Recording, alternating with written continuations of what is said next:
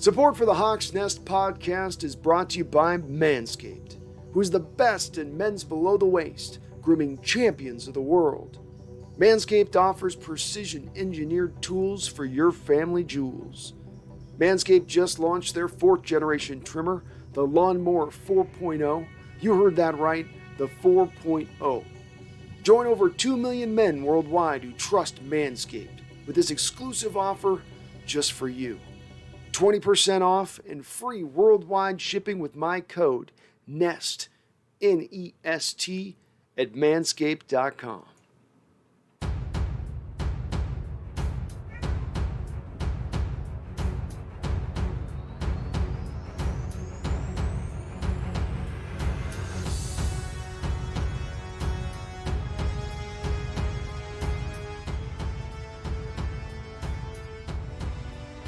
Oh, we got ourselves a win today. Here we go. It's time for some fun. Let's go. Hello, and welcome to the Seattle Seahawks Hawks Nest live stream show. If I can say it today, which I can't because I am fairly happy after this victory. Feels a little bit better coming back to you guys this week, not on the heels of embarrassment, but instead on the heels of a win against a very tough divisional opponent, one that, though they are maybe not have been recently the stiffest of competition for us to go against over the totality of, let's say, 3 or 4 years, that would obviously be the Rams. They've still been that lurking nemesis sitting in the back of the room, kind of ready at any time to come forward. And certainly with the pick of Trey Lance, they seem kind of primed to maybe kind of rejuvenate themselves a little bit. This was a good win for our Seattle Seahawks. The question that's going to be posed to me probably about 20 to 30 times here on this live stream show is whether or not this is a return to prominence, whether or not this is just a bump in the storm, or they have recaptured the essence of getting back to the glory. And we will get to that, but I do want to thank right at the top of this show, Manscaped.com. They are sponsoring this show, kind enough to sponsor this show. And they've extended out to me a select offer to you guys. You go and use Manscaped's code on their website. You save 20% off. You get free shipping, and you help the show. Now, Manscaped is below the belt type stuff as far as manscaping and trimming goes. We also have nose hair trimmers. It's not just that. They've got ointments, aftershave beards, all that stuff that you could need. It's for you. It's for guys. It's to take care of you where there hasn't been that in the market before. Again, go over there, save 20%, get free shipping, help the show, help yourself. Your balls will thank you. All right, let's dive into a bit of this game and get into the details of it. I'm overall, I like it. It's a step in the right direction. You're not going to solve all the troubles and misery that we saw over the last couple of years. And bear with me 1 second, so, folks, sorry.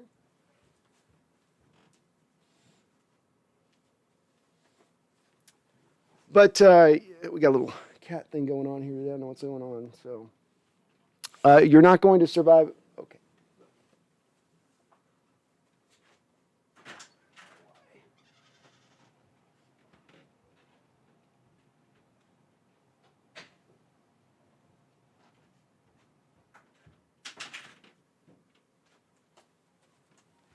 Cats get feisty before I'm about to go live, folks. Sorry about that.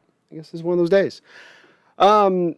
I'll feel good about this. This is a step in the right direction. It's not going to solve everything. This kind of win, there's a lot of things that kind of broke right in our favor in this game. Certainly Garoppolo had, I think, a little bit more sustained a bit of early success than what we saw from Lance, which was kind of all over the map. I know he hit the big deep ball down the sideline on a broken coverage play, but and he was good at the end there, kind of improvising around and using his feet. But, geez, out of breath. Whew. That in itself, I don't think is going to make me be impelled to believe that this is a full-on turnaround. It's a good step in the direction. They've got a lot more work to do. We saw early in this game when things began, offense looked as disjointed as they've looked from the jump. Pass protection as bad as we've seen from the jump. Russell Wilson was back into his late 2020 mode for the first 3 or 4 possessions. And then on the defensive side of the ball, you really was doing a lot of what you were doing last week, which was, I can't stop much of anything. They can run the ball against us. They can throw the ball against us. But the defense slowly kind of turned this thing back around a little bit, which was nice to see. And the offense scored on 3 possessions into the third quarter, which was not only good in itself, but the fact that it happens in the third quarter, which has been over the course of these first 3 games of the year, a bit of their boogaboo.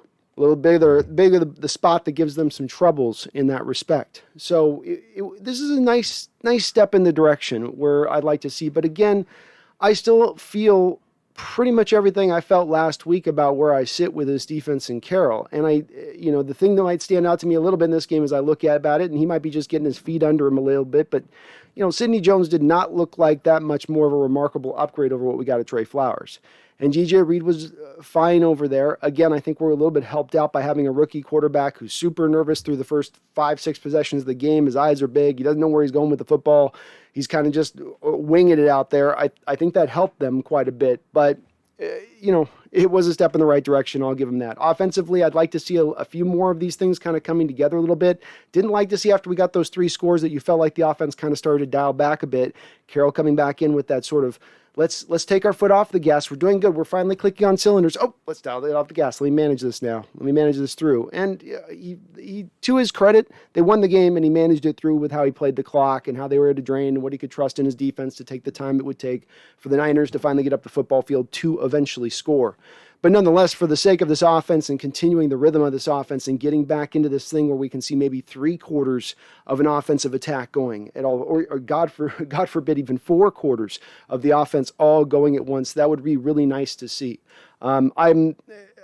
Again, I like this win. I know a lot of you guys are going to be hyped up. You should be hyped up. I'm not going to talk you guys down from being, this is against a tough division foe and the toughest division in football.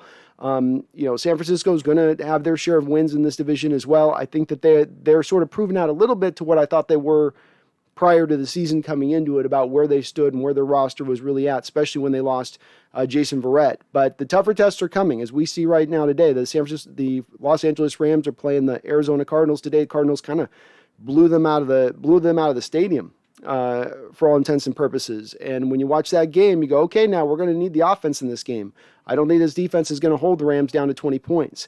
But we can get into a little bit of the defensive performances of this game. I'm not going to be too long-winded on this win because, again, it's encouraging for me, but it's not enough to twist me in another way or another direction. I'd love to see what you guys have to say about it, what your guys' thoughts might be on it, and we'll just kind of go from there. So I'll bounce on in here on the chat with you guys.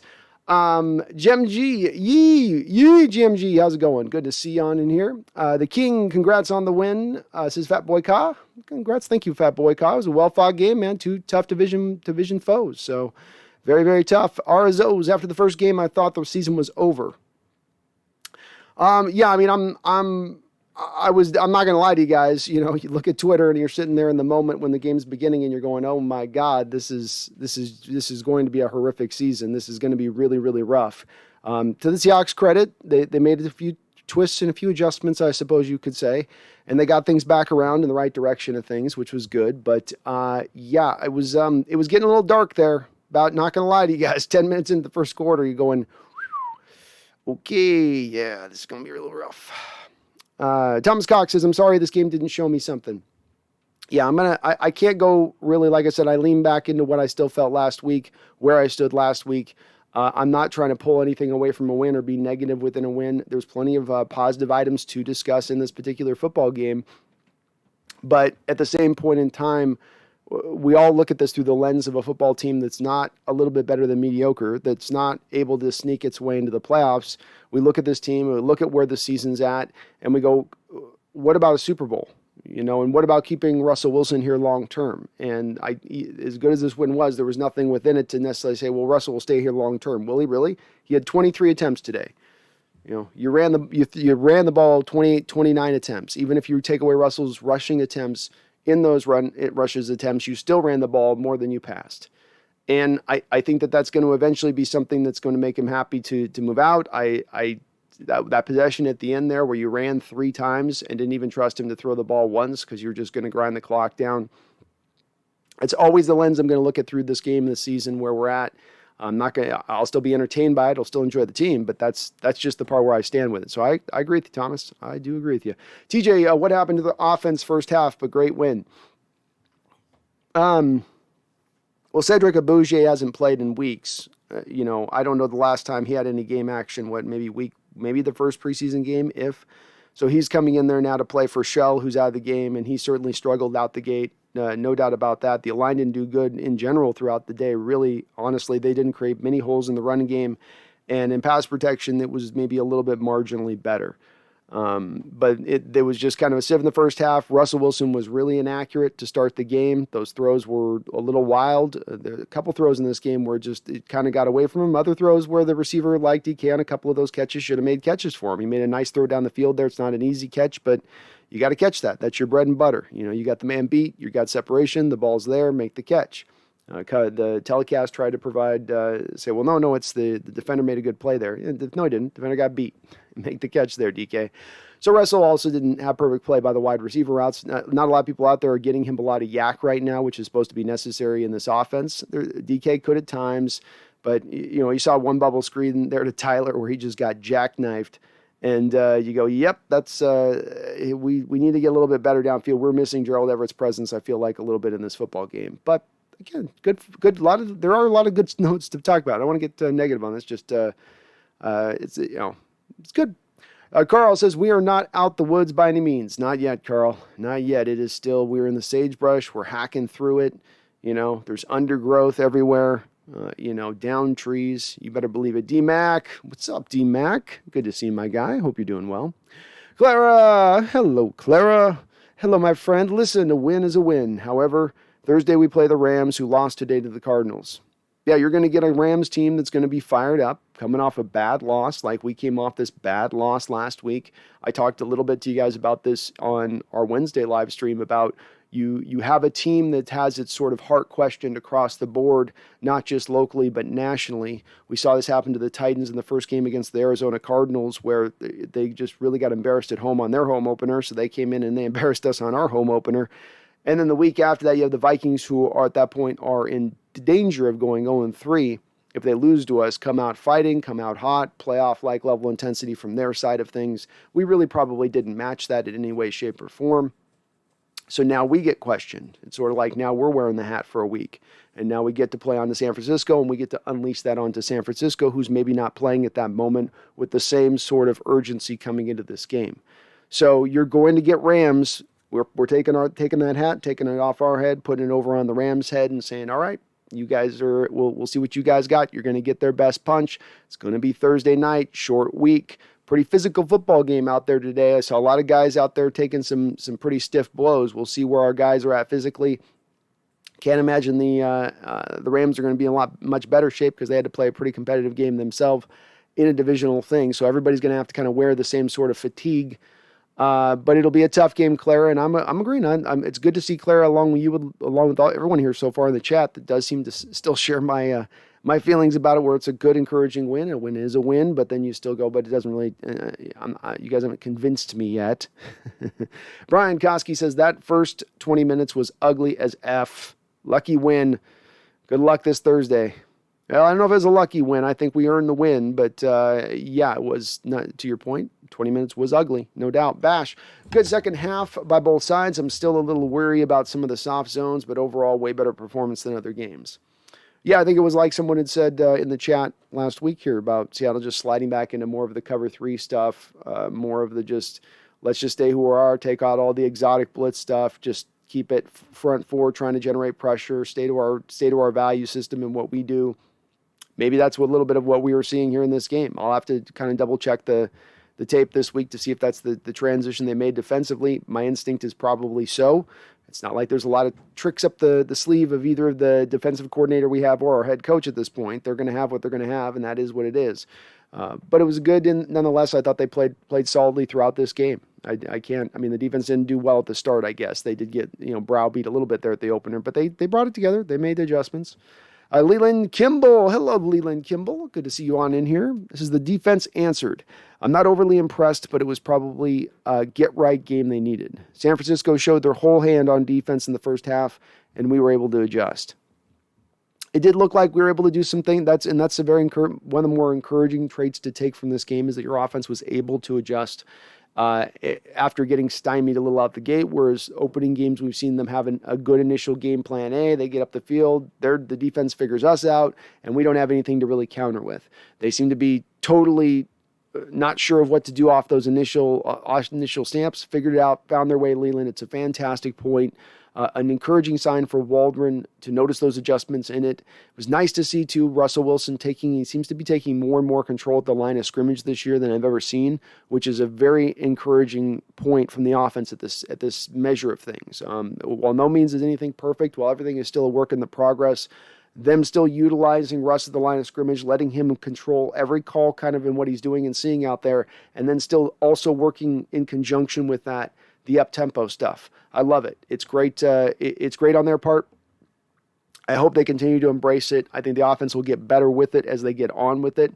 But it was a get-right game. Well put. Austin L., is it me or does Collins look better than Carson? Go Hawks. I'm in the boat with you. To me at this point, Alex Collins, I know you paid the money to Chris Carson, but this team's supposed to be about competition.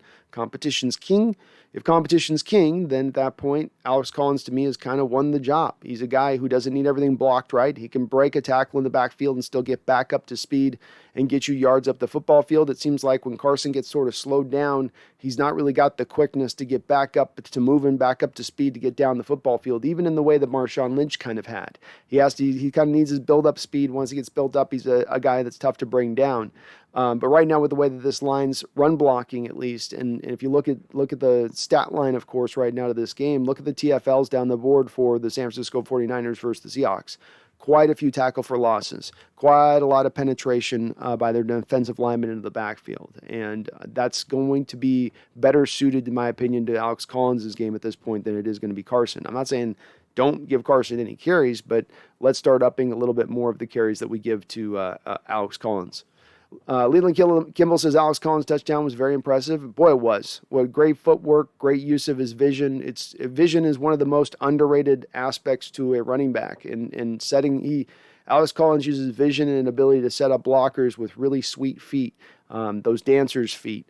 And that's it. It allows him to sometimes make a play and make a cut and make a turn a little bit. Another guy's not going to make in that same situation. But he's a fantastic game by Alex Collins. Really, really might have been one of his better games as a Seahawk. I know he's had some great games as a Raven, but maybe one of his better games, underrated games as a Seahawk. That wasn't all blocked up well for him on those runs today, and he still got it done in some tough situations.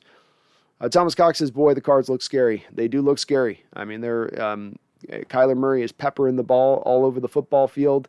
A.J. Green looks really solid as a big play threat for them. DeAndre Hopkins is the perfect, whatever you need me on the play, I'll give you. They're finding a way to really utilize Rondale Moore out of Purdue really well. I had questions about how they would do that, but they found a way to use him as sort of just this outlet guy where when stuff's going wrong for Kyler, he's kind of got Rondale Moore over there in the flat and just tosses it to him and he can go get you a quick, easy 13 yards right up the football field. Not to mention Christian Kirk. Even Max Williams, their tight end's coming on. But that offense is scary. The defense is pretty fast, pretty long. They were generating pass rush today on Stafford pretty consistently by my first look. I didn't watch the whole game, of course, but still this division is just it's a tough division. We got the win today against what might be, the worst team of our division as it sits right now, potentially. We'll see.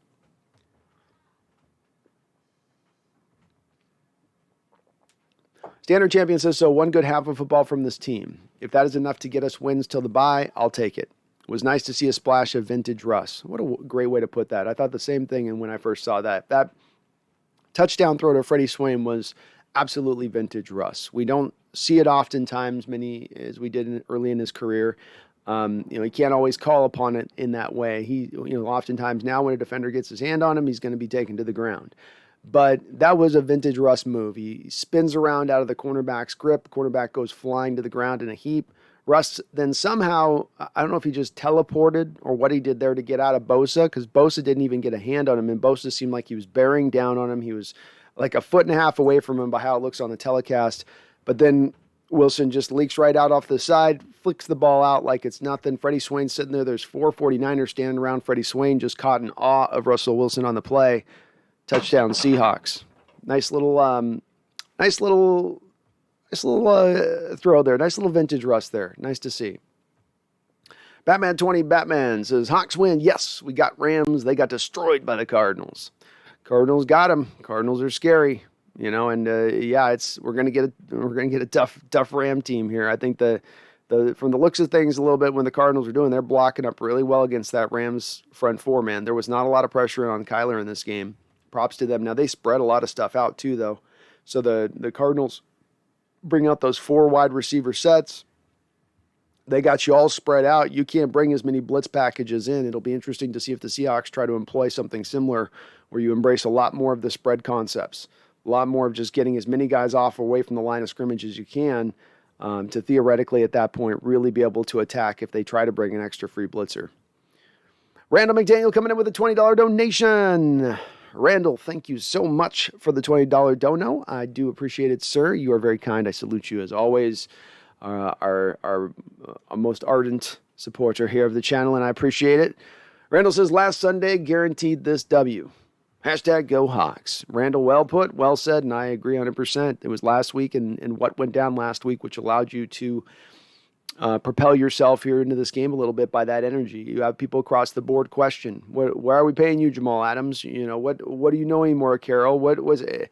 Everybody's getting their heart challenged that week of practice. It ain't an easy week of practice. It ain't a fun week of practice, but the results from that can be sometimes you get back a team with that kind of energy we saw today out on the football field today.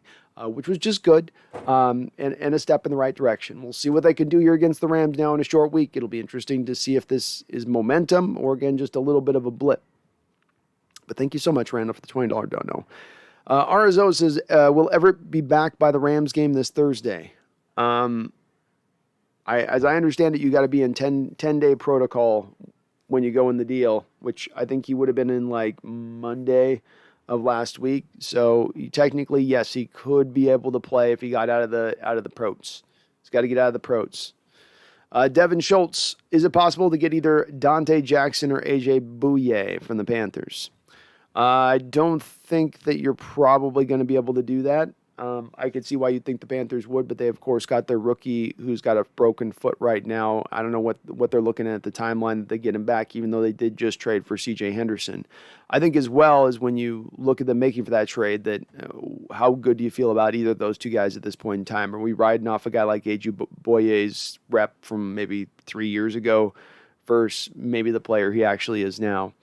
But I will say this to your point on that, Devin. It's not like we're sitting on a lot of options at this point as far as the cornerback position goes. So we may have to be in more of a beggars can't be choosers kind of state of mind. Thomas, I feel pessimistic about this game. I neither have pessimism nor optimism. I am like a Buddhist monk. I am in a flatline state as far as this upcoming game goes. I couldn't predict it for the world. I'll make a prediction on this game.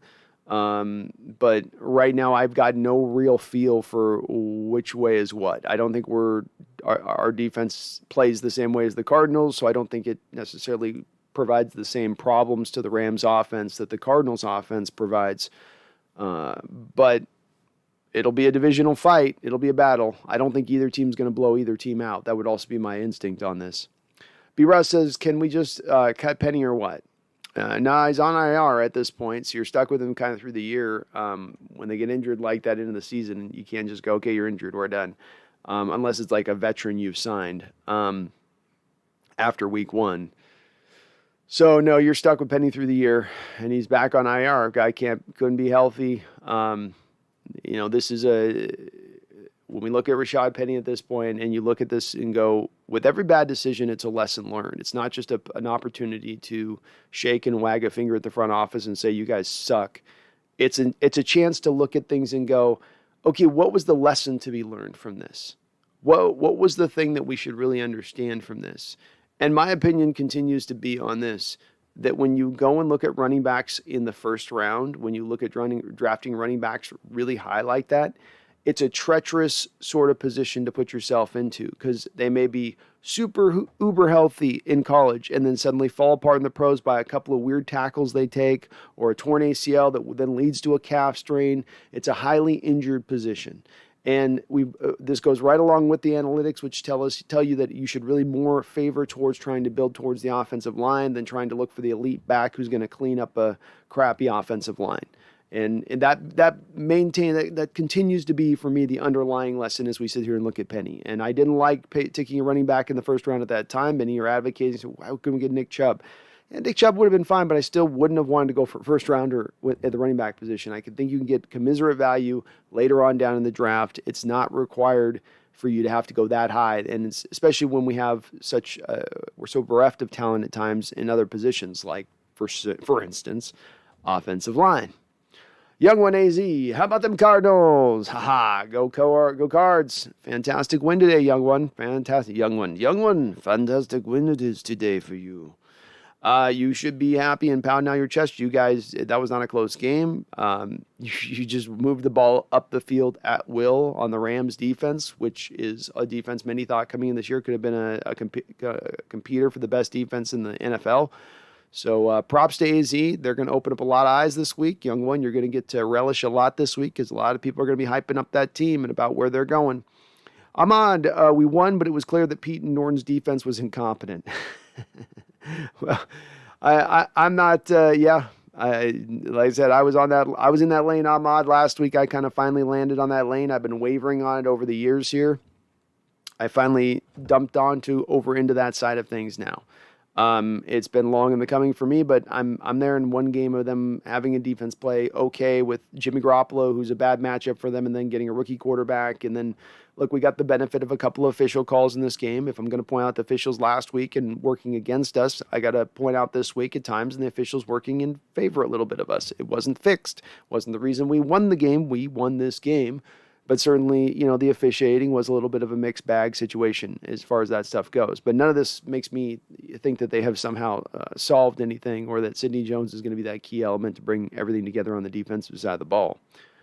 Go Hawks 05. Say what you want, but our guys flat out stepped the hell up today, win against all the adversity. I love it. It's very true, Go Hawks. I'm probably being a little negative, but I'm overall all positive in the respect of your will was challenged. What do you got? Your heart was challenged. What do you got? The team today came out there and said, here's what we got. We're going to give you a hard-hitting game. We're going to give you an intense-filled game. There were guys, in a lot of respects, laying it on the line out there. Good and encouraging to see. I love seeing it. And again, this could be a step in the direction of, okay, you go out there and beat the Rams next week. Okay, you go out there and then the week after that, you start putting even better performance. That would be helpful for me being able to go, okay, we got a little more here. There's maybe some more potential here. If we could see way more of it beyond, you have those two embarrassing losses, you got to course correct quite a bit for me to move off of going, boy, this is going to be rough. But love the effort today. It was across the board. I felt like everybody tried to step up as much as they could. The effort was there. Against a tough 49er team. That team can run the football. You've been a gaping wound at times as far as stopping the run the last couple of games. You really ratcheted up today pretty well. You still got pressure while stopping the run. Great job by the defense. And offense, that when they started going together, if we still had to score points beyond those first three scores that they got in the third quarter, I think they continue to score. If they're still putting the pedal down, if it's not Carroll probably going, I can manage this through. I can get this clock wound down. Then I think they could still have gone out there and gotten more too. So both sides of the ball encouraging. Let's not undersell the special teams today with Dixon and always making the 49ers dealing with a long field. That factored in quite a bit as well, I would say. Well done on their part. Dixon just missed a couple of times of getting like a down punt on the 1 yard line. Just a couple of nearly there on the 1 yard line punts. B. Ross says the defensive scheme still looked like junk, but our guys made the best of it and had plays on the ball. Neal, Diggs, Wagner, and Adams all made highlight plays. They did. There's a little more hitting out there today. I felt like out in the football field on the defense, especially with guys after they caught the ball and stuff, making guys kind of pay the price a bit. Even saw Deebo Samuel at the end there looking a little bit beat up on the sidelines there on a nice little shot. So yeah, I agree. I think schematically nothing's been fixed, but the players stepped up this week. I don't think that they made some kind of great strategic move in the background there by no measure. Randall says, what pissed me off was the conservative play calling with about 6 minutes left. So damn predictable. Pete, not trust Russ or just Pete doing Pete things, says Randall. Well, Randall, I would say it's Pete doing Pete things, but in Pete doing Pete things is a lack of trust in Russell in the offense, not to muck something up in that situation. And it's that part that my instincts on this, and I could be misreading it with Pete completely, but my instincts on this are that if we were to take a like one of those old school Looney Tunes thermometers that go up to the red mark on the thermometer, they'd always use that meme in their cartoons.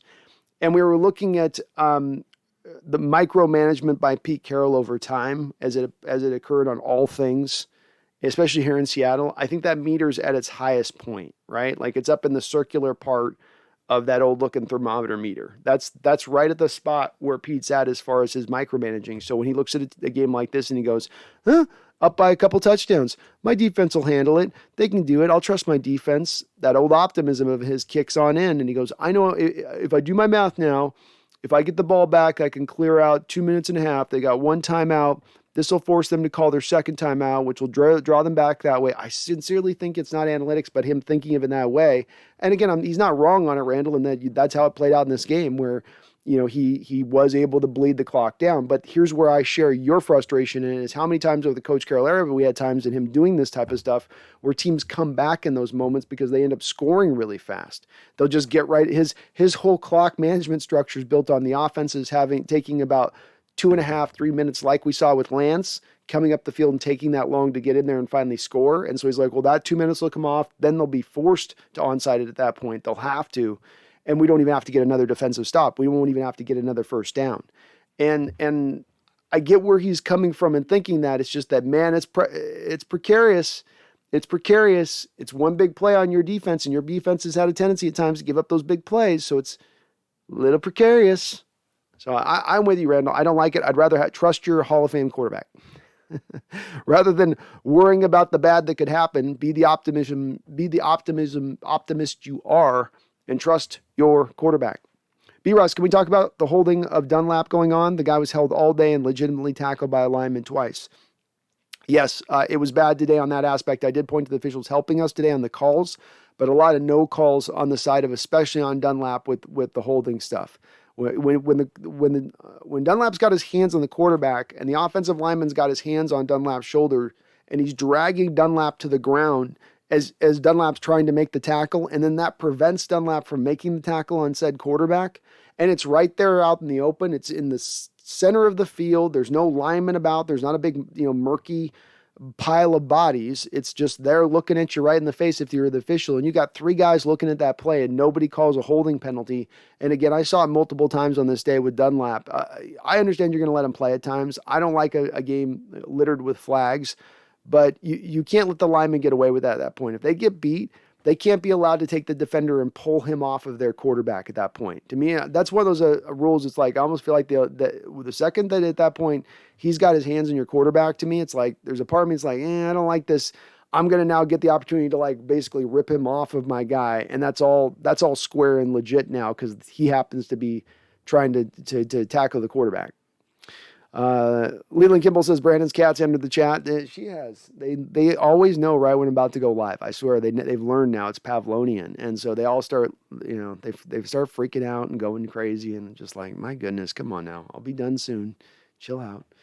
Arzos looks like Trey Lance is starting for the next couple of weeks for the Niners because Garoppolo's out for a bit. Yeah, Garoppolo today just really, really nixed the Niners on a multiple points today, multiple levels, because number one, if he stays in this football game, they very well might win that football game. Number two, now he goes down to injury again, already a guy with injury concerns. So for a team that's trying to build trade value with this guy and hope maybe that a team gets desperate, maybe around the trade deadline even this year, that basically destroys any sort of trade value that this guy has at this point. He just is made of glass, man. Can't stay on the football field. I'm sorry, but you can't get out there. Tough for them. And Lance is kind of where I thought he was a little bit in what we saw. He's got a big arm. He's going to make some sensational plays out there. But there's a lot of rough to go with it because he's a really young quarterback who needs some more seasoning. I think this is a little premature to get him out there. To me, the 49ers are going to be at their most dangerous if we talk about a year or two from now. Not right now with him at the helm, but they're stuck. They don't have another option behind him. They got to do it. They got to trot him out there. I think that does sink the Niners this year as far as their potential to get to the playoffs, though. And right now, at least as it looks on the outside, looking in, especially with Trent Williams going down with that injury today, they may be looking in a lot of respects at the cellar of this division.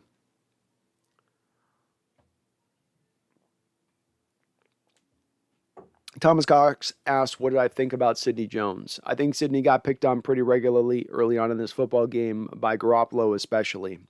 You see the play, and this is one of the things that's caused me to lament Coach Carroll's scheme over the last few weeks, is that Coach Carroll's scheme is built to do and set to its designs to stop certain things, not everything. Indeed, it opens up to certain things. But there are certain set things that this defense is supposed to be able to stop at its base designs. The run, for instance, with its de facto 5-man fronts with a 4-3 under defense, and then the ability to not give up big plays. On the touchdown, and this is maybe the one moment in this game as much as anything that made my skin crawl a little bit, is that many of you on this chat over this last week were talking to me about how Richard Sherman was done, how he's not the player he once was, how, at this point it's good that we didn't get him because insert your reasoning. I know everybody had their reasoning. We had a lot of guys that were armchair psychologists. We had a lot of people that said that he just can't run anymore. All I know is he's being inserted into the starting lineup by Tampa Bay immediately this week. So, I mean, he seemed to look pretty good on their football field and the practice field. Seemed to be doing pretty good for them. And when I look at that route, where I know I went around the world here, but this route on that play where the tight end's essentially running a post route on the outside on Sidney Jones, and then you get beat over the top. And if you look at Sidney Jones, what's he doing on the play? He's playing off about 4 or 5 yards, and then he starts into his bail technique at the snap, which is usually an indicator of cover 3. So he's supposed to keep things clean over the top. Now, the post route's long been a killer of the Seahawks cover 3 defense, so I can't necessarily kill him there. But he's looking at the quarterback. He should be reading the eye. He should be. That's one of those plays where I look at that and I go, if Richard Sherman's out there, say what you will of Richard Sherman, say what you will of his, ability to get smoked here or there. He doesn't usually get beat over the top on a play like that. He'd keep something clean like that over the top. It seemed like as the game went on a little bit more, Jones got a little bit better. Maybe that's to show that he was shaking off a little bit of rust to start things off. So I'm willing to give him a little bit more time to figure out maybe where he is. Going to get a tough matchup this week. We'll see how he can do it with it, if he can continue to maybe step forward. He did get one pass defense later on in this football game. But again, once the game went on later, you had a highly inaccurate quarterback at that point throwing the football around. Gets a little bit harder to discern in moments like that, where you're making a good play on the ball, where the ball was just rocketed 9 yards behind the guy. Randall says, what's up with Carson? Seems slow to the hole. New blocking scheme? I don't know. No, Randall, you're seeing the same thing that I'm seeing. And I'm not trying to pick on Carson, but he looks to me a step slower this year. I know that he has all these workout tapes where he looks like a workout warrior and he's doing all these crazy moves and stuff, but I don't see a guy that's quite as fleet of foot as he once was, and he wasn't the most fleet of foot of guy in the most fleet of times when he was at his best. So I echo what you're seeing as well with him, where you see a noticeable lack of explosion between him and Alex Collins. And frankly, right now with Rashad Penny on the IR, we've already talked about a lot of other positions we'd like to take a look at and look to upgrading and look to get better a little bit. We may need to be taking a little bit look back into the market as to what is available out there as far as the running back position, because that's going to kind of join to me a little bit of a concern with when we're watching Carson. I'm just not seeing a guy still a tough runner to bring down, a guy that's still really good for his short yardage type situations, but as a guy that should be just a bell cow back getting 15 to 20 carries at this point, I'm not sure I'm in that same mode of it with him. Mark says, fire Pete, and Ken still needs to be fired. They can't see past their nose what they have and don't have. I think Swain is as good as Eskridge, yet center and cornerback sucks. It shows their drafting. It shows in their drafting. I'm with you on that. Again, I think it's after last week where I stood with this stuff, and it's getting more of a popular opinion. I know a lot of people don't like hearing it, and it hurts, and it's not fun, and who am I to say? But at the end of the day with it, the bottom line of things is there's a lot of ineptitude we've seen over the last few weeks. There's a lot of, the game looks like it's passed this coaching staff by a little bit, at least Coach Carroll, and his choice of Norton and his want to take a lot of these things on to end up in this state, his micromanagement, I'm going to be in on every decision. I'm going to have some feelings about the offensive side of the ball. And we saw it today even in them taking the foot off the gas, still doing it over on that side of the ball. So, yeah, it's I think all the things still stand, Mark. It's an encouraging sign. Coach Carroll may just be that grizzled guy with one last miracle up his sleeve as a head coach. And they go on a titanic run that goes against everything that we might think and believe just a little bit on the onset on this. But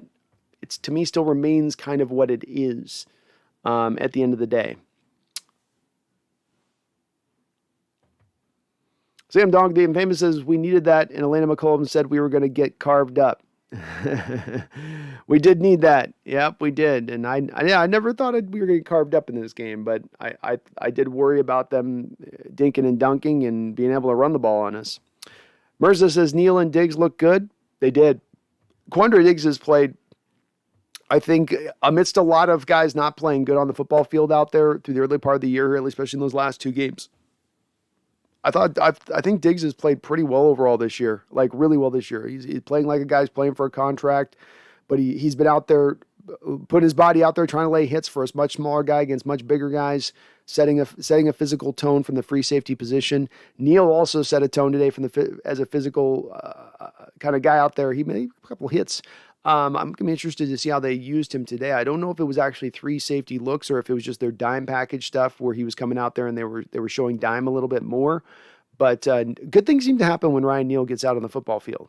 This goes back to last year that he's got a nose for the football. Seems just kind of just a good football player, one of those positionless guys. One of those almost Jordan Babineau type cats, but maybe a little more sure tackler, not as good in coverage. Ahmad says, love what Taylor's doing, though. 3 sacks in 3 games. Yeah, how about Taylor coming back in there on that play, that sack, doing it on Trent Williams? Now, of course, Trey Lance climbs the pocket, and Trent has them pretty well blocked overall, but a nice move nonetheless to get inside and to get his leverage point to where he could be in a position then to collect on Lance. You could see a lot of what Lance was doing there, which was he was trying to scramble up the middle rather than leave it on the edges. So those defenders were running stunts, coming back up in the middle to sort of try to take that away.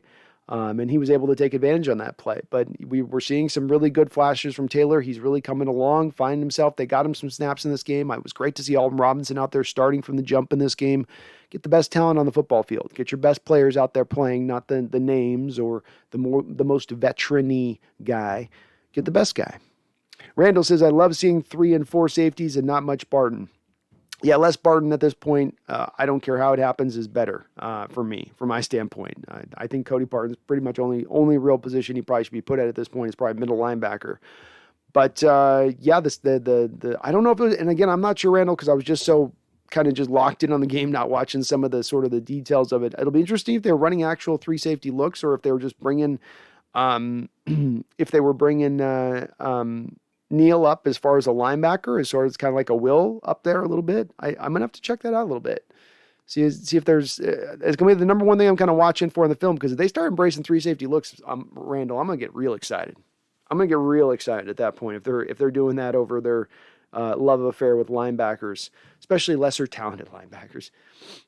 Brian Koski says those cats need their cats tower behind you. I said, Brian, those are facts, Brian. We're about due to get a new cat tower back. So I think it's about time here to bring it back and reinstitute the cat tower. And they're probably letting me know that they want their camera time, man. We got them all into that star mode now over the last streams last year, and they're like, I am a star, and you're not letting me shine, Brandon. Come on.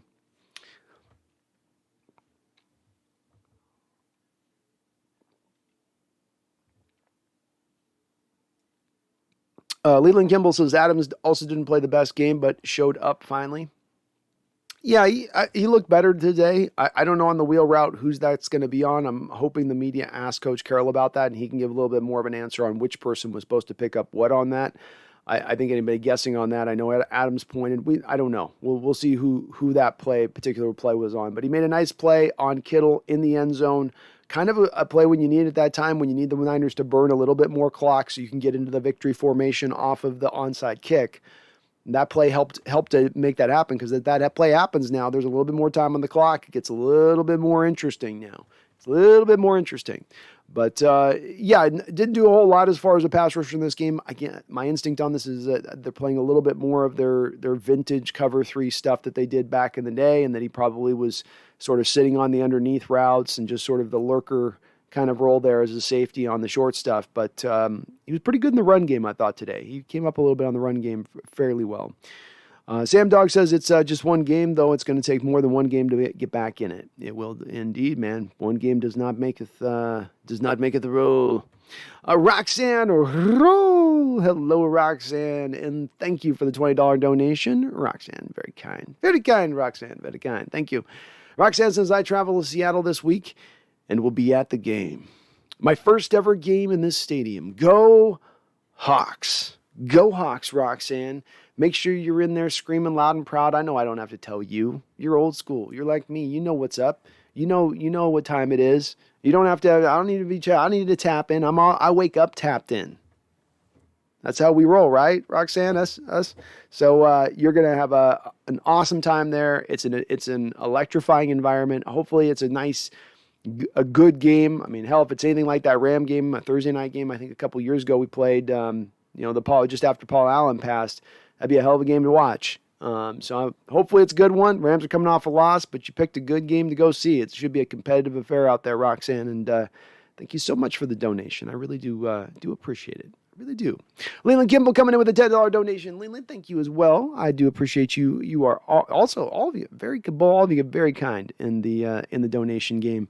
So thank you so much, Leland, Roxanne. I appreciate all of you. Leland didn't have anything to say, just a little emoji action. So I'll take that, Leland. I'll take that. I'll take it. Megan, I'm not going to say the last name, Megan. I haven't mastered it yet, but I'm working on it. Gok Roger. Oh, look, I nailed it. Nailed it. Megan says, voting is open for the Mascot Hall of Fame. Let's get our boy Blitz in. 1 vote a day from a valid email address. There we go. 1 vote a day from a valid email address. Get Blitz. Let's get another Hall of Fame member from our Seahawks crew in there. I know he's not playing on the field, but Blitz has supplied us many amazing times out there, hyping the crowd up, getting them ready to go, getting them loud, getting them proud. And it would just be cool to get him in the Hall of Fame, wouldn't it? So, yeah, thank you, Megan. Get our boy Blitz in there. You're my boy Blitz. Megan with another $5 donation. Coming back to you the 2-time today, Megan. Thank you so much. She says, happy with the win and the fact the Rams lost. But with all the injuries the 49ers had, can we win against the Rams who got beaten today? It's a good question. Probably the question that will loom a little bit over this live stream show today, Megan, overall, and how we turn over what this means to how we project it going forward. The Rams team is, I think, a little bit of. I think the offense is scary. I think one loss doesn't make them. They beat Tampa Bay last week. That was an impressive win. This was a division game against a team that's very familiar with them, and they didn't play really great. Can you take that away that's who the Rams are? No, I don't think so. I think they are still one of those legitimate tough teams. They're minimum second, first place team probably in this division. Depending on where we lie, it seems like we're either a first place or a third place team where we sort of sit just by my general feel of this, like where we could swing. That's sort of our swing. Yeah, you can't take too much with the Niners having the injury thing, losing Garoppolo, having a Trey Lance out there who confirmed what I had thought about him, Megan, and he was my second favorite quarterback coming out of this last draft. So he was right there behind Trevor Lance for me. Lawrence. And so I like him, but he's not ready to go right now. Getting Garoppolo off the field, being able to take advantage of them right now is an encouraging win, but you just can't take a ton because that's not even a Kirk Cousins type challenge you've recently dealt with. That's not a Ryan Tannehill type challenge. That's not what a Matt Stafford type challenge is going to be, or a Kyler Murray type challenge is going to be, as far as that type of passer you're dealing with. A competent passer who can kind of pick this scheme apart a little bit if they just stay patient and on their reads. And so that's the part that we don't have really a good answer towards, if that's been solved or in the direction of being solved, until we get that kind of a measure of a test up against them. Leland Kimball, who's now celebrating 4 months as a member of the channel. Thank you, Leland, for your membership of the channel. Says, I love the work you and Brandon Nelson do. Love this content. We're all 12s, most of us. Speaking of, where are all these 49er trolls at tonight, huh? I know. They were locked and loaded on Wednesday, Leland. We had more Niner trolls in on Wednesday, surprise, surprise, versus what we've got right now, which is nothing but, as Jeremy Irons would say, dead silence. So I don't know. I don't know, man. I don't know where the Niner trolls are. I think they're kind of licking some wounds, and rightfully so, because they're faced with the 4th place in this division, coming off a bad year last year, and I think that they're going to be a little. They're the one team that's kind of, oh my goodness, this is. I know they're 2-2 and we're 2-2, but again, Trent Williams with that injury he had, where they're sort of sitting at as far as their team goes. That corner situation is not getting better over there for them. And it could, especially with Lance starting now, I think they're going to be having to sort of get themselves through a little bit of a bumpy road here as we go forward if I'm a Niner fan. Randall coming in with a $5. Randall double dipping as well on the Don't Know train. Thank you, Randall. You are awesome, my brother. Thank you, thank you, thank you.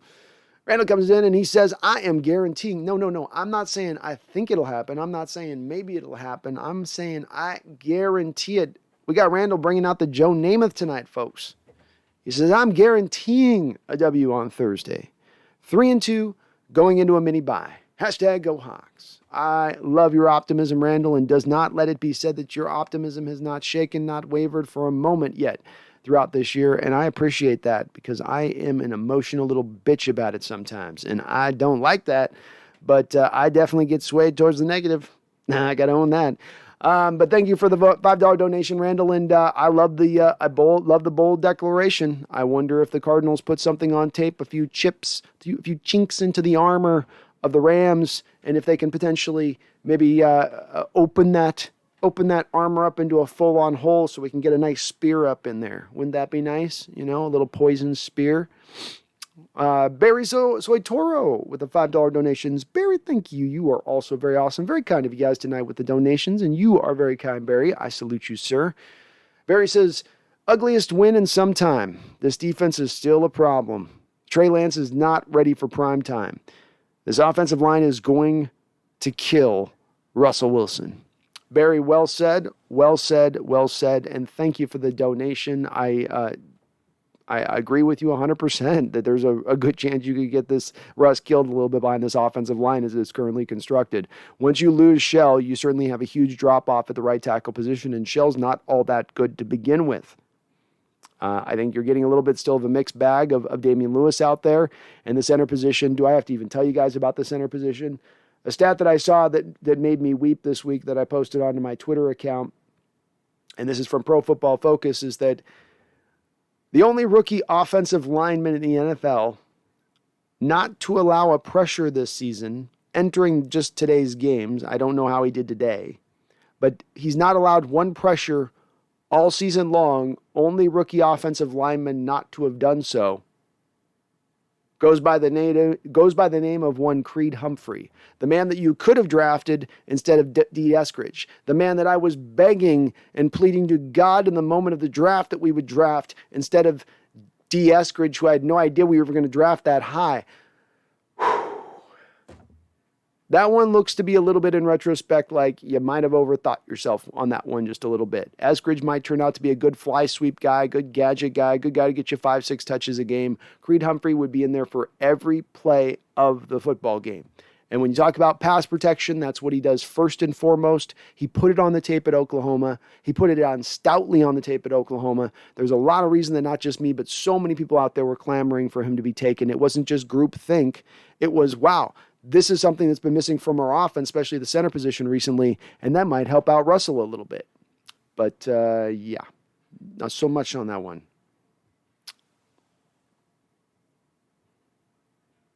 And I'm behind the chat as I always am, but bear with me, folks. I get to moving here. We get to moving. Mirza says, I think the takeaway from these first 4 games is play your starters in preseason. A quarter, a half, whatever these guys need to get out there and get in gear. Yeah, Mirza, I'm not a fan. While I am a fan of resting through most of the preseason and not doing the old school approach of let's get a whole lot of snaps on these guys' backs early on. I know you got to manage to the new extra game onto the course of the season. At the same point in time, to have guys whole offensive line units, for instance, sit whole preseason game, all the preseason games, and same thing with the defense. I think that's a little bit of there's a reason you have preseason to a degree to get yourself ready, and every sport has a preseason. Everybody's got to get their body to that place of being ready and right to go. And especially with Seattle, because we also don't do an odd part of that as well, Mirza. We don't do the aspect that you see a lot of teams do, like the Rams, for instance, in our division, who also rest a lot of guys. They do a lot of inter-squad practices, which basically end up having sort of some of the same type of intensity that you do get in a preseason game. So if you're not going to do I'm going to play my guys in the preseason, then do more of the inter-squad stuff, which I know Carroll would have no part of. But you got to kind of do, I think, a little bit of that. Just saying no playing at all in any way is a little bit of a tough task to hit the ground running with. Leland says there was zero protection for Russ in the entire first half. It was pretty bad. Yeah, there was not a lot of room for him to operate back there, and that's one place the Niners do pretty well. They have some guys that, can rush the passer and get after it. So you would expect a little bit of that, but it was really bad to start with. It wasn't like, well, it's kind of bad. This is an issue. No, this is horrible. Mark, they knew they needed a center, but didn't do anything. I think Pete is trying to get rid of Russ. Hit that like button and sub button for this hard-working man. Oh, thank you, Mark. I always appreciate you reminding me on that, and get to your comments in a second, but just say that if you do like what you're listening to here on the live stream, or even if you're listening to it on replay, even if this has been long broadcast and I'm now somewhere sleeping or doing something else, hit that like button for me. It helps the channel grow, helps me show up on other Seahawks fans who are looking for Seahawks content. I appreciate it. Mark, to your point on that, they should have done center. I just you read my mind on that with what I just said about Creed Humphrey. I don't know if it's to push Russ out. I will say this: there's not a lot of dead-on indications here that in Russell Wilson and him questioning the front office and him asking the front office to get hit less often, and him wanting to kind of expand himself a little bit for his legacy, which he speaks about. We're certainly not seeing the indications that they're willing to do so. They're sitting right now on $13 million of cap space and saving it for a rainy day. What rainy day? I doth not know. We already also know that they did not convert Russell's base to bonus, which that could have been $10 million. That could have bought you a whole new top shelf, nice lineman. You could have brought in some upper level guy to bring in at any one of those positions you need a little help with on this offensive line. You didn't do that as well. I've long said my gut instinct is a little bit on this, is that Pete's doing the subtle, slow kiss off, that slow kiss off, not the I reject you and get the hell out of my face, but the no, it's fine. No, it's fine. It's good. No, it's okay. No, it's good. It's fine. No, we're good. We're good. Yeah. No, you're all right. Which is all good. Just do your thing. Yeah, I know. Yeah. It's a little bit of that passive aggressive, which is pure Pacific Northwest. So that completely fits in. I don't like seeing it though, Mark. I don't. And it's gonna annoy me if it happens. I will be quite annoyed. Videomaker, I'm happy, but a little disappointed that we let Trey Lance look decent. Yeah, you should have put down the clamps on Lance a little bit better. I can handle some of the stuff where he's running around all over hell. The broken coverage thing was silly. But, we went into our soft zones too at the end there. Like, that's just what they do at times, the Seahawks defense in those moments. I've seen it for 10 years. So some of that's not a shock to me when you see it, even if you have a rookie in there. It's like you're going to just let him you're going to keep it vanilla. You're not bringing any blitzes. You're just kind of just sitting there watching. You're on your heels a little bit rather than on your toes. Go Hawks 05 says, Devin White fumble recovery. Mirza says, Russ needs to scramble more. We sometimes forget how great he was at deking defenders and making stuff happen. He got on some good runs today, and 26 yards rushing today. When it's there, he's got to take it. When it's there, if he's not going to take, for instance, at times, or if the short pass is just not going to be there at times, he does have to take it. I think sometimes there's that pressure in there now, Mirza, where before he could route out around that pressure, go get you 5 or 6 yards up the field, the pressure's now sort of catching up to him a little bit. So he doesn't have quite that same kind of quickness to get away like he once did. I was watching a play in the highlights of the Rams-Cardinals game before I went live here, and you see a play where you've got Kyler Murray coming out to the side, and I think it's Leonard Floyd's tracking him, and he seems to have a line on him on the sideline, and Kyler just turns on the gas, and he's up there, and it's a 12, 13-yard play like nothing. And you go, man, I do remember when Russ used to do that type of thing, and I don't know if he's got that same kind of gear to get there anymore like he kind of once did, just in that realm of things. So that cuts down a little bit on his scrambling. But when he sees it, he's got to take it. He's got to, even if it's a 5, 6, 7-yard play at times, he's got to keep that element at the forefront, in my opinion. Megan says, Megan coming in with another $2 donation. That's the third today, Megan. You were very kind from down under. I hope all is well down there in Australia. But Megan says, Noah says, hi, Brandon. Well, Noah, I hope you are doing awesome tonight until you've got a very generous and kind mother. And go Hawks, Noah.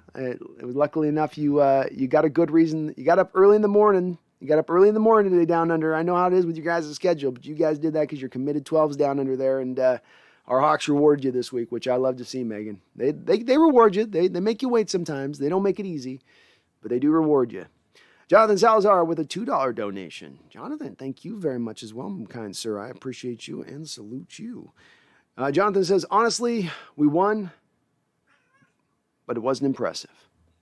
John, it's about where I am on it. I'm sure people could feel it on my opening kind of general energy, and I'm usually pretty hyped on a win. I'm usually going to probably go overboard a little bit on a win, but I'm feeling tepid. You know, I'm just feeling, and not. I'm happy. I'm encouraged. Look, season's not over. We got all the still the potential in the world. Everything is still there within your grasp. And as somewhat as bad as the teams looked recently, you know, miracles on ice do occur. Teams do have wacky things happen to them over the course of a season. You know, and especially in longer seasons like we're dealing with now, there can be injury epidemics across the board. Something can just magically come together like lightning in a bottle. These things are things I don't count on because anybody that watches this channel knows I'm not a big believer in counting on anomalies. I'm not looking for Neos out there, right? I'm going to more try to stick to more of a tried and true because you're always looking for the anomaly. You're going to get your heart broken more often than not. But it's still possible. They've got a lot of work to do. There's a lot of this forest that they got to chop down if we're going to get to that spot of things. But I understand where you're coming from, Jonathan. I think many in the chat echo your feelings. And there's that general sense where you nod, you give a little fist pump, but you're not jumping up and down, you know, beating your chest. You're still putting it in perspective, which that's what I love about my people on here, man. B-Russ, can we talk about the holding? Oh, sorry, B-Russ. Let's get behind here. Sabinator says, let's go Hawks. Let's go Hawks, Sabinator. Says, screw the 49ers. I'm okay with that right now. We beat him, though. I let him go. They got some wounds to lick right now. B-Tiger, what a difference playing a competent defensive back and Neal more snaps in this game. Yeah, more Neal works for me. I like seeing Neal on the football field. I like that a lot. Eli Montoya says, an NFC West win, folks. Not too shabby. Not too shabby at all, Eli. And we know if we have any hopes of making any hay, we got to take care of what's in this division first and foremost. And we got the cats back right now. Come on, stop. Oh my gosh. I don't know why the cats get obsessed right now at the moment, but they do. Just deal with it, folks. She's going to get this out of her system. No. She's angry right now. Megan says, question for you. With all the injuries that the 49ers had, can we call this win one that can be continued? Yeah, I think that this can be continued. And that the 49er injury situation helped us, Megan, at the same time. I don't know if those are sort of necessarily things that have to be one or the other. I can see why you might think they would be. I don't doubt that. I get that completely where you come from there because they would seem to be a little bit linked. I think the Niners injury situation helped us. I think we could have still potentially won this game if they were more healthier across the board. We're dealing with some injuries as well with what we had coming in. We had no Eskridge in this game. You had no Gerald Everett in this game. You're not decimated with injuries by any measure, but you're not perfect either on that side of things. It is a win. It's a win on the road, Megan, and it's a win against a division opponent. And those are never easy to come by, as Eli was mentioning just above you there. So I take it as a good indicator, but it doesn't solve anything for us. We don't move ourselves. We don't make a titanic shift from going from where we were last week on the heels of two of the most embarrassing defeats in the Coach Carroll era to arriving on a hard, gritty fought win on the road against the San Francisco team that by all measures probably going to be at the bottom of this division when it's all said and done this season. Raj Ho says offense was better once Collins was in. Yeah, Raj, I think most people in his chat would say at this point, it's probably time to give Alex Collins a few more carries. Time to give him a little bit more touches. Still not seeing a lot of Niner trolls in here, Leland. Your boy Michael, I was wrong earlier when I said Trey Flowers was going to have a breakout season. I'm so happy we benched him. Yeah, even though it wasn't a massive upgrade to Sidney Jones today, it was still even seemed a sharper upgrade off the top of what you've had from Trey Flowers there recently overall. And yeah, it's the Trey Flowers experiment needs to end at this point. He's going to sit on the bench the rest of the year. It's going to be what it is. And, you gave that flower time to blossom in the sun, and it's wilted, and you got to move on, try a new flower. Green Kid, this game could have been a disaster. Luckily, 49ers blew it. But I'm still not fully convinced of this win. I need to see what happens at home against the Rams. Green Kid, you're right. You're on the same track I think a lot of us are on with that. I think everybody, and I love seeing it because it's cool, calmer, sober heads out there seeing things pretty clearly for what they are. And it's a good step, but it's not something that should make anybody, twist anything off of what you saw last week and where you thought this team was at last week should still be, in my opinion, a general feeling of where you stand right now. And it shouldn't be changed off just this one game. JP says Collins, MVP of the game. Defense stepped up. Still look like we don't know what we're doing. Yeah, there's still too many broken points in the defensive coverage. Still too many times of how do guys get that wide open in that spot right there. I absolutely agree with you there. I never quite understand how it occurs like that, frankly, because again, the defense is built on simplicity. So how do you have a defense built on simplicity where the defenders are constantly looking confused? Maybe somebody in the chat can explain that one to me. Alex Collins, again, JP, I think he had his best game as a Seattle Seahawk. It wasn't a 100-yard effort or something like that. It was outstanding. It wasn't always blocked up well for him in the run game, but he found yards. He got the key first downs when he needed. He ran solid. He was elusive. He was good in pass catching, made a few catches in this game. It's time to get him some more touches.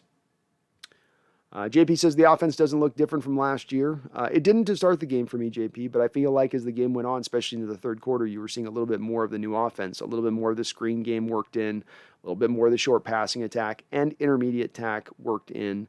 It wasn't perfect by any measure. There's still work to be done here, but it's still a transition. Mirza says 5 straight 3-and-outs. I don't understand how that happens. This team needs rhythm to be great. Why aren't they using high percentage plays from the start? It always seems we aren't ready for the defense. Prep? I don't know. I mean, last week they started out with 4 straight scores against the Vikings last week, Mirza. They understood what to do last week to start out, and then they fell back. I think more of what you can point to in this type of given situation is week by week opponents differ and opponents' strengths differ and what you can attack differs. And so different parts of your offense are going to be exposed as you're in the process of trying to bring a new offense to bear. And it's not always going to look clean and it's not always going to look right. And the hope here is that we get along, as I've maintained, the hope is that you get to week 12, 13, 14, and you've got an offense that's really humming, or even week 9, where you've really had a few weeks of this to now figure out, okay, this doesn't work, that works, this is working with Russ, that's not working with Russ, and kind of, more and more is implemented through time, especially not having the preseason like we just talked about above. So that's really where I'm going to kind of gravitate towards. It's not going to look pretty at times. I'm not expecting 5 3-and-outs in a row. That's ugly. That's not just not pretty. That's not acceptable. But I will say this about the 5 3-and-outs. When you look at this year in the offense and how the offense is done, while they've not consistently scored through 4 quarters, the thing the offense has done a better job outside of this game is less of what we saw last year in the 3-and-outs. More of at least getting a first down or 2, getting a little bit of time off the clock, getting the defense a little bit of a blow at moments. We didn't see that today out the start of the gate. But again, I'd be more concerned with that if you didn't see it through more of the whole game. But they were clicking, they found their click, they found their guide by the third quarter, and they looked kind of a little bit unstoppable at that point. And then they, in my opinion, took their foot off the gas in that moment.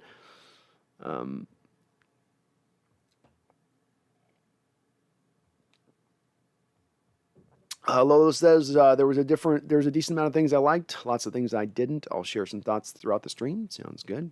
Randall, can we assume the busted coverage was on Jones? I believe so, Randall, but I would like to think as well with this, we don't have to guess too much, because I think the media, is sometimes hard as I am on them, they should ask that question to Carroll. If nobody in the media asks him that question, that's stupid. Somebody asked the question, what was that broken coverage on? Adams was pointing, was it on, can you let us know, Carroll? Yeah, it's Sydney's learning the scheme, and it just was a bad coverage. We got through it. It's one bump in the road. But I'd like to know, Randall, for the same reason I think you'd probably like to know. Jay Porter, it feels like last year's offense with a couple of new bells and whistles.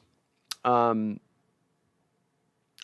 can see where you guys feel on this, where you're seeing a little bit of shades of last year to agree, but I can't be fully on board with that yet, because I'm expecting this to be a transition process. And I've hastened folks to have patience on this, being that it is a new offensive scheme. And what I've said is this is the first new offensive scheme really Russell Wilson's had since he's entered the league.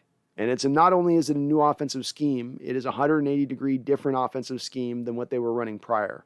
There's going to be some growing pains in trying to get this offense to where it will finally be in its final form. And I think it's going to be at times a little bit rough to watch. It's not always going to be clean. The key is that if you can see them embracing the new concepts. The new concepts I saw embraced today, Jay Porter, was it took them, into about halfway into the second quarter to do it, but you saw them embracing the short passing attack. You saw them embracing the screen game, the bubble screen game, throwing to running backs. You saw them utilizing the up-tempo game. You saw them bringing Russell Wilson up at the line of scrimmage. If you watch right now, Russell Wilson has never taken more control at the line of scrimmage than he's doing right now. I mean, he is adjusting a whole lot on the fly as he gets up there and he's getting everybody set. And it's almost Peyton Manning-like in the amount of gyrations and gestures and items he's going through. And it was to his success. One of my favorite plays in this game. In fact, it's like my low-key favorite play in this game is Russell Wilson comes up to the line of scrimmage. And I don't know what the call is, but he sees something, checks into something else. The 49ers freak out. They flip their defensive linemen. They flip to where they essentially are changing the strong side of the play as far as they're seeing it based on what Russell Wilson has just done as a call there pre-snap at the line of scrimmage. And in that moving around, they then open themselves up on the hole on the run that Chris Carson and Alex Collins then got up on that side for a first down. And that was totally Russ outshifting them on the fly with the chess match game. So be on the look at that type of thing in the game and see that was not something you saw prior. The up-tempo stuff was not something you saw prior. It may be just a few bells and whistles to you, but to me it's more, I see a maturation of it being brought into this offense more and more. And it's going to be growing pains, but I'm seeing a little bit more and more of it, and I think it's going to take some time. I may end up wrong on this in week 13 where we're just seeing the same old, and at that point I'll say, okay, we should have been seeing an improvement now through this time, and it's not going to work, and now we have to make our peace with everything that means. It's not going to work that Russell here with this offense being to him. We'll have to go through all that at that point. But I think we're not quite there where I stand right now, and if anything, I'm more encouraged overall in the first 4 games of what I've saw from the offense than I am completely out on the offense. I'd like to see the offensive line better, absolutely, but from the play calling standpoint, the schematic and what they're doing, I'm encouraged on that. Rod Joe says we could easily be 3-1. Yeah. I mean, I don't know. I don't look at the Titans game and look at that Raj to me as one that I look back on and go, man, we would have won it if we just did 1 or 2 plays. I look at that as more of, well, the Titans got us at home on that day. They won that game. But we also had a chance at the end with one drive left, so I can understand why you might feel like it could just easily gone the other way. Megan says, and I didn't have to get up at 4:30 a.m. today. Oh, that's okay. Was it a little better? Because it was a 1 o'clock game. Oh, because it's not a 10 a.m. You've been dealing with the 10 a.m. Okay, I get what you're saying. John Robinson, there was a moment where Russell Wilson was in complete control of the offense. It was palatable. I wonder if it was because Carroll unleashed the reins completely. I think it's a bit of the process that's been going on, John. I'm glad you saw the same thing I was seeing with that. I think it's part of what's going through with this process a little bit. I think that when you get into situations like we've seen recently with the defense the last couple of weeks, you see a little bit less of it because you start to get into modes of we need our offense to eat clock. You can't run the up-tempo stuff as much because you're going to just put the defense right back on the field. And dear God, our defense can't stop anything. So just eat clock and try to hold on. But that's the part I've tried to look at as kind of the forefront here with the offense, John, and going, these are encouraging signs with this because this is something that can be pushed forward. I want to see Russell with that control at the line of scrimmage. I want to see him with full autonomy to do whatever he needs to do or wants to do in that moment. Alex says, see what happens when we bench Trey Flowers? Well, it goes a little bit better. I think it's more see what happens when you have a rookie quarterback come into a football game versus an ardent veteran who would understand maybe a little bit better on how to attack this defense, even with Sidney Jones versus Trey Flowers. I don't know if Sidney's a monumental improvement over what you have in Trey Flowers. Maybe a little bit of an improvement. I don't know if it's a monumental improvement. Mirza says, Arizona looks unbeatable. Do you think we have what it takes to beat them? I think they do right now with guys at full health, but they've got some older veterans that they're really relying on. A.J. Green, J.J. Watt, Chandler Jones, even DeAndre Hopkins. These are guys who play a lot of football, and you could make an argument that those are a little, maybe not as much A.J. Green, but they've got some pillar guys like that. You lose J.J. Watt, now it's all on Chandler Jones. Where is that defense at in difference? Is it able to still sustain and generate enough pass rush? Maybe they're playing really well. I will say there could be an argument made as well, though, that they're maybe peaking a little bit too early. You really want to be peaking later on in the year, and that right now Arizona is actually in a position of kind of peaking right now. But with that said, look, Kyler Murray has taken that next step forward this year in his development. He's really surprised me.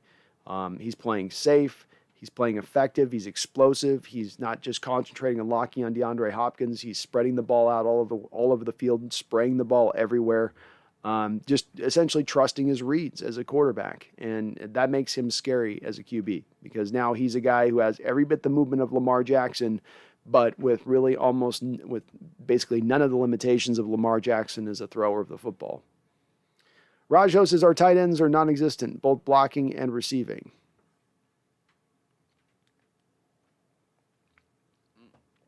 I didn't concentrate too much, Raj, on the blocking element of it. Disley doesn't get targeted a whole lot, Raj. He's throw a couple passes today on little tosses into the flat. There wasn't a whole lot there. He wasn't really being thrown the ball down the football field or attacking down anywhere near deep down the field. Feels like he's got everything they've thrown to him, and they didn't have Gerald Everett in this game, but they just haven't really tried to even work him, it felt like, a little bit. Megan says, and it was hot as hell, which couldn't have helped at all. Yeah, it was 90 degrees on that field. You were seeing those guys on both sides of the football woofing and just like, oof, this is kind of warm. This is a little hot. It's a little hot for October. So, yeah, I looked a little rough on those guys today. Lola, Randy Adams was telling Jones to switch guys since the guy Jones was on was running a slant and the guy Adams had was going deep, but Jones got confused. That looked like probably what was happening there. JB Rams didn't look good. Donald will wreck our offense as usual. Maybe Collins will come in and have some luck.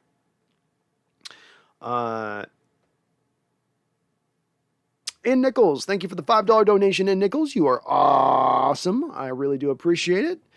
And Nichols says, Seahawks. 12s, let's go. 100. Shout out to Brandon the Hawks Nest. F the 40 whiners for life. F them 49ers for life.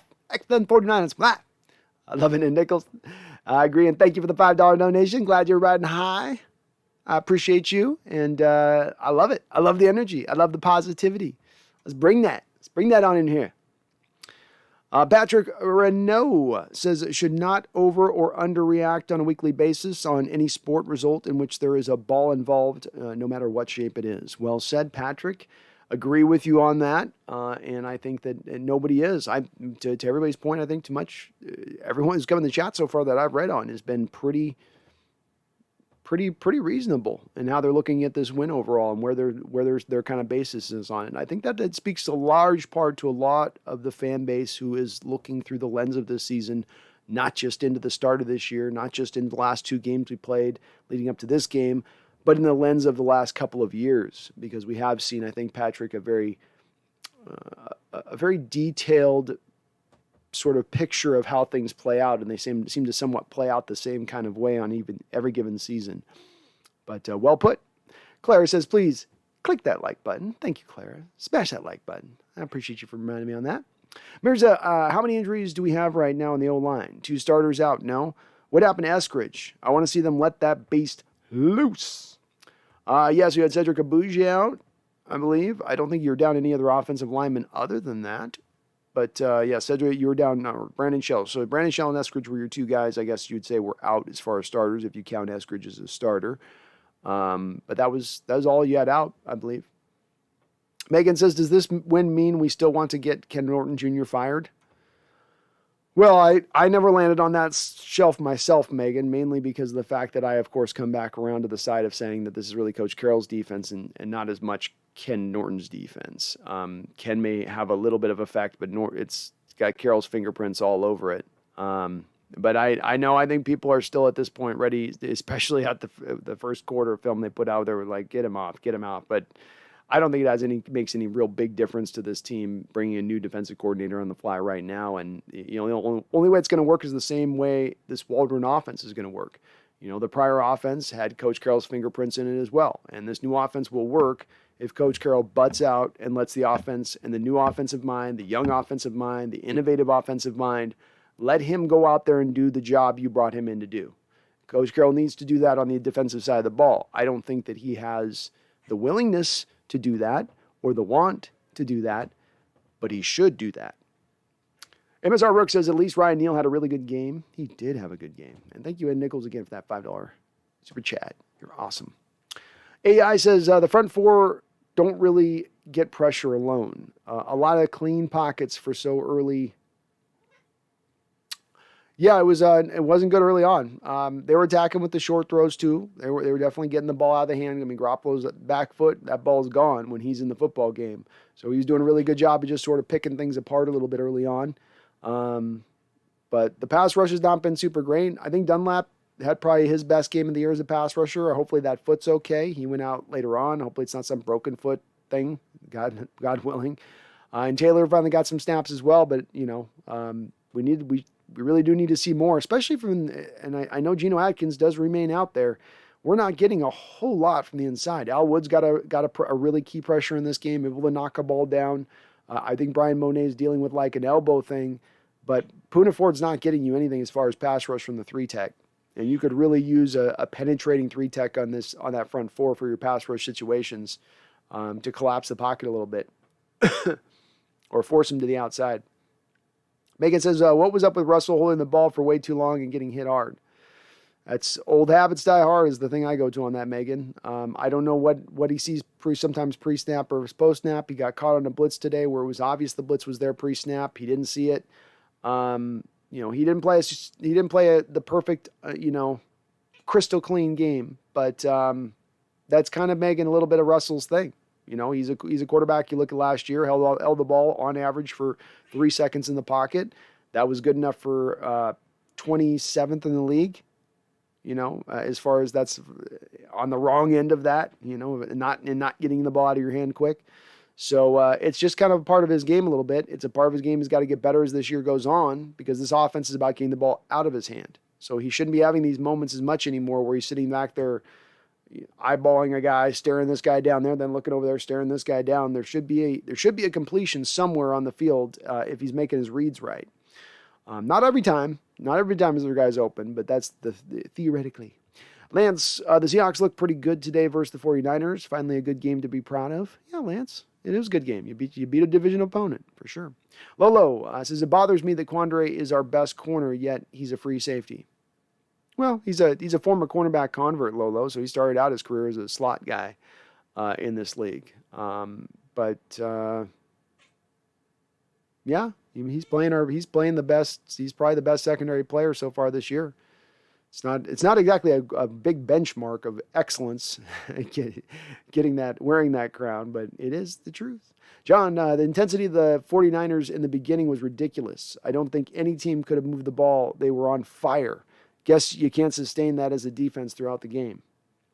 Yeah, they were definitely coming, looking Ram-like, right? Almost, John, like what we've seen with the Rams' defensive line at times in recent years playing against them. Very similar early on. We're going, man, they're just not. It's coming from every angle, and guys are just getting in the backfield almost immediately. They were able to clean it up as the game went on, and maybe they blew their wad, maybe, John. They shot it all early on. They just didn't have anything left but a long refractionary period through the rest of the game. V-Tiger says, looking forward to finally seeing Eskridge on Thursday, and hey, maybe Dorsett eventually. Team speed. Yeah, hopefully we do get Eskridge back, and maybe that's why they held him out this game. Somebody was asking why no Eskridge. Maybe it was because it was going to be a short week with his concussion, and they just thought, hell with it, just give him the extra week off, and then we'll get him fresh back for Thursday against the Rams when we can really unleash the beast, as somebody said. Lolo says, Tiger, we don't have Dorsett. Lolo, we do have Dorsett right now. Dorsett's on our practice squad. recent signing. Mirza, I like Ryan Neal. He needs to be a starter. He's smart and has a nose for the ball, and he and Diggs could be huge for us. That breakdown on the wheel route that went to Debo for a touchdown, who messed that up? The given instinct I can make a guess on this, Mirza, would be that Jones is supposed to pick that guy up. But again, the toughest thing to run with a zone coverage is I take one responsibility early snap, and then I've got to flex back out to a secondary responsibility.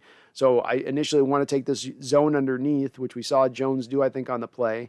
And then instead, I really should have been taken after, I got to peel back out now and go deep on the wheel route. That's the toughest thing to do for those zone guys. It's very easy to sit in zone and be like, okay, if a guy comes in my zone, I cover him. It's the toughest thing. If a guy's coming in my zone, cover him. Oh, don't leave with that guy. Stay in your zone. But I want to leave with him. So that's my instinct. I don't know for sure. Rams House says tough Rams loss. Very tough Rams loss, Rams House. I'm going to be watching the tape this week. And it'll be very interesting to see what it is that happened with you guys in that game. Because it seemed like okay start. The Cardinals just walking up the field. Truth is, I know it. Collins and DJ Dallas, Darrell Taylor, and Ryan Neal need to start or get way more playing time. I'm with you on all those guys, maybe about DJ Dallas. So I don't know about DJ Dallas, maybe. But I'm with you on all those other guys, truth is, I know it. So and I think they finally did get Taylor a lot more run in this game. But Neal's a player, man. Get him on the football field. MSR Rook, when Russ changes the play at the line, the offense looks pretty good. When he's got full control at the line of scrimmage, I think they're going to be at their best. I really do. I know they can't do it all the time, but that up-tempo stuff, which allows Russell 15, 16 seconds on the play clock when he gets up the line of scrimmage, and he can just read exactly what defenses are going to do on the fly. We got to keep in mind that defenses in recent years have not been doing simple things to the Seahawks offense in order to stop them. They've been throwing complication at Russell Wilson pre-snap, showing him one thing, doing something else, stacking the line, dropping everybody out, bringing the house when they don't look like they are. And one thing that you can do to counter that is running that hurry up, which then pushes some defenses to being a little more simplistic in their play calling pre-snap because they can't just flex out different personnel groupings to throw you off play in and play out. I hope they continue to lean into it. It's good stuff. John Robinson says, on that big Collins run, Kyler Fuller missed a double team and combo reach block. Not surprised. He's looked bad this year. Bad. Not good. Not good at all. Randall McDaniel, football teams build on W's and losses, not a finished product. No teams are after week 4. Positives, third quarter offense, turnovers, in-game adjustment, staying committed to the run game. It's a process. Agreed, Brandel, and I think on all those points that you pointed to as positives, those have been new positives on set here. It's not the same old positives through the first 3 games, but there was some new stuff. Third quarter offense, we've had a hard time generating turnovers. You generated legit turnovers today. And then, like to your last point, in-game adjustment, they absolutely brought in games. You couldn't, and both sides of the ball, you couldn't stop the offense to start things. You figured it out. Offensively, you could get nothing done to begin things. You figured it out. Those are new positives, and they should be taken as so. Great point. Guile G says DK needs to pull in those catches. Guile, he does. I've been a bit of an apologist with DK on the hands, saying I didn't think he had problems with his hands, but there's been some moments this year already where I think maybe you could have pulled that one in, DK. I think you could have gotten that one. And that deep ball by Russ was on point. Could Russ have maybe thrown a little bit further out ahead of him and just letting him use his speed and take it to the house? Yeah, maybe a little bit, but DK's got to make that catch, and he'd tell you he has to make that catch. There was also one in the flat. It was going to be on just a little out route to the flat where he dropped it as well, and he's got to pull that one in. Jay says, I like the reuse of the thumbnail. Yeah, I was lazy on the thumbnail today. I'm not going to lie, folks. I just wanted to get live early, though, too, because I got an early work day tomorrow. We're doing a big install at this business, so I need to get up early. So I want to get this thing live and get it running. Megan, is it me, or did the Hawks think Deebo Samuel had Teflon on him as they could not hold him to save themselves? It was poor tackling, especially on that touchdown catch he made going down and in. And he had a good day. He did have a good day. But look, Debo's an oncoming player, Megan, and he's a guy that's a receiver that's built a little bit like a running back. So he's gonna make a lot of people look silly with the ball in his hands at times, in the way he runs and how hard he runs as a receiver. He's really unique in that respect of it. He's a good football player, really good football player. I feel like the Niners are a little bit okay, Kitty, really.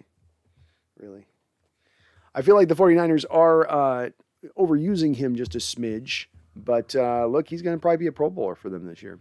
Lance, DK Metcalf was not really in the groove today. Yeah, he wasn't great. He had a couple bad drops, but he also had some catches. He made some plays in space. He wasn't like bad, but drops aren't good. Drops aren't good. AI agrees that Carson does look slower. Yeah, we're on the same boat on that one, AI. I think he does look a little bit slower. Megan says, won't hear the end of the Cardinals win from my brother. But at least this week I can brag about a long overdue Hawks win. Oh, goodness. Oh, goodness. The cards are on the rise. Cardinals rise from the desert. Randall McDaniel says, let's go get Marlon Mack from Indy. Fresh legs won't cost much of anything. I like Marlon Mack in theory, Randall. I need to look a little more tape on him and how he's been so far this year. So I'm going to watch a little bit of their games and see what he's done. My only issue with him is he's coming off, I think, a torn Achilles, and that those tend to be injuries where you're not going to get your explosion back. And we need some explosion from the running back situation. We lost our burner now in Rashad Penny. Chris Carson looks about a half step slower. Collins has looked fine, but we need a little bit more, if we can go and find it somewhere, a little more juice, in my opinion. Jay says, good game. Liked not seeing Trey Flowers out there. That guy we traded for that played for the Jags. Yep, we got Sidney Jones out there, Jace. He was looking a little bit better. John says, I predicted that we would get burned by a wheel route. That was Sidney Jones's guy. He was supposed to switch on a cover 3 match and take the wheel to the outside. How do I know this? And he doesn't. Not sure, John. It's very insightful. You picked it up. I can only guess that maybe he's new to this scheme over the last month, and he's probably had to pick up quite a little bit on the fly, and he's probably got a lot of, when you're cramming a whole new defense into your brain in 1 month, you're probably going to have even simple, straightforward details sometimes slip your mind. But I'm not trying to excuse it, just explain it, of course. Shane Hafner says, is Carson hurt? I don't know, Shane. I don't know. He just looks a little bit slower. Sometimes running backs change year to year in this sport. It can be 1 year or the next. It can be after 3 years looking a certain way, then they don't look a certain way. I'm not too sure, but he does look noticeably a little bit different this season, and not in a good way. V Tiger says Sidney Jones and Ryan Neal, good players. Seahawks Network, Rondale Moore is faster and has better hands, but he's a full inch shorter. Yeah, and I wouldn't have been necessarily, Rondo would have been interesting too, but if you've got to manufacture touches for Eskridge, you really have to manufacture touches for Rondale Moore. I've watched a couple of Cardinal games this year already. They're not letting Rondo go out there and run, 10-yard out routes that are cleanly run routes, or some post route, or having him run go route. They're running bubble screens. And like I said, he's kind of this receiver they just have sort of sitting in the flat with their spread concepts. And then if stuff goes crazy for Kyler, he just looks over there and flips him the ball and lets him get up the field. It's a great way to utilize Rondale Moore, but that's the key with that type of guy, like it is with Eskridge, where you have to sort of manufacture their touches in there. They're not going to just do traditional wide receiver-y type things. Randall says, to me, the Cards are a team who are going to start this season fast and then lose 6 straight, not going to crown their ass after 4 weeks. I'm not either, Randall. Like I said, I agree with you. I think they have a little bit of a early peak thing going on with them. I also wonder a little bit about their depth, which I think they are a little bit, light. If a couple of their front line guys do go out, if that offensive line does backtrack a little bit, props to their offensive line. Played outstanding football in what I saw of them in the highlights. Nope, neither am I. Shane says if DK wants to be an elite receiver, he might want to make crucial sideline catches and stop trying to make chest catches and extend your arms. That's going to be the key to your point, Shane. If DK Metcalf wants to be considered a superstar receiver, if he wants to be that guy that's going to be that next dude, that next guy that when you talk about the 3 best wide receivers in the sport, and it goes without saying that you're going to include DK, whereas right now it's arguable where you get people, is he a top 10? Where does he stand? If he wants to get to that measure of things, he's going to have to clean up the hands issue. He's not going to get there with the hands he's got right now. There's not a lot of receivers that have been able to be elite with those kind of questionable hands. And, it's crept up enough with him where you do have to kind of now acknowledge, okay, you're in year 3 now. When does this stuff get cleaned up, if it can be cleaned up, which I'm not sure of. Spaso says, what do the Seahawks do with the remaining cap space? I made the rough estimation this past week. I called it the red button option. My red button option was as follows, and I don't think many people really wanted to do it in the chat, Seahawks, but unfortunately it's one of those situations that we stand right now where it's the best of a bad choices. So I say this as This is me coming up with the best of what I don't like as far as options at this point. But if we're really going to try to fix this team, if we're really going to try to push for a Super Bowl this year, if we really want to try to do that, which they could if they wanted to, here was my suggestion. You sign Geno Atkins to a 1-year, $2.5 million deal. You go out and trade with the Houston Texans for Brandon Cooks. That's going to cost you probably a 4th-round pick. He costs you an additional $2.5 million as the year goes on. You go out and trade for Jason Kelce from the Eagles if you can get them to move him. I don't know if they would be willing to. Now, he carries a huge dead money hit, so you have to give a little bit extra. You have to give more than you'd just give to Jason Kelce as a player for draft pick type situation. The Eagles are going to be, I think, having to eat like $13-14 million or something off of his cap, flipping him over here. So you do that. Good news is he only costs $800,000 more. Then the final deal would be to reach out to the New England Patriots and find out what it would take to get Stephon Gilmore. I'm guessing somewhere in the neighborhood of a future 2nd-round pick probably at that point. Not in this upcoming draft, but the year after that. He'd carry $3.5 million as an additional salary cap hit at that point. So the cumulative cost to you then would be $9.5 million, a 2nd, a 3rd, a 4th, and a future 2nd-round pick if you wanted to go that route. I'm skeptical that I would even still want to go that route, but that's the type of moves, in my opinion, you would have to make if you want to really fix this. This is not just one position or 2 positions. There's a variety of things, in my opinion, that if you're talking about being a Super Bowl type contending team, you've got to get hemmed up here a little bit. That's my red button option. I don't think there's a lot of other great options as we're sitting right now out there of guys that are no-brainer guys you can go trade for, but something along those lines would be something you would have to pull. And the good thing about my situation with it is that though I'm giving up a lot of future draft capital in that, I don't have to even clear, if Seahawks are just adamant about not converting Russell's base to bonus, you wouldn't have to do that in my given scenario there. Shane Hafner says Lockett is back to boomer bust playing. Sucks for fantasy owners. Well, he's taught you over the years, Shane. He's taught you. What's up? AI says a sweater. It's 86 degrees here in Oregon. It's not 86 degrees here in Spokane. And yeah, dude, check out my Seahawks sweater. It's the season, so I had to unveil this. I've been sitting on this one all summer long. Look at that. Isn't that tight? Isn't that swaggy? I'm liking it.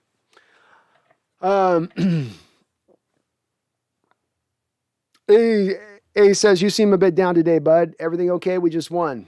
No, I'm doing good, man. I'm doing good. I'm just chill today, man. I'm just super chill today. So, I don't know. I'm just hanging. And again, the win, as good as it feels for me to win, I still have a little bit of the context of last couple of weeks still sitting in the back of my brain.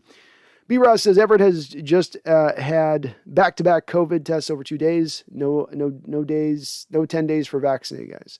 Oh, okay, good. Well, then we're going to get him back, and we need him this week, right, Russ? Be all hands on deck. Sure didn't see much from Colby Parkinson in this game. Mish Z, Russ needs more offensive line help really badly. I agree with you there. I don't know where they get it from, Mish Z. The time to do this is in the offseason. And in a good offensive line, you need continuity as one of the mainstays of it for it to have any type of success. Bringing all these guys in on the fly and hoping that they can get it together like that is kind of a tough task to have happen. And I don't know why they didn't address it further this offseason. There were a lot of signs and reasons why they should have. They didn't really, which is unfortunate. But I agree with you. Believe, how do you think the NFC West will look like at the end of the season?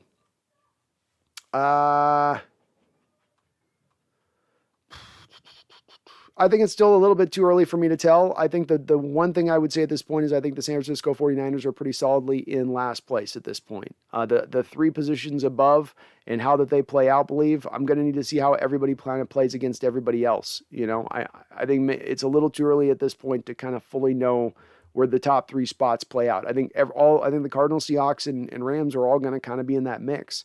But I do have a lot of reasons why I kind of sit and look at the 49ers and go, they're sort of stuck in their position of where they're at right now and their place in this division. Shane Hafner says Mariners had a great season. Looking forward to the 2022 Mariners and the future of the team. Great farm system and just a few pieces short from having an amazing team. Yeah, props to the Mariners. I know we're on a Seahawks stream here, but the Mariners just missed getting in the playoffs this year. And a team that, you know, had one of the really truly amazing seasons in baseball history as far as how they were able to get the wins they were when they really shouldn't have been. And they've done it right. They've built a great a great program there for going in the future, which after you do in baseball, you got to do it slow and from the ground up and give it a couple of years. They've done so.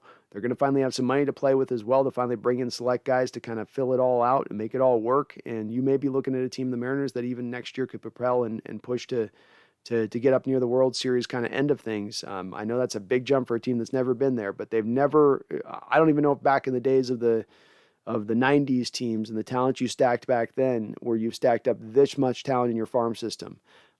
Maybe you could have looked back at those points and maybe it's near at those times, but whereas I don't know if you have the generational talent guys you had back then with the Randy Johnsons and the Ken Griffey Jr.'s and the Alex Rodriguez's, you've got maybe more of a fuller stack. Randall McDaniel, I also predicted M's would make the playoffs. What a fun team. Went to Saturday's game. Baseball is different with 44,000 fans and meaningful ball. Future is so bright for the M's. That's good news for these guys too, is that if they put out a winner, if they show a team that's exciting and young like that, the fans in Seattle will show up in that stadium. It's a fun place to go in the summertime. It's an awesome place to see a game, Randall. And they will show up and support that team. You've given the city 20 years of kind of loser baseball. You're eventually going to get them to. It's not bandwagoning at that point. You're not supporting the franchise properly. They're finally doing that, and it's good on them in that respect. Seahawks Network, it's crazy the offensive line actually got worse after Russ bitching all off season. Yeah, it is. It is. And the reason it is because they didn't address it, Seahawks Network. I mean, it doesn't take an expert to see this when you look at the situation and you go, okay, Posick wasn't good enough last year, so what do? You're bringing Posick back. And Damian Lewis is a guy who has a good first season at the right guard position, and then you decide after that, the first guy's been a good young offensive lineman for you in 10 years, the first thing you're going to do is move him. And now he's at a new position, and he's kind of giving you some good and some bad at that new position. It's one I don't understand either, man. It frustrates with me why you wouldn't want to protect your most vital asset in Russell Wilson. And again, part of the reason why I think that the front office and the coaching staff to a degree are making a little bit of their silent piece as we move on with the thought process of Russ moving on after this year. I don't like it, but I do think it is where it's going. Megan says, can you explain why division games are different to normal games? Absolutely, Megan. In football, you have to play your division twice a year. So every single year, you're playing the same division twice a year. And though coaching staffs do turn over quite a bit in football, you tend to get the same coaching staffs, the same schemes, most of the same players year in and year out, even with the turnover with the players as well. And so what this does is it breeds familiarity, breeds contempt, but familiarity also breeds a lack of an ability on either side of the ball to really surprise the opposition like you could week in and week out. When the Seattle Seahawks go and play the Cleveland Browns aren't really all that familiar with how Seattle does what they do. They can get caught off guard with things that a team like the Niners, Rams, Cards don't get caught off guard with because we see that every year, 5 times a year. We know that's coming. Nah, you're not going to confuse us with this. And so what this tends to do is sort of level the field. And by level the field, I mean on this is that you have one team within a division that might be substantially better than another team it's playing, but because of that familiarity, because of that lack of ability to surprise the opposition in that way, it levels the playing field and you get this hard-fought game between two teams that you wouldn't think you'd get. And that's how you kind of get to that spot. So it's the familiarity in that just knowing what's coming. A lot of football and how you're strategically doing what you're doing is built on surprising the opponent, showing them something and then going this way. We're going to do this, but then do that, and then being able to take advantage. You just can't do that as much in divisional games. AI says, we drafted Penny when Nick Chubb was available. We did indeed. Yep. He would have probably been a bit better player. Devin Schultz says, is there anything we can do about the offensive line? Because this is terrible. Devin Schultz, I don't know what we can really do much about the offensive line. I mentioned this Jason Kelce trade you could make. That's theoretic. I don't even know if the Eagles are willing to move on from Jason Kelce at this point. So it's a big question to me whether or not they would even be willing to do it. I've looked at the teams pretty thoroughly of those teams that would be out on trying to win this season, because if you're moving offensive linemen, you are out on the NFL football season. You no longer think you're going to be competitive. You're not trying to get to the playoffs. NFL teams do not move prime offensive line assets, when they're trying to win football games. And there's just not many of those players out there right now. There's just not a lot of options sitting out there right now. So we're going to be stuck in a lot of respects, Devin, here with what we got. Random Benjamin. Hawks are the best. Random Benjamin. Hawks are the best, man. Hawks are the best. And welcome on in. Mirza, is Dorsett coming back? Yes, he's on the practice squad. Does that mean he'll be signed to the active squad? I don't know. But he is on the practice squad for whatever that means. And he was on the Jacksonville Jaguars earlier this year, and they released him. Jaguars aren't very good. I don't know what that says about Dorsett, but my gut instinct would be that he's not really that good. Shane Hafner says, Big Dwayne Brown was getting work today. Dwayne had a rough day today, and he doesn't put a lot of that type of tape out there very often, but he did not have the best of days today going out there against Bosa. There's that one running play we saw where he just was not able to get any push. Bosa got pushed into the back. He pushed him into the backfield on the play.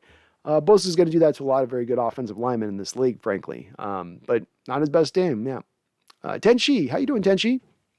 Says defense won us that game. Yeah, Tenshi, I would say defense won this game. I mean, the offense came together third quarter, but it took the defense holding the line with the 5-3 and outs to begin the game for that to occur. So, yeah, absolutely. The defense locking down like they did in the early game, fixing what they fixed, that drove the ability of them at that point to keep it there so the offense could find themselves. Fantastic point, and 100% agree. Shane Hafner said, did Carson get injured, hurt today? I don't think he got injured or hurt, Shane. I think that they just embraced a little bit more of using another running back and trying to work in a different mix because he wasn't having any success, and he's had some games here where he just hasn't looked great. Luke99 says, I don't think we learned a lot about the defense today. What we learned is San Francisco is not all that good. Well, maybe. The defense was improved today, Luke. San Francisco's put some points up on the board on teams like the Packers, Lions. I forget what their other game. I think they even put up 27 points on like the Eagles. They've been a pretty proficient offense, but we did benefit, Luke, from having their starting quarterback out. I think getting a rookie quarterback in helped.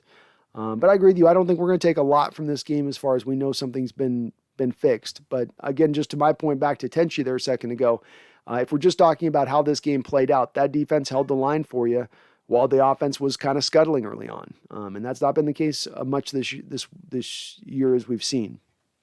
Mesh says he just couldn't get anything running. That's why Collins was put in. Yeah.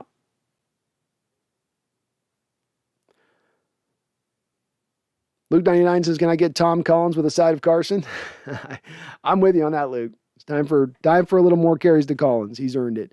Truth is, I know it says, did anyone else see Dunlap laying on his stomach and watch that Niner look down and drop his knee in the calf of Carlos? It looked intentional from that perspective. Kids in Play, thank you for subscribing, Kids in Play. I appreciate it. Bao Lu, if I'm pronouncing your name as well, thank you to both of you for subscribing to the channel. I appreciate you, kind sirs.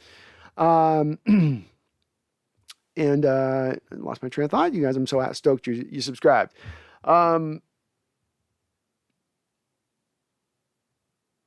I didn't notice that on the Niner, but I can't say I'm surprised, truth as I know it, that the Niner would do that.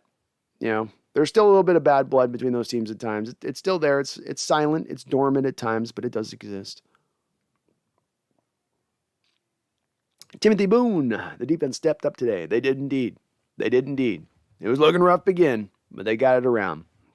Shane Hafner says, Alex Collins' patient style running is a nice change of pace for the running game. It is. He's got vision, which is something I think that Carson sometimes lacks. Carson's going to put his head down, and, in times of questioning, Carson puts his head down and tries to ram through it. Alex Collins is looking for daylight. And as running back, oftentimes the looking for daylight is what's going to create the yards, more often than not. So he's got that in his bag a little bit more, I think, than Carson, as well. Just a little more explosion, a little bit more juice. Seahawks says Seahawks won and the Trey Flowers didn't start. I think those things may have a little bit of correlation. Luke, 99, did you read my comment? We didn't learn anything about our D. I didn't say we were any better.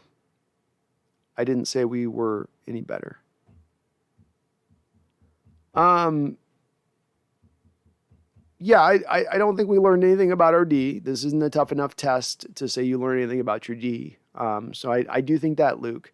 I think as well, they played a better game than when they played recently. So I think both of those things you can say at the same time. Randall says, after 4 games, do you see a big difference between this year's offense and the past years? Formations and pre-snap doesn't seem much different. Tempo does at times. Blocking scheme. Yeah, I do see more reach blocking. Obviously, having a running back that can run the outside stuff is what you need. Chris Carson's not really an outside running back. That's not in his bag. That's why you needed Rashad Penny here to be able to run those kind of runs. DJ Dallas is not going to be an outside back in that way. So, I think you haven't seen as much as what you could have seen from this offense if you had a running back that fit to it, and the loss of Penny has really been hurting. They were counting on him to come in and be that element of things. Russ's control at the line of scrimmage is different this year, Randall. The embracing of up-tempo this year is different. The embracing more of the screen game and throwing to running backs is different this year. Those would be the things that jump out to me. There's certainly some times where they have fallen back into old habits. In every single game they've played, they've fallen back into old habits at times. There was less of that today, I think, overall, even though it was a really rough start to get it running. When it finally got running, there was less of falling back into old habits. But yeah, I mean, I'm seeing the signs of it. I'm seeing the signs, the pre-snap movement stuff. You need Eskridge. I mean, we can be mad about it, and people can roar and rip about it.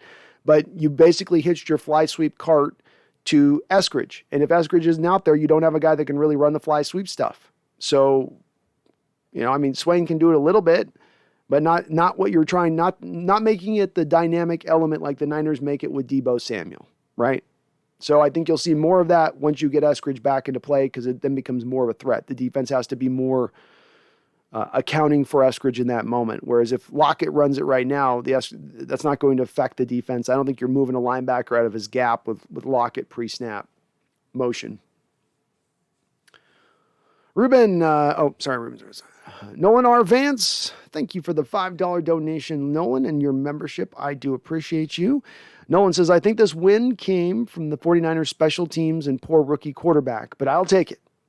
Go Hawks. Nolan, well said, and I think I agree in a lot of respects. The Niner fumble there when it happened was a kind of a game changer, and likewise, having the rookie quarterback come in there in place of Garoppolo, who was having a pretty good day before he went out, were two things that booned and benefited our team all the way around. No doubt about it. But you're right as well. You don't apologize for a victory in this NFL. You don't do that. No. They're hard to come by, and when you get them, you nod your head, you give a little fist pump, and you say, okay, I can put this in perspective. I'll appreciate it, but we got to do more here. Got to do more. King of Hard Work, thank you for a $5 donation. And Nolan, thank you again. I really do appreciate you. You're very kind on the channel in your dono game, and I appreciate that. King of Hard Work also coming in with a $5 donation. King of Hard Work, I now salute you, sir, because you were very kind as well for donating the channel. King of Hard Work Super Chat says, how do you feel about the Hawks letting the Bucs pick up Richard Sherman? Not happy by it. Not happy by it, King of Hard Work, and frankly, it's a little bit of why I have had issues right now with a bit of the ineptitude of the front office, and I don't know if it's front office or it's Coach Carroll, I don't know who made the call anymore. We don't know. We just don't. Was it Wilson still has a bone to pick with Sherman? He said, don't you dare bring him back. It makes no sense why you wouldn't have had Richard Sherman back on this football team. Your cornerback situation right now may be one of the worst, if not the worst in football. Bringing back a guy who absolutely knew the scheme backwards and forwards, who could communicate with your defensive team captain like the back of his hand instantaneously, and who could clean up a lot of problems even if he wasn't playing at an excellent level of performance just by his understanding of the scheme and what is required of him in the scheme, specifically keeping things clean over the top. All of those things would have helped this football team out, on top of the fact it wouldn't have cost you but a 1-year, $3 million deal probably to get it done. I know it carries risk.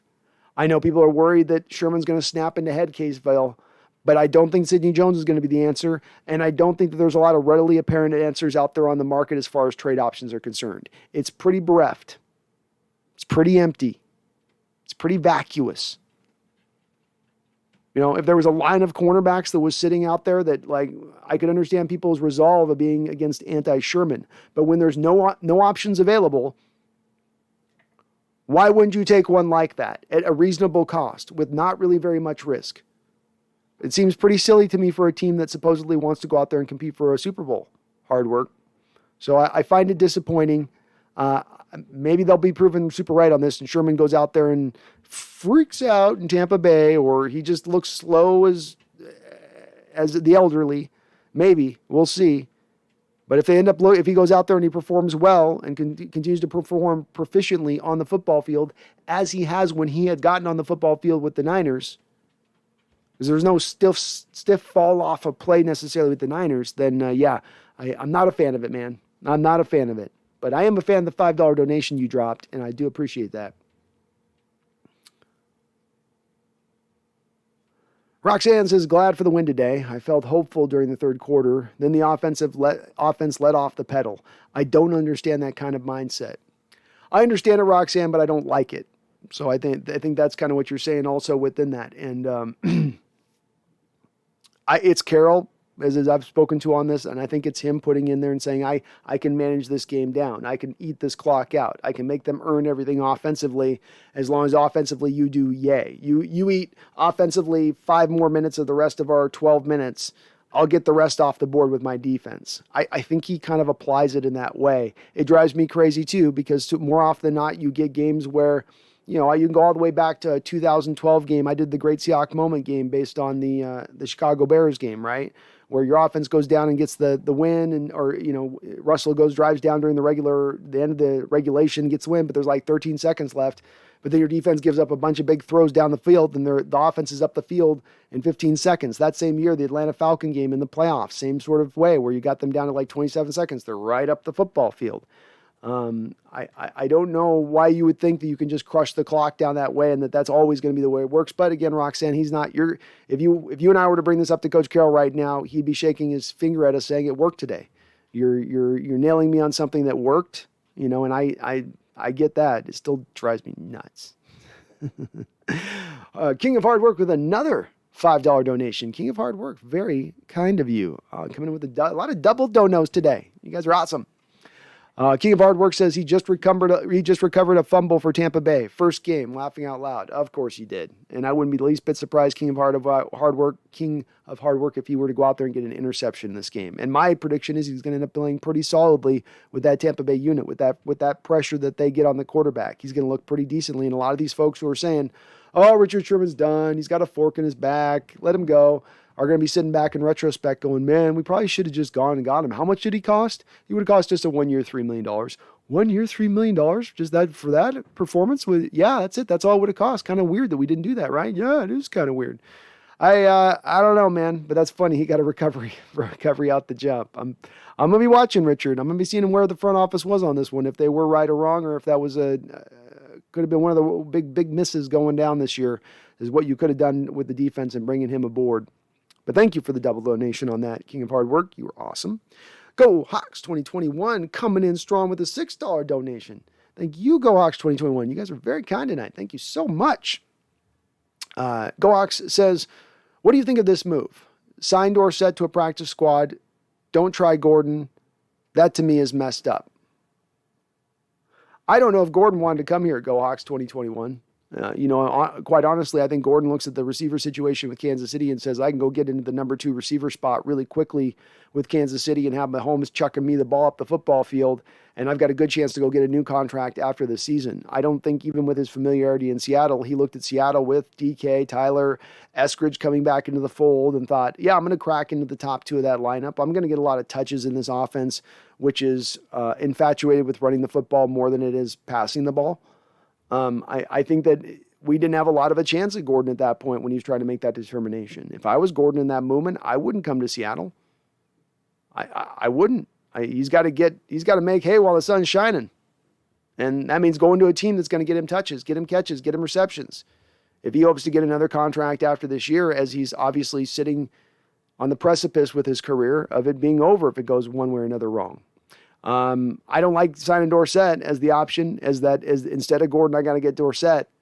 That's not even dollar discount at that point. You know what I mean? That's just a name almost at this point rather than a Gordon, who it wasn't going to be amazing, but I think he's still a very talented player. He's showing up to the Kansas City camp in shape, looking good. We'll see how it plays out, Go Hawks 2021, but disappointing that so much lack of inactivity this past week when there were so many holes that needed fixing, and you're watching some of the few options that are out there on the board that could have maybe helped you out.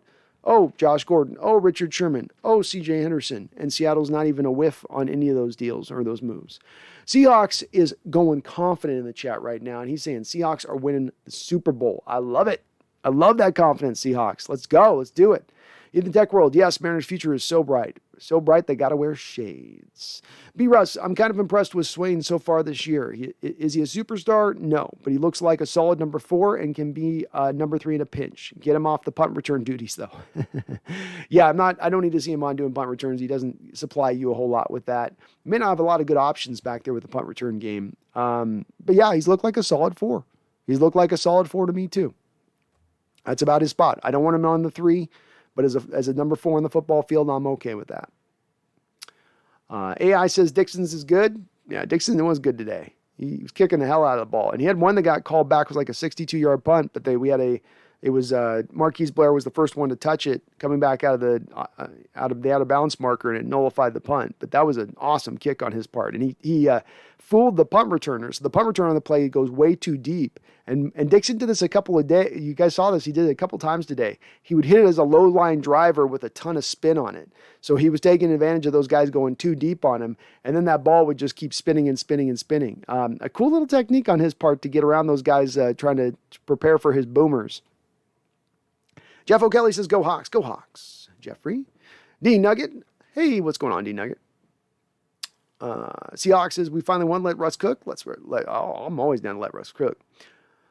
Seahawks Network says, Freddie Swain is no more than a wide receiver 4. He made a few good body catches. Yeah, he's a 4. I wouldn't want him as a 3. I'll take him as a 4. Ruben, the Mariners are better than the Yankees and Red Sox. The only reason the Yankees and Red Sox made the wild card is because they got more money. It's true. They put they dump a ton of cash into their ball clubs. They've always have, going back years, man. It has. But the Mariners, look, I agree with you. If you end up playing those teams playing a series right now, the Mariners are where they're riding, how they're riding hot. They might take those guys in a series. But the one good part of it with this team is it's a team on the rise, and that good young team, good young talent. Kyle Lewis come back next year. Say nothing of the young talent that'll be ready to kind of get onto the pro scene. Say nothing of the money that they are going to have to spend, Ruben, because they don't have a lot they're spending on guys right now. There's a lot of money coming off the books, and you go in a variety of different directions. So it's a good situation for the Mariners to be in. It would have been even, I think, hard for them with this team as it's constructed right now to get in and win a World Series this year. But they're moving forward. Truth is, I know it says Carson is damaged goods. He's never been elusive, and now he's lost quite a bit of tackle breaking ability. He looks like an older Eddie George. Definitely the worst version of Carson so far this year that we've seen throughout his time here in Seattle. And I don't know if it is that, he's had a lot of lower leg injuries in his time here. Maybe those have kind of started to catch up to him. Running back is not a position where you last a tremendous amount of time, and it breaks down quick. And when it goes fast. But he does not look like a guy right now that I need to be giving a lot of carries to at this moment. Luke 99, I didn't say that either. We just learned San Francisco is not that good. I think you're replying to somebody else, I think. Randall, we were drumming Jimmy G before he went out. Add him to the long list of quarterbacks we knocked out. He had early success and then not much. Remember, this was the offense genius. I know, Kitty. Jesus. Genius was just beat. Yeah.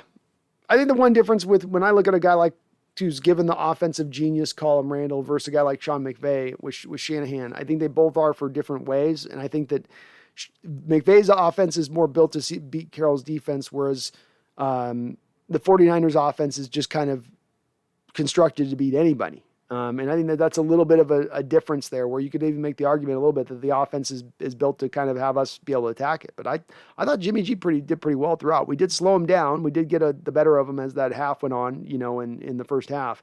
But they were doing all right. They didn't have a lot of points to save for it, but they were doing. He's doing okay. He was picking, dinking, and dunking.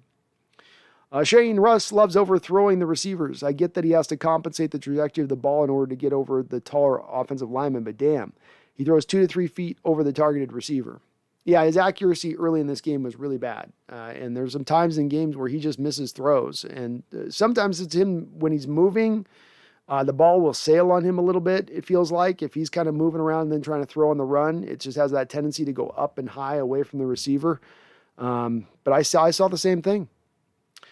Randall McDaniel says, what a hit by Ballore on that return. Yeah, Nick Ballore is lighting some folks up this year, man. He hit a guy. There was one hit he had at the end of the half a couple weeks ago where he just rung a guy's bell, and he was back at it today, man. That guy will lay it. He'll lay the wood on those punt returns. Ruben says Trey Lance is Niners starter now. Jimmy G is missing a few games with this injury, not to mention Lance is better anyway. I don't know if Lance will be better. We'll see. He's going to give you more wow plays. He's going to give you more big time plays, but he's also going to give you those interceptions and silly throws, and he'll do things that a rookie does. I don't know if he's the best option for them if all things are being equal. And frankly, look, Shanahan agrees with me on this because when Garoppolo was healthy here, he's got Garoppolo out there first and foremost. If he thought Trey Lance was the better option, he'd be going Lance. Avery Allred says Jamal locking down Kittle. He did at that play at the goal line, that's for sure. AI says brings earplugs. Oh, you're talking to Roxanne. I was like, am I speaking loud? Come on now. Truth is, I know it. Metcalf has very average hands. He needs the Jerry Rice. Yeah, he definitely could improve his hands for sure. Seahawks says, I don't think this team could beat the Cowboys. I don't see them as a playoff team, but I'm going to enjoy the wins when they come. Same thing, Seahawks. I'm still standing by where I sat last week, which I didn't know if it was a team that could get into the playoffs where they're standing right now. And I still am not changing off that off 1 week. But, yeah, they needed to, hopefully they can round out better into shape. James Black says, yeah, Dunlap getting dragged all around all fourth quarter was frustrating. Yeah, call the play. It's the thing that drives me crazy about the NFL is the wide variance on what a hold is week to week, officiating crew to officiating crew. It says something about your rules when it's like something gets to be so noticeable out there. There was one point where Carroll was they showed him on the sideline hounding the officials about the lack of holding calls, and then the officials the next play finally called a holding call on the offensive lineman. Like Carroll finally, I felt like drug one out just by yelling at him enough. But yeah, the Dunlap holds were ridiculous. Nas Collins looked amazing. He looked really good. He looked good. He looked better than Carson. I don't know if I go amazing, but he looked better than Carson. B-Russ, I'm watching Sherman play above average corner play after only 4 days of practice is suppressing me. We really couldn't have given him $2 million and brought him home. I don't know, man. It pissed me off too. I don't understand it. But then again, I'm not sure all the time what this front office is doing with personnel either. They confuse the hell out of me with a lot of the moves they make. Seahawks Network says Jimmy G probably wasn't injured. Sounds like BS. I'd try and get the guy traded the future of the franchise for. Maybe not. I don't know. He certainly gets banged up quite a bit. And he's not playing through injuries if he does get banged up. Randall says, possible at this point. Shanahan isn't as much of a genius as everyone assumes. Sooner or later, it's out, up, or shut up. He had the 2 first-round wide receivers, the tight end, the left tackle, etc. today.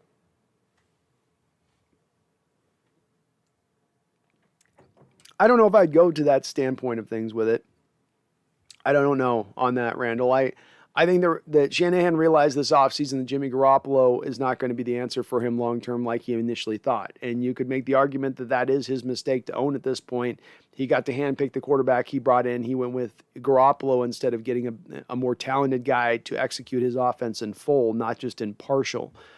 The thing is, though, is you go out and get Trey Lance, who is a guy who does fit that mold and that model, but he's not going to be at his best this next season while you're still stuck with Garoppolo, who I think that they're sort of showing you their hand this offseason, that they feel like he's holding their offense back quite a bit in the drafting and how much resources they give up for Trey Lance, much in the same way the Rams showed you how much they felt like Jared Goff was holding their offense back and how much they gave up to go out there and get Stafford brought over to their end of things. So they're not going to have the same immediate returns the Rams are going to have with Stafford getting that rookie quarterback. I look at this game as well. Tight end Kittle was nowhere near 100% in this game. You could see him noticeably limping. Williams was also fighting through an injury. You could make a little bit of an argument on this, Randall, that signing Trent Williams at this age with all that he's played in this sport to the contract they did was maybe not the smartest. But I don't think that they had, I don't know that they were all full up and running with you. You give me Shanahan with a competent quarterback. You give him with even a Ryan Tannehill, Kirk Cousins level competent quarterback. I think his offense looks a lot better.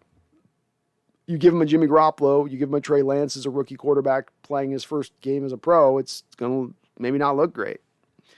Ethan Tech World, I know it was against a bad offense, but note to keeping Sidney Jones, great decision to move DJ Reed back to right corner. He looks more comfortable there. DJ did look a little bit better there today. And Sidney was better than Trey, Ethan, no doubt about it. Shane says Darrell Taylor has 3 sacks in 4 games. I hope he's okay. Me too, man. We need him back on the field. We do. We need his pass rush right now. You know, you're not getting much from guys like Poona Ford or Rasheem Green. Dunlap finally gave you a little bit here in this game. But you need him. He's been one of your most efficient rushers so far this year. Absolutely. Mindy V. Hello, Mindy V. Good to see you on in the chat. Long time no see. Timothy Boone. I hope he's okay. We need that pass rush. Yeah, we need Darrell back. Need Darrell back. Jason Baker, can't wait for a B&B. Oh yeah, we'll be doing a B&B this week. That's right. Brendan Nelson and me will be chopping it up on Thursday, no doubt. Shane Hafner, why can't the tight ends Everett and Disley be used better? I don't know. It's been a little bit of a head scratcher for me so far this year, Shane, and not targeting them a little bit more. I mean, you had Parkinson this game, didn't get 1 target. They haven't worked them very much. It seems like when they do throw to those guys, they make the catches and do something with it. So I don't have a good answer for you why we're not seeing it more. It's effective, but you don't utilize it. They have the talent there, but they're not really utilizing it much. Odd. Mindy V says Seahawks definitely need help. They do. Mindy, they need some help. Randall says, agree. Reed looks better on the other side. Jones seems a lot more active than Flowers. He does seem a little more able in zone, not so lost, not so scuttling, not so unconfident.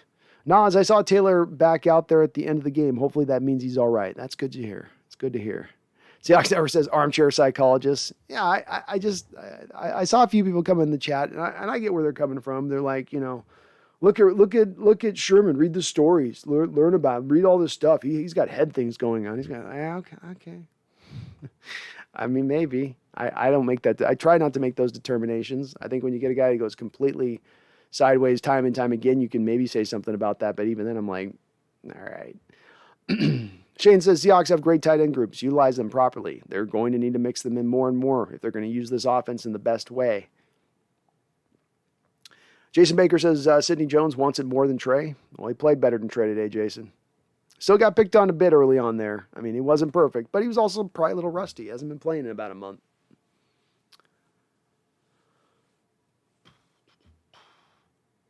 Nitro Hawk, I don't think we win against the Rams, but if we do, we're second in the division. It's going to be a tough game, Nitro, and the Rams have had our number in recent years. Certainly McVay's had Carroll's number in recent years. It's going to be a tough game. It's on a short week. You never know who's going to be tired, who's a little extra beat up from the prior week when you got the short weeks. It can cause a little bit of oddity across the board, but I expect a pretty tightly contested game at the end of the day. I'm going to predict a highly scoring game on this one early on at first blush. Ethan says, on the other hand, why are we seeing blown coverages in our secondary? It's week 4. It shows the coaching inability to get what's going on here. Also, that is why we appreciate special teams. Yeah, you shouldn't have blown coverages in a simple scheme like we run, especially when you've returned all these players from the offseason. There shouldn't really be any new bodies. I think the one blown coverage, it would seem like today, the big bad blown coverage, frankly, that happened twice, would be the touchdown early on to the tight end at the goal line, which was on Sidney Jones. And then it would appear at first blush that the wheel route that went up the field, some might put it on Jamal, but it would look to be potentially there as well on Sidney Jones and his responsibility on that play. So the new guy blew coverages today, mainly. They were a little better in my opinion in the rest across the rest of the board versus what they've been in recent weeks.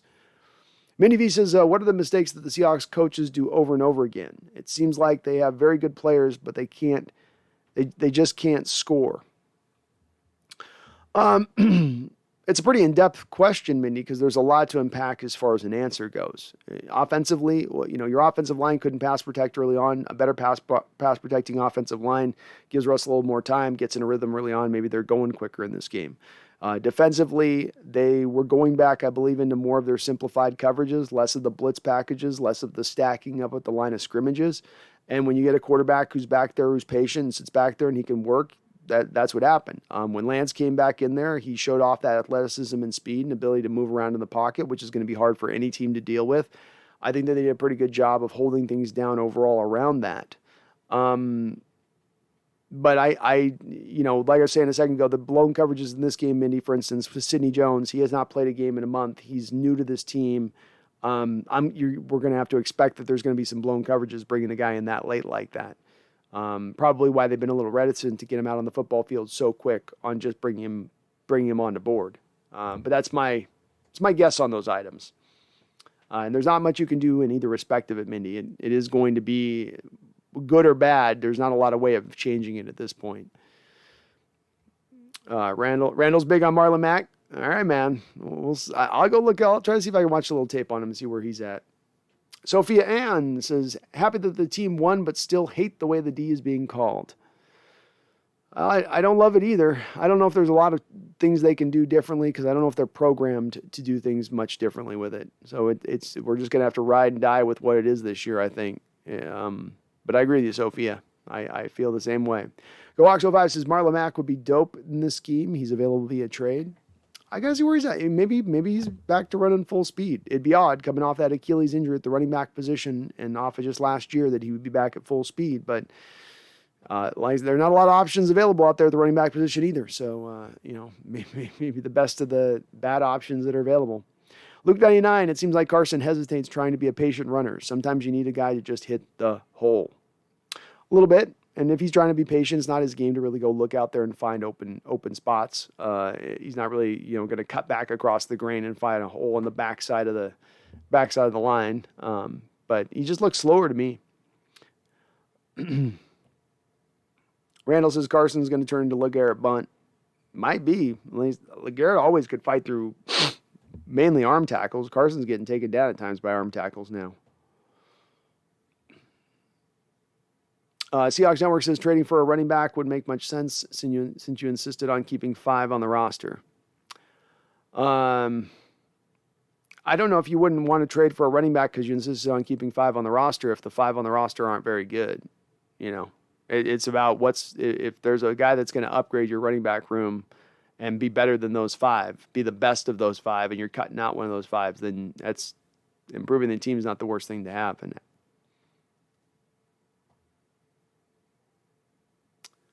GoHawks 2021 says, last week I asked Brendan Nelson about Mack and Indy, who's available because he had it. Was it an ACL? I've been calling it Achilles, and it's an ACL surgery. GoHawks 2021, he might be an option if Indy's willing to move him. He might be an option to take a look at. A guy that was pretty quick and can move last year before the injury. I haven't watched a lot of tape on him, so I don't have a lot of opinion. That's just my one hesitancy is you tell me running back, trading for him, trade deadline, ACL surgery, 2020, those things are going to make me a little hesitant on just the surface of that alone. But it's not a bad idea, so I'm not saying it's a bad idea either. Why do I love Pete? We don't win Super Bowl 48 without him. Teams have adapted. Rules have changed. Pete is not. He can't just grab an athlete and turn him into a Pro Bowl cornerback anymore. Hope Jones can hold up. I very much agreed, man. Very much agreed. Very much agreed.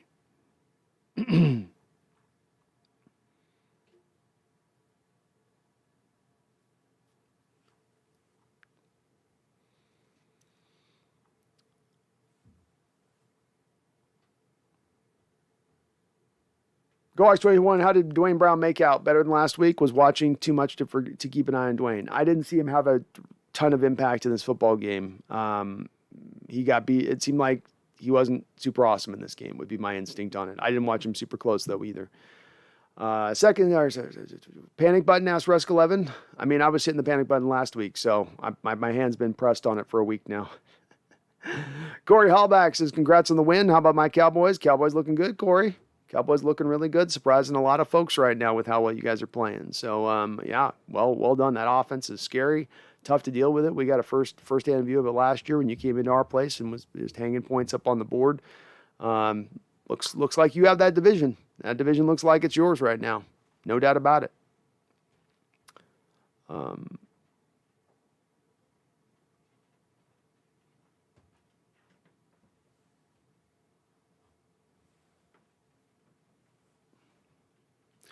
Fusion Zone says, Russ needs to start playing run and gun offense again. That sit in the pocket is not working.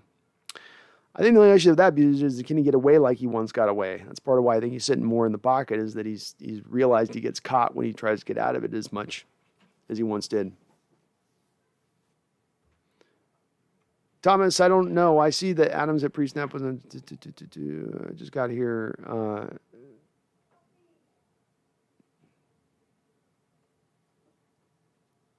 Jackson Shore says, just got here. Big win. Watched the M's for most part. Proud of them. Yeah, I'm proud of them. Me too, man.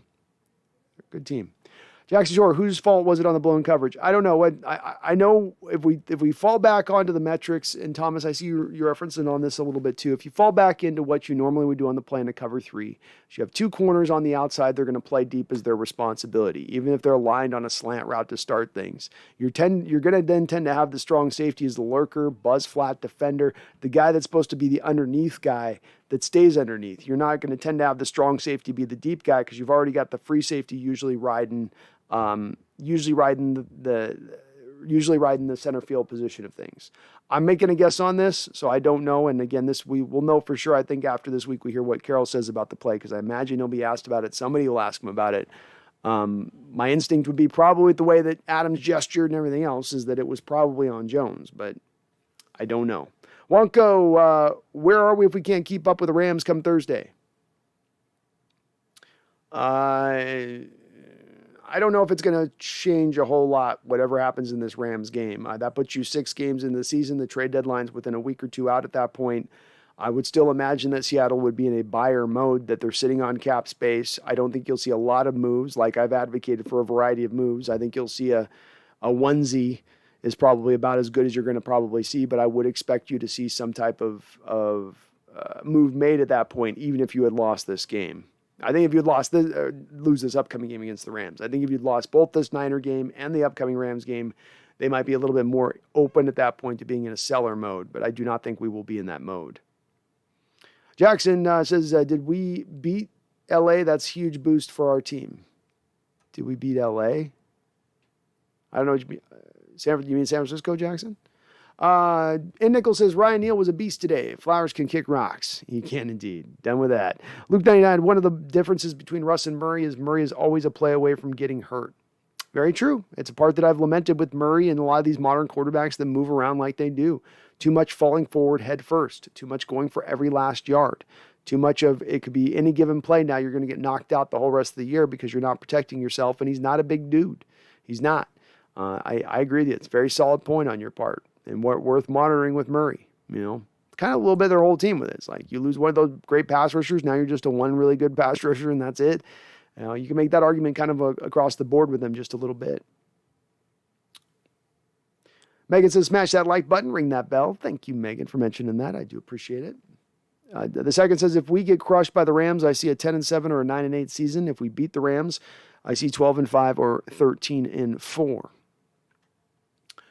I could see a variance on it too in that same direction of things. Second, I think it's a wide path of possibilities right now as far as this upcoming year goes and where we could land at and where we could be. I tend to lean more towards the first part of your prediction on things, but the back half's possible too. Jackson, Alex Collins is better than Penny.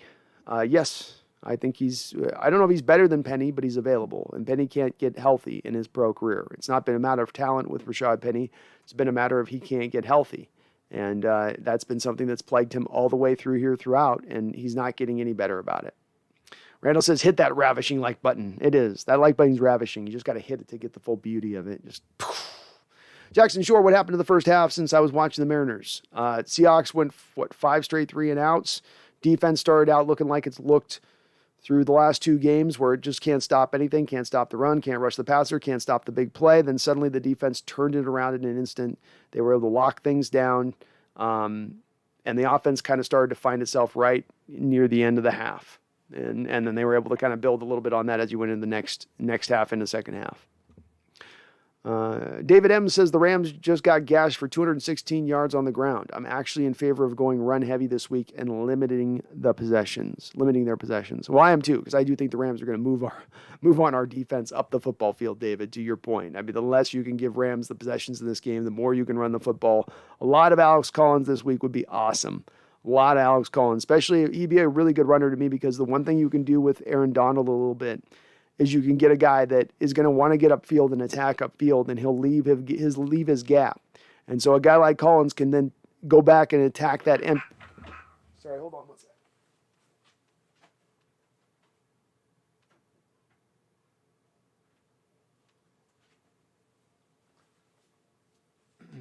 Man, the cats are feisty today.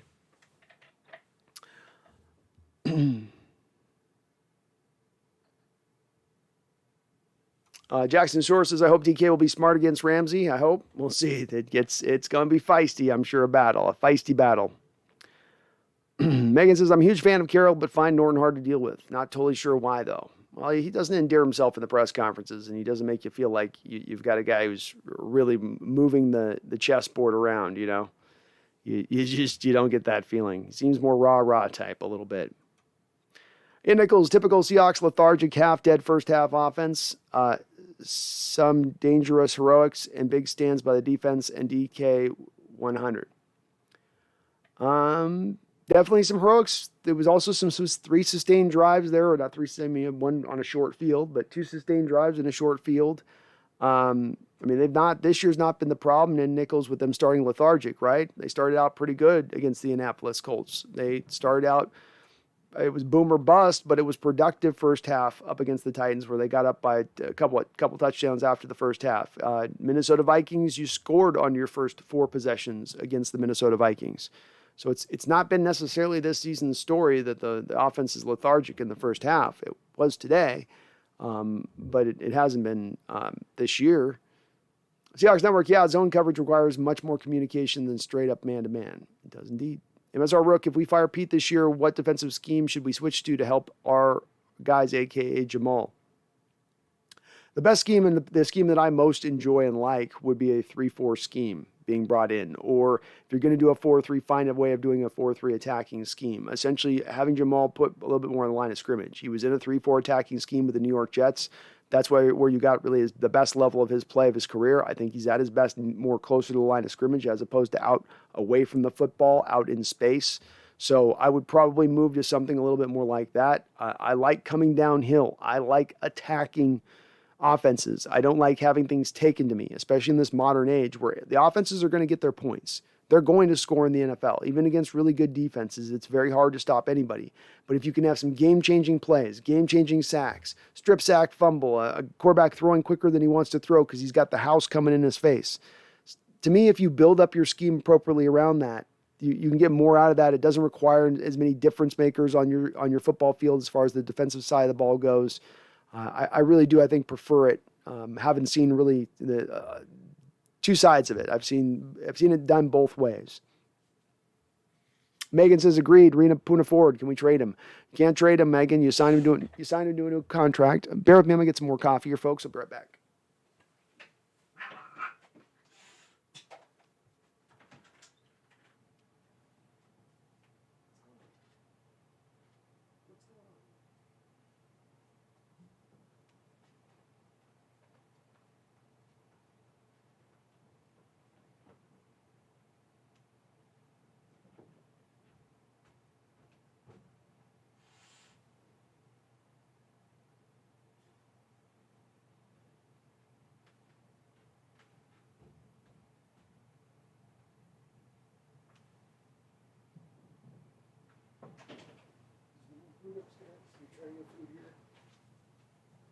Can we stop?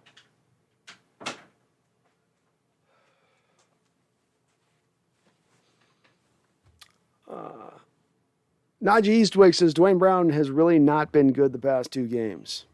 I can't say there's a lot of blocks that stand out with me with Dwayne even through the first part of the 4 games of this year so far. And the front office is looking fairly smart at this point and not giving him a new contract extension. And that they I think, feel like maybe it's kind of getting closer to the end of the road of that guy, which makes sense. You're 36 years old. It's hard to play the position at that age. And certainly somebody will probably pay him after this year. But, if you're going to pay substantial money to an offensive lineman and he's going to be older, the level of play needs to be kind of outstanding to do that, take on that kind of risk. I would like to see Puna Ford move back to the 1 tech as well. I think he's a better spot for him. Thomas Cox, I saw when they had the Hawks led, they put some pressure on the outside, but I hope they go after Fletcher Cox or Jarrett or Atkins. Grady Jarrett's not going to happen. No way, no how. Not a possibility. Grady Jarrett, Frank Ragnow, these guys are not possible. So just that's not going down. Fletcher Cox, probably not possible as well. Carries way too much of a dead money hit to the Eagles for them to move. So when you look at guys, remember, Thomas, when you're looking at guys' potential, you got to look at the dead money aspect of things. And if the dead money is going to be up to $14, $15 million for a given football team, they're not going to probably make that trade, especially not if we're talking mid-season where most teams don't have a lot of salary cap space to have opened up to eat like that. So I like Garrett. I like Cox, just not an option. Geno Atkins wouldn't cost a lot, but obviously not. I don't know how much of an impact he's going to give you as well at his age coming off the surgery this offseason. We should do something, though. We do need more. Jackson says, them saying Jimmy was hurt was BS, in my opinion. Just tell the truth and say he sucked, so we're switching it up. Could have been that, Jackson. I mean, I guess it could have been that. It's possible. The one thing that in them and doing that, Jackson, is that they've been trying to get some trade capital back for Jimmy. That's held them back from moving him, is that they haven't felt like they've gotten the assets back in return that they would want for him. They wanted to get him this offseason move and they couldn't. So you don't exactly help your potential for trading a guy who's very injury prone by pulling him out of a game, but then saying it's an injury instead of he's actually healthy. We're just liking the other guy.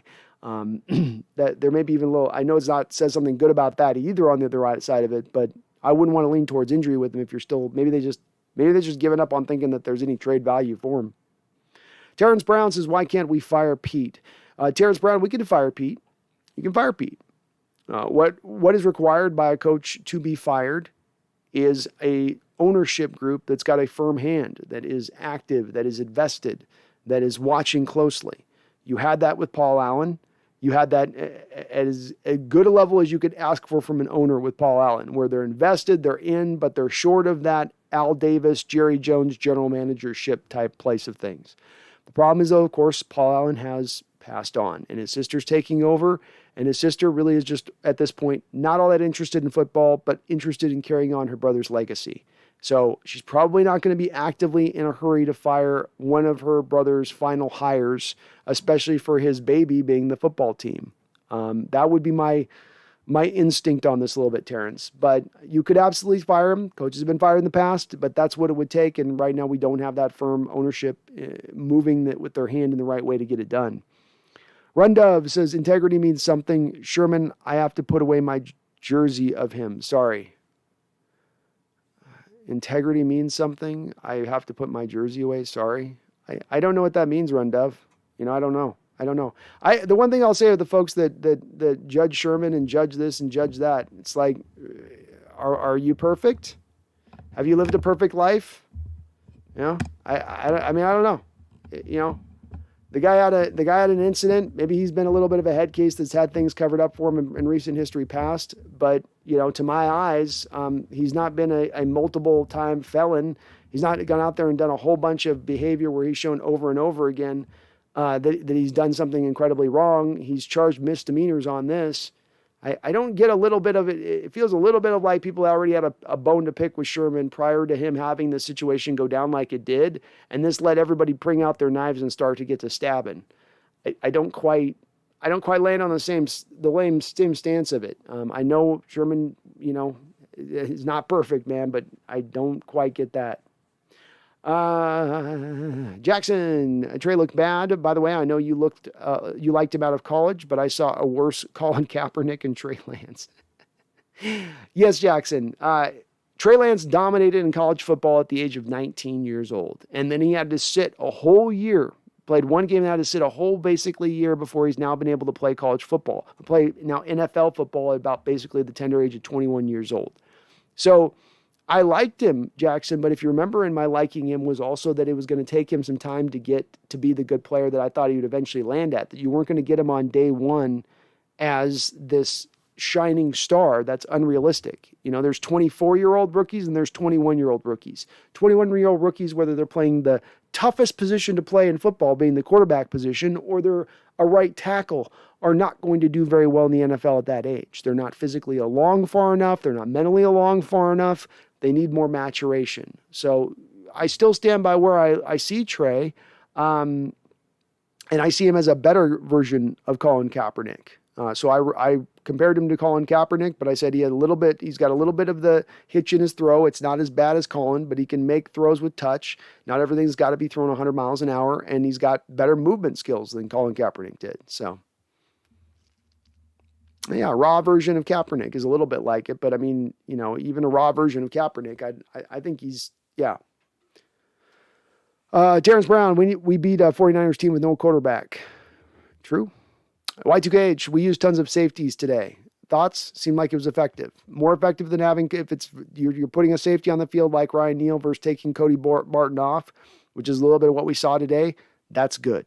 That's to the benefit of the defense when that happens. Jackson Shore says that Kyle Seager curtain call was amazing. Dude's a Mariner legend. He is indeed, man. And what a final great season he put in here in Seattle. He's had a really good career. Guy came in with Dustin Ackley back in the day as the guy, like the late round pick in the 10th, 12th round versus Ackley, the first rounder. They both played, I think, on the same college baseball team.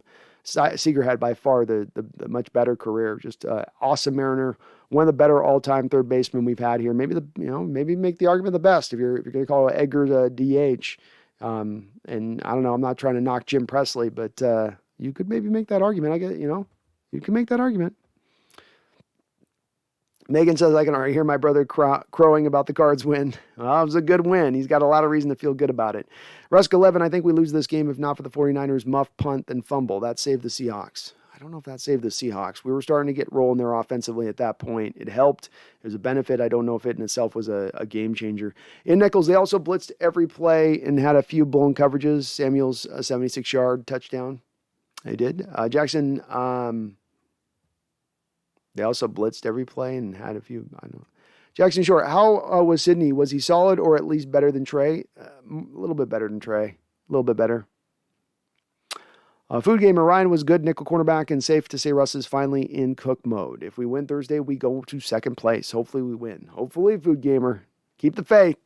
Keep the faith. Merc CK, no Trey Flowers equals win. I don't know if that was the one defining thing that made us win, but I like it. Jaboy Michael, don't forget to sub and like. Thank you for mentioning that, Jaboy Michael. Please do hit the like button and sub too. Why are you holding off subbing? It doesn't cost you anything. It's free. Helps me out. Helps me out. Jackson, we know how to defend Jimmy. No matter how bad our defense is, we always play well against Jimmy. It is. He just has a hard time against our defense. I think it's a tough matchup for him in the way that we play. It's just kind of been that way. Megan says cats don't have owner. They have a staff, and you're it, Brandon. I know. It's true. I know. And they seem to want to get loud right when I want to go live. I don't know what the deal is. It's driving me nuts.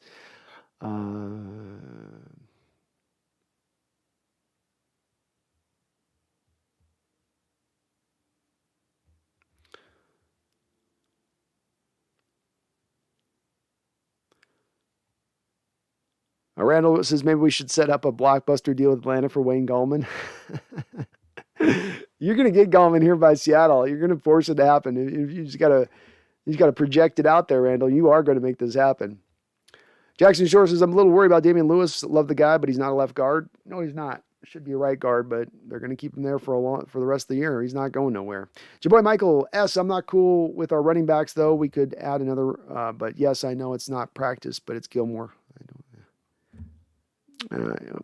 When you Vokes type stuff, make sure you're typing it really congruently, because sometimes when I'm reading it, like words get left out and stuff, and it just ends up, I'm not sure what, I'm trying to get through these chats quicker. And so if you're typing it, just make sure you're getting it kind of typed right. Because like speaking in code words and RTLOI, element, I'm not going to be able to translate that on the fly. You got to kind of type it all out. Glad to see Jones' accountability when he made the mistake. He played solid and is only going to get better from here. I would agree. Matthias says, how do you think the Rams game will go? What are the key factors for us to win? I don't have a really great prediction on this, Matthias. The reason being, this is a divisional foe, maybe the toughest division foe you have in this division. They've had your number recently. It's on a short week. There's a lot of things in here that make this hard to kind of predict which way it's going to go. I think it'll be a close game. I think it'll be a shootout. I don't have a lot of confidence in that prediction. I think the keys on this game are going to be keeping Matt Stafford under control as far as the deep passes go. Your defense has had a problem this year with trying to protect against the deep pass and still giving up deep passes. So in this game against a quarterback that's very, very predisposed to want to hit those deep shots, you've got to take away the deep stuff in this game. Make everything short, underneath, keep Stafford into a place of having to remain patient. Offensively, You need to work the intermediate game, the short and intermediate game in this football game. When you look at the Rams recently and us playing them, it seems like when it starts to go wrong for us with the Rams, it's more of that we fall in love with the deep ball. We don't just stay patient. We're not very intricate offensively. We're very simplified. I think a better place to be in this game would be try to attack in that intermediate short area like the Cardinals did a little bit today. Maybe still take your shots when you can, but I would work a lot of the short game in. Somebody mentioned running. We got to run, I would imagine, a little bit as well and really test that Rams front seven out as far as running the ball goes. I think the Packers had some success this week. The Cardinals had some success in watching the Cardinals the first couple weeks against the Vikings and against the Tennessee Titans. They're not a good run blocking team.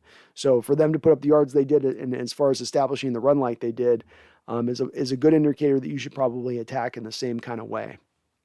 Jackson, Pete has proven he can beat Shanahan. I think he's a little overrated in my opinion. He might be. There's some that share the sentiment.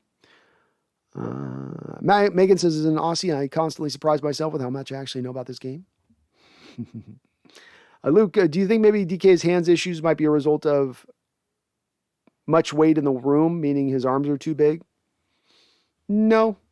I tend to go to think that if you work on your hands, you get better hands. If you don't work on your hands, there's going to be some issues with your hands, and you just have to work on it more. And I don't know if I'm sure he's working on it to some degree, but he probably needs to double down on whatever he's doing with it and get better at it. He doesn't high point the ball on stuff at times.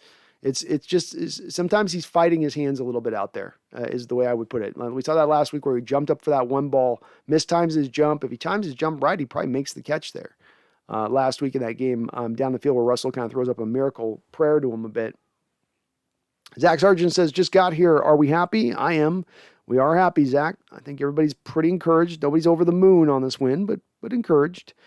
Ethan's Tech World, I really noticed that pre-snap mental chess match. Really good to see. Yeah, it's great to see Russ with some control at the snap like that. Let him just run the show there. Matthias 32451 says, when is Eskridge back? I would guess this week. Jackson and Shore, I always draft Russ in fantasy. He's my homer pick. Well, it's not a bad homer pick, and he's usually a fairly solid guy fantasy-wise. He's going to throw for a ton of touchdowns. He'll run for probably 3 or 4 or 5 more, run for some yards. Not a bad way to go. Zach Sargent, I think we underestimate Eskridge's impact on this Waldron's offense. He is a stretch-the-field player.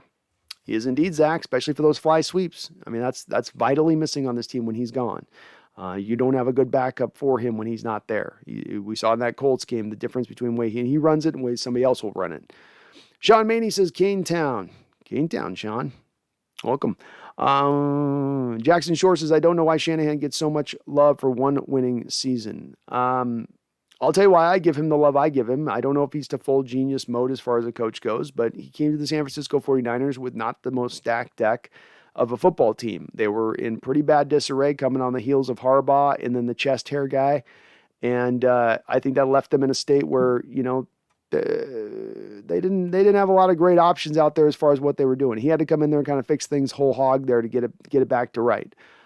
He also has a coaching pedigree that goes beyond just his head coaching time there in San Francisco. Great offensive coordinator with the Atlanta Falcons, great offensive coordinator with the Washington football team. He's got a track record and a history as to why he is held in regard in the way he is, and I think rightfully so.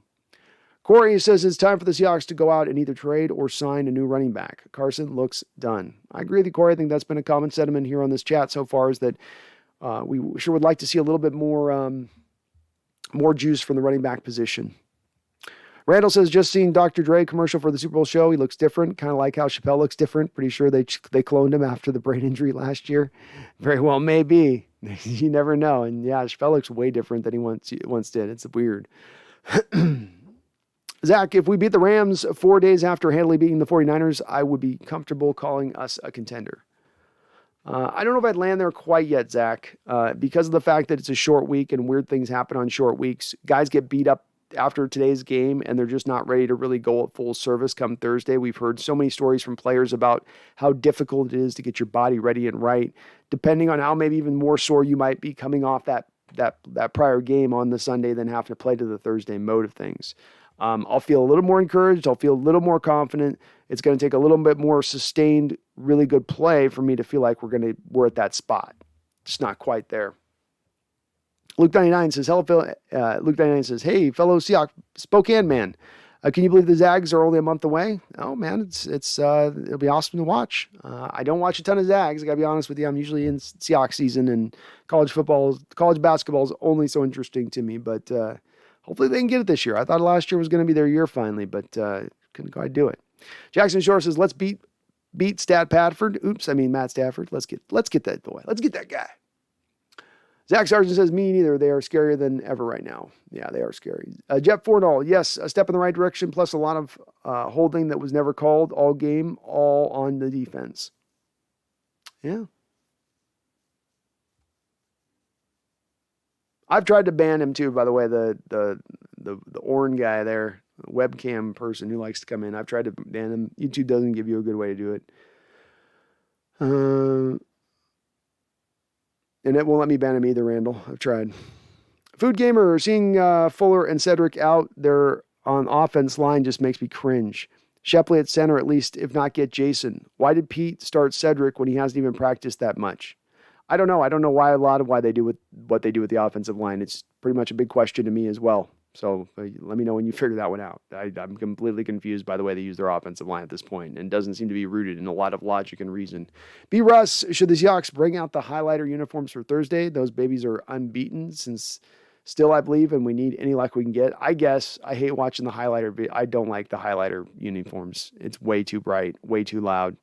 But they probably will. They probably will. Jackson, why is Russ so good at making unbelievable plays? That Swain touchdown was awesome. Vintage Russ, Jackson. It's always been the way with Russ. It's not a matter of can he create the great play. Yeah, he can always create the great play. Not always, but he's good for great plays throughout a football game. The question with Russ is can you do the simple play? Can you do the consistent play? Can you do the easy play?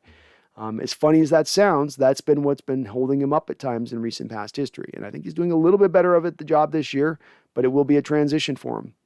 Marco Ars has signed Gordon. Gordon already signed Marco. He is now with the Kansas City Chiefs. Corey, after seeing the Seahawks offensive line, it makes me so thankful that the Dallas invested so much in their offensive line. Yeah, Dallas has understood this for years, Corey. It's a lesson that my coaching staff for the front office have been slow to have come around. Jaboy Michael says, we need to start a position for Hawksnest to become our general manager. I'll take the position if they're hiring, man. I'll take a room down in the basement. Just let me help.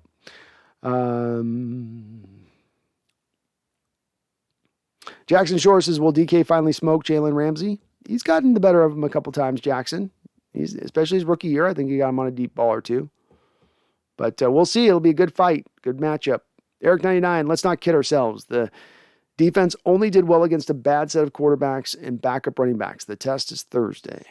Agreed, Eric. I think most people are on that place. I really do. I'm reading the chat, reading out here. I think most people land in the spot where they go, look, it's a good win, but we can't take anything away from this as far as some sort of certain lesson we've learned about this team and where they're at, and that everything's been turned around in this week. I don't think anybody believes that from what I've read here. Marty M.F. Williams says 2-2 feels a lot better than 1-2. Well said. Agreed.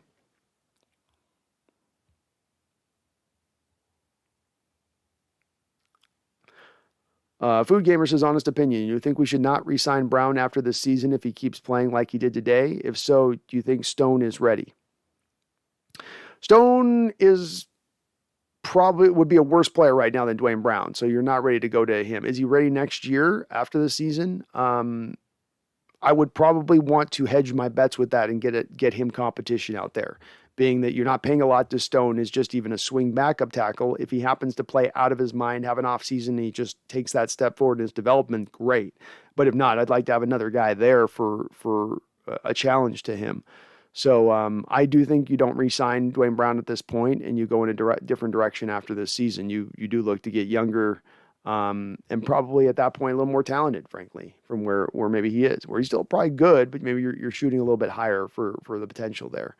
Marco, you are right. Gordon is on the practice squad, Marco, but the way that this usually works with a veteran like that brought to a team, put on the practice squad initially, this is a new marker in the way that this rolls, is that they go to the team goes to him and says, okay, we're going to bring you on the practice squad. We're going to get you active quickly. We just want to have you in the practice squad so we can keep our roster right for active game day until we're going to have you out there rolling, which is probably going to be within a week from now. So that was part of their agreement in bringing Gordon aboard with Kansas City, was to put him on the practice squad. Yeah, Seattle could throw money at him maybe and bring him over here, but I would tend to believe they would have done that at this point if they were going to do that at this point. Random McDaniel says Pat's got a shot at beating Tampa Bay. The Bucs would be 2-2. Okay. Interesting. Your boy Michael, Stone got destroyed during the preseason. No, he didn't. Nope, your boy Michael, I'm sorry I didn't. You can go look at his Pro Football Focus scores through all 3 games was upper level. Did he have a bad play here and there? Yep. That's why you don't want to ever make your determination about a player on a given bad play here or there in a game, but over the course of the totality of the whole game. And when he played, he was one of the better rated offensive linemen in preseason. So he actually had a really good preseason. Jackson Shore says, Sherm wearing number 5 is hurting my soul. Jackson, from what I saw, Jamal plays proud of him. Keep up. Yep. Devin Schultz says, is it weird that I kind of want the Seahawks to somehow bring Justin Britt back? No, I didn't like Justin Britt either, but he would be better than what we've been seeing out there. I can't argue with that, Devin. Can't argue with that. It's your boy Michael, if we got Jason Peters, I'd be in love. Jason Peters is old, though, man. Like, he's old.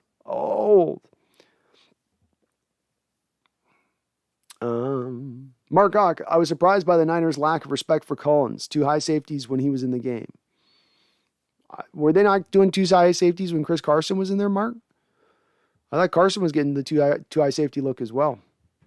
Olivier Watson Lamb says, yeah, he's playing against the Pats. Oh, yeah. Sherman's playing against Pats.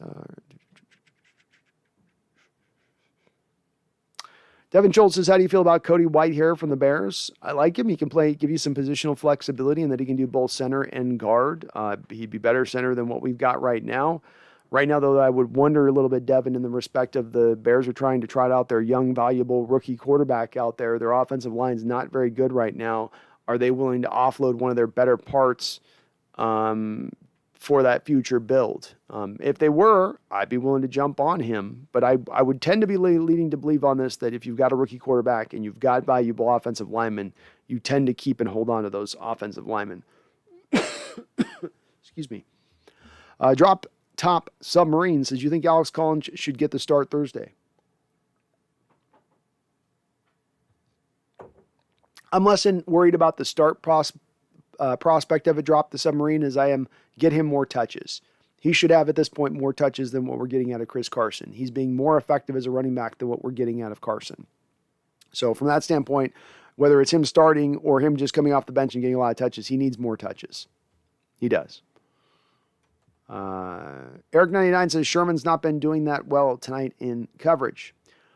Potentially not. One other thing to consider with this Eric99 is that the Tampa Bay Buccaneers do not run the same type of scheme that we run. And while Tampa Bay is a stacked football team and Sherman's adding to a stacked football team at that point, I could make a little bit of an argument that maybe Sherman should be going to more of a scheme specific to what his skill set is versus a team like that, which I think sometimes puts their corners a little bit more on the island. That's just my general opinion on it. Jackson Shore says, which one of the Legion of Boom members will get left off the Ring of Honor? My money's on Earl. Well, that'd be my money would be on that as well, because he burned a lot of bridges on his way out of town. I don't think the other 2 guys did as much.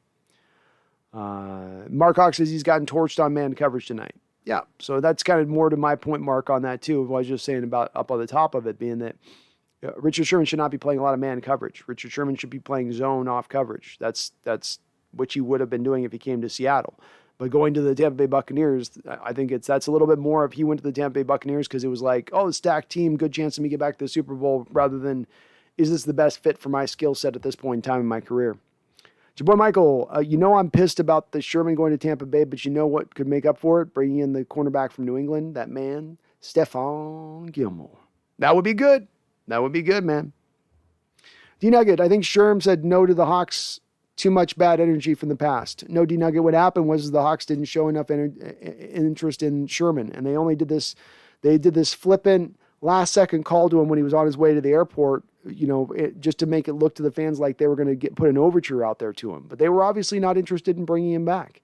They weren't interested in beating Tampa Bay's $2.5 million, very incentive-laden, heavy offer, which they easily could have done. They could have given him $3 million and not even blinked. But they didn't do it. They could have. And, I don't know. I don't know, man. Washington FistQuest coming in with a $5 donation. Thank you, Washington FistQuest. You guys are very kind tonight. I do appreciate it. The super chat says use this $5 for future coffee. Should be good for half a cup. Go Hawks. Thank you. I will be doing that for sure, Washington FistQuest. You know, I like my quad grandes, my big thick shots. So I like to be humming here by the time I'm going. But thank you so much, man. I appreciate that. Nolan R. Vance, thank you for another $5 donation. I appreciate that. You two guys are very kind today. Thank you. I'm sorry, a little long and not acknowledging it. Sorry about that. Quandary Diggs was asked if Sidney Jones blew the coverage on Debo's long touchdown run. You must think I'm a snitch, says Quandary. Yeah, we're going to have to ask Carol on this one. No, and that's the thing about that one. We're going to have to ask Carol on this one. You know, I don't know. We'll see what the answer is on who. Somebody's to blame on that one. It's going to have to land on somebody's shoulders, but Quandary Diggs is funny. He's a character, man. He's a pretty funny follow, too, on Twitter. That guy is. But thank you, Nolan. Thank you, Washington FistQuest. You guys are awesome. Go Hawks 2021. I think I answered to what do you think of this move? Sign Dorsett to the practice squad. Don't try Gordon. That to me is messed up. Yeah, I think it is messed up. I did respond to you on that one. I think you wanted to go to Kansas City more than anything else. Go Hawks 21 says, don't forget to hit that thumbs up button. Thank you for mentioning that. Please do hit the like button if you like what you're listening to. And as well, this show is sponsored by Manscaped.com. We just got sponsorship locked down this last month. If you're looking for any lower Manscaped needs, any lower trimmer needs, any nose hair needs, anything like that, these folks are at the cutting edge, the best out there. No longer cut your junk. We've all been there. You're preparing for a lady, you cut your junk, and then you're like, oh, what's she going to think when she sees this? Oh, no. No longer do you have to deal with that. This has got anti-cutting technology. It's like space age type technology. I don't know what it is, but it's like that. And it just keeps you clean and lean. You know what I mean? So head on over there, use my code NEST, save 20% off, and get free shipping, manscaped.com. D-Nugget, I think any old Legion of Boom outside of Bobby Wagner is just bad blood. I think Cam will get in. I think Richard's got a good chance to get in. Corey Hallback says Tom Brady's the GOAT, but he doesn't look good tonight at all. I think he's been fighting off a cold this week, Corey. So I think he got some bad kind of cold through the week, and he's been really... You know, when those older men get those colds, I can speak to this. You know, you get debilitated big time. You don't bounce back like the younger man you once were. Food Gamer, why don't we use our tight ends more? I think I answered that. Sorry.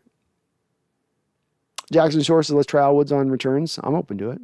Dro says, thoughts on Ryan Neal? I think Ryan Neal's just a good football player. I've hearkened him back to a little bit of an old school Jordan Babineau type guy a little bit. They're different, but there's some similarities to them. They've got a nose for the ball. Good things seem to happen with them on the football field. And it happened again today. We saw it last year. We saw it here today. He just seems to know what he's doing out there. I like his game. I like what he provides. I love this 3 safety look if that's what they're doing. I need to look at it a little closer to see if that's what they were doing today. But I like what I'm seeing. GoX 2021 says, good answer, Brendan. I agree with you. Thinking about it from Gordon's point of view. Yeah, if you're thinking from him, it makes sense. UE2K says, Sherman looks good when his front 7 looks good. That's all. Our front 7 ain't good, so he wouldn't have looked good here. He knew where to sign to make the most of his remaining talent. Maybe. Lolo, I mean, not me. I disagree, I guess, UE2K. So I appreciate where you're coming from on it, but I think he would have been better than what our cornerback is right now. Is he better maybe with Tampa Bay in their front 7 and able to shine more? Yeah. But I think he would have upgraded our football team over what we're trotting out there right now at the corner position. Lolo, the way to beat the Rams offensively is to keep Russell mobile, as shown in the second half of this game. Sacks are going to happen against the Rams, but we have to stay mobile at quarterback. I think moving the pocket, I don't know if that's what you're referencing to, Lolo, but moving the pocket for the quarterback at times, getting things pre-diagrammed to one side or the other, just to kind of throw the defensive line off. I think that is helpful. I think the screen game helps a little bit with that too, if they can work that in a bit. But agreed. T-Nugget says Mac Jones has got sacked twice in a row. Luke 99, wasn't Eskridge a good punt returner in college? And Lockett? Lockett stays as a good punt returner over with at this point, Luke. He's not been a good punt returner for years. I don't remember seeing Eskridge do the punt returners. I remember as a kick returner, but I don't remember seeing him do punt returner on the tape I watched. Randall says maybe after the Aldon Smith debacle, the front office is avoiding high-risk players like Sherman and Gordon at the least really lowballing. We passed on other guys for Aldon. We did? Yeah. And they may be at the point where they don't want they're risk averse at this point. Could be. Could be. Certainly it held them back, to your point, Randall, last year from really being in on Antonio Brown, which is very similar a little bit to the Sherman situation where it's like the cost didn't seem that high. There's some familiarity between Russell Wilson and Brown. He would seem to help out your receiving core, but you don't even come really close to really pulling the trigger. Food Gamer, I think Jones is more of an upside and better than Sherman as of right now. Sherman is going to have some good games, but slow down because of his age, and I think Jones played solid today. I disagree with you, Food Gamer. I don't think that Sidney Jones played solid today. I think he got better as the game went on, but he was really bad to start things out. I think his Pro Football Focus score grade is going to be somewhere probably in the realm of about 60, which is about a hair below league average, and I think Richard Sherman would give you at least league average play at the cornerback position. Mark Hawk, Neal came back to his big nickel role. It was awesome. Having he and Blair in the field together was kind of impressive. Who is Neal taking snaps from? It seemed like a linebacker to me, Mark. I got to look at it a little closer, though, so admittedly I didn't watch this part of it as closely, but it would seem to me that one less linebacker was on the field for a safety coming on. Lolo, our defensive line got pressure on plays but couldn't capitalize on it. That's not going to be good against Stafford, who will have an early Christmas present against our secondary. They're going to have to bring some pressure, man. That's for sure. If you don't bring pressure, he will slice you up. Ethan Tech World, I know Dwayne Brown was going up against Bosa, but man, what's going on with him? Wanted even more money, and this is how he plays so far? Yeah, he's getting old, man. 36 years old. It's hard to be an elite performing athlete at 36 years old, and it just is. There's not a lot of them out there. And it's him and Whitworth are the only guys playing at their age. Him and Jason Peters, but Peters isn't playing all that great. I'll tell you that. Whitworth's the only one really playing still upper level. Jackson Shore, is it too early to call Blair a disappointment, not a bust yet? Yeah, a disappointment. I wouldn't go bust, but it's been disappointing a little bit.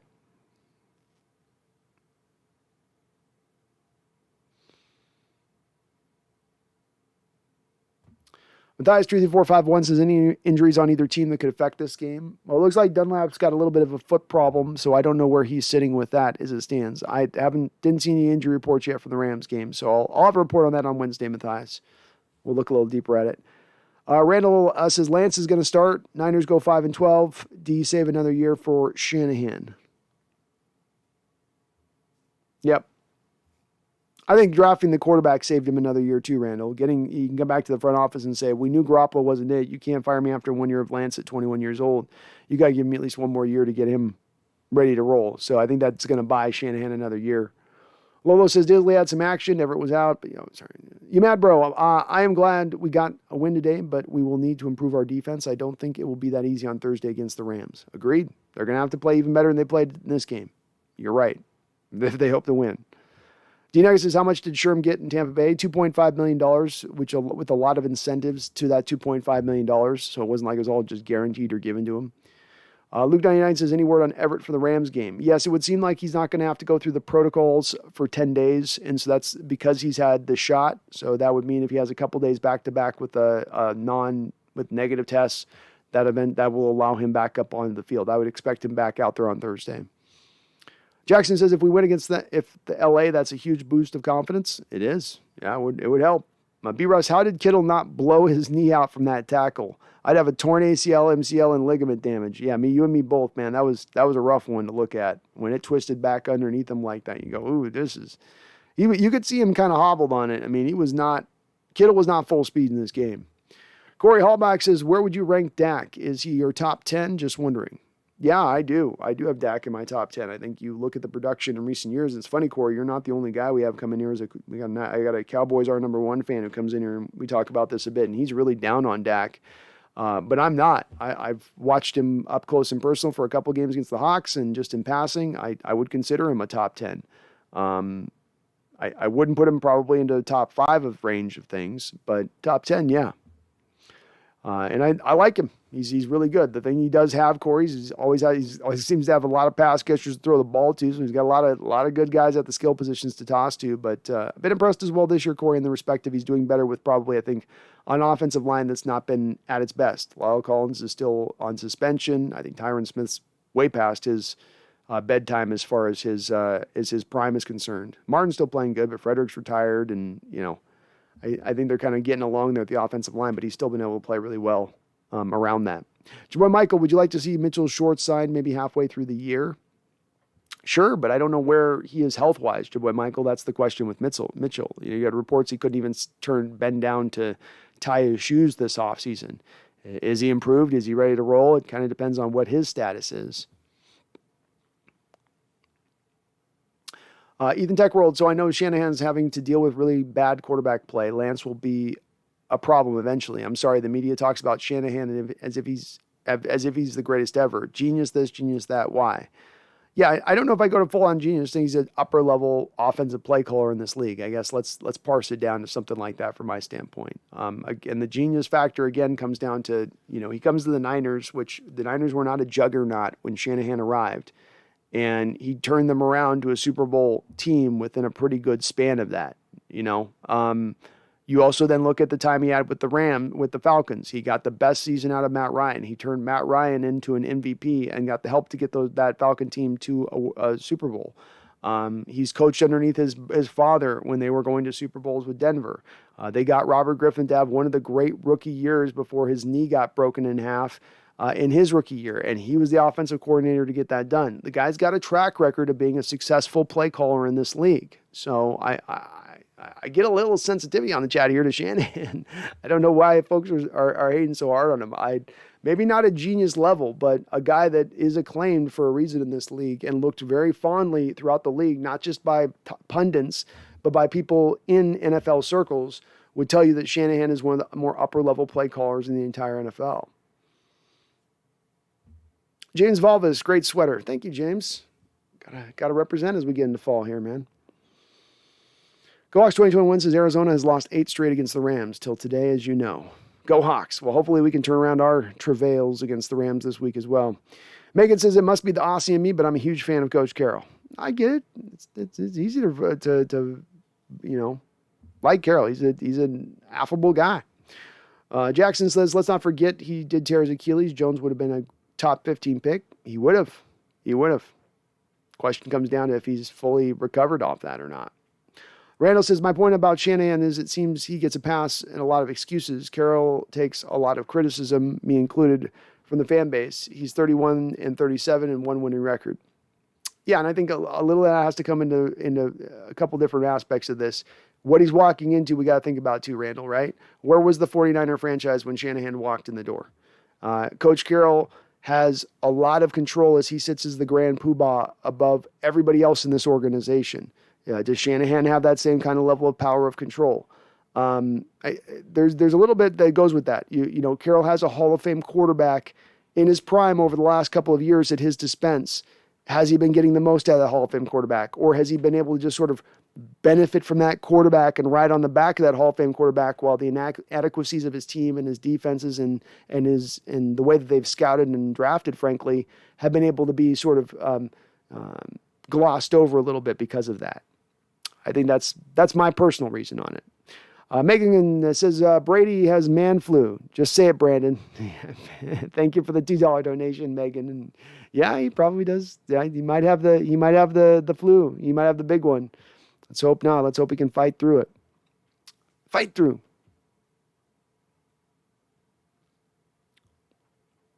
Rodney Burr, good game today. Just wanted to see some fight, and our guys fought today. Russ seems like he's really occupied with taking care of the ball, and he made some good decisions under pressure today. Yeah, I think Russell's played pretty solidly to start the year as he's bringing into this new offense. Could he be better? Would I see? Yeah, he can get a little better, but he's not making the bad mistakes. He's not turning the ball over. He's been clean through 4 football games, which is hard to do as a quarterback in the NFL and still be productive. Russ is getting that done. So props to him on that standpoint of things. Very well said, Rodney. Mark, I find it interesting how good we do in primetime. I've never figured it out, though. The 2 things I don't understand how Carroll's done it. He's figured out how to do it. I don't tangibly understand how he's been able to do it, but he gets this team to perform at a high level in primetime football games. He has over the course of this whole 10-year period. And then the way that he has solved 10 a.m. games on the East Coast. Those are 2 things I don't know how he's done it. I don't know if he's had to sacrifice a baby every week that we see those type of performative levels. I don't know what black magic ritual is occurring, but he finds a way to get it done. Corey says, to beat the Rams, you need to keep the ball out of Matthews' hands, bleed the clock to keep your defense fresh, and pressure up the middle. Sounds good to me. We don't do a lot of pressure up the middle, though. So, You bad, bro. I think Jones will improve, but we will need to add someone else to our cornerback group if we want to be more competitive. Agreed. Kay says, love your outfit. Thank you, Kay. Rock out. Look, I got my little Seahawk on the chest thing here. You guys are going to see a lot of this one. This is the victory sweater right here. It's the Seahawks victory sweater. D-Nugget says Mac Jones is good. He's okay. He found the right team with the Patriots. That's perfect for his skill set. Food Gamer says LJ was a healthy scratch 3 times this season. We are going to trade him soon. What do you think we can get for him, or what do you want for him, like a corner or a running back? Let me deal with this on a couple of different levels, Food Gamer. Number one, you have to have some sort of value to be traded for. Who's going to value LJ Collier on any level in any trade value at all? Nobody. Nobody's giving up anything for him, first of all. Second of all, to release him or to trade him means that all of the bonus money that remains on his deal accelerates. It's only 2 years of bonus money. But what it means is it actually costs more money to trade or release him than it does to just keep him on the roster. It's $2.5 million to keep him on the roster all the way through this year. If you trade him or you release him, it then costs you $4 million. So you got to hold him. He's just going to take up a roster spot for 1 more year, and then he'll be a June 1st release. Megan coming in with another $5 donation, Megan? You coming in like that? You coming in hot tonight again? Megan, you are being very kind on the dono game, and I dig that about you. Megan says, if they do fire Carroll, they would have to find one hell of a coach for me to consider staying with the Hawks. There, I said it. Let the flames begin. Well, I could get where you're coming from. There's folks like this, Megan, that stand like that with Russell Wilson, where they say if Russell Wilson moves on after this year, I came into my fandom with Russell Wilson as my quarterback. If Seattle moves on from him at this point, I'll be done. I can't watch. I get that there's those folks out there that exist. I root for the jersey. I root for the team. I root for them. It's not about a coach to me or a player for me or anything else. It's about the team. And all good things come to an end. That's something I've learned in life. Tough little pill to swallow as you get older through your life to realize that, but it is very much the truth. And this has been a great run by Coach Carroll, the most successful run by any coach in Seahawks history.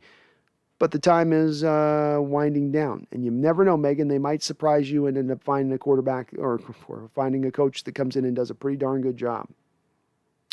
Drunk Squidward says Alex Collins is too good not to be running back 2. Agreed, Drunk. He's pushing running back 1 right now.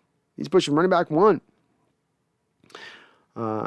Drunk Squidward, the Broncos are fakes. They lost by double digits. Didn't Teddy Bridgewater go down to a concussion in that game? So they went back to Drew Lock. Drew Lock's not as good as Teddy Bridgewater. Am I missing something on that one?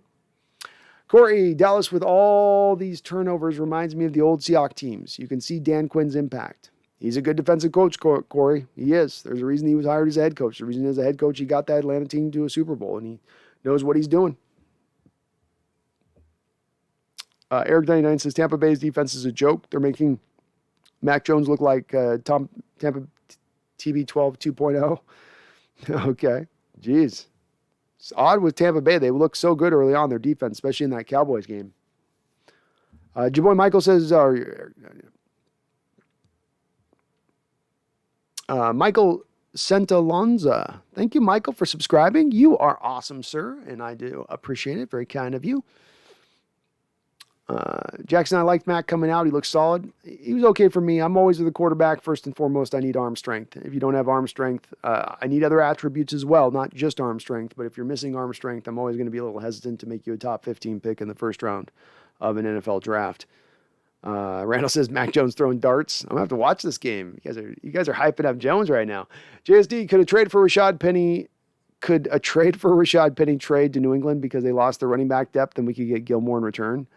He went on IR. I don't know where Penny's at health-wise, JSD, so I don't know if the Patriots are going to want to trade for a guy that's injured, though. To your point, Gilmore's also injured, so you're trading injured for injured.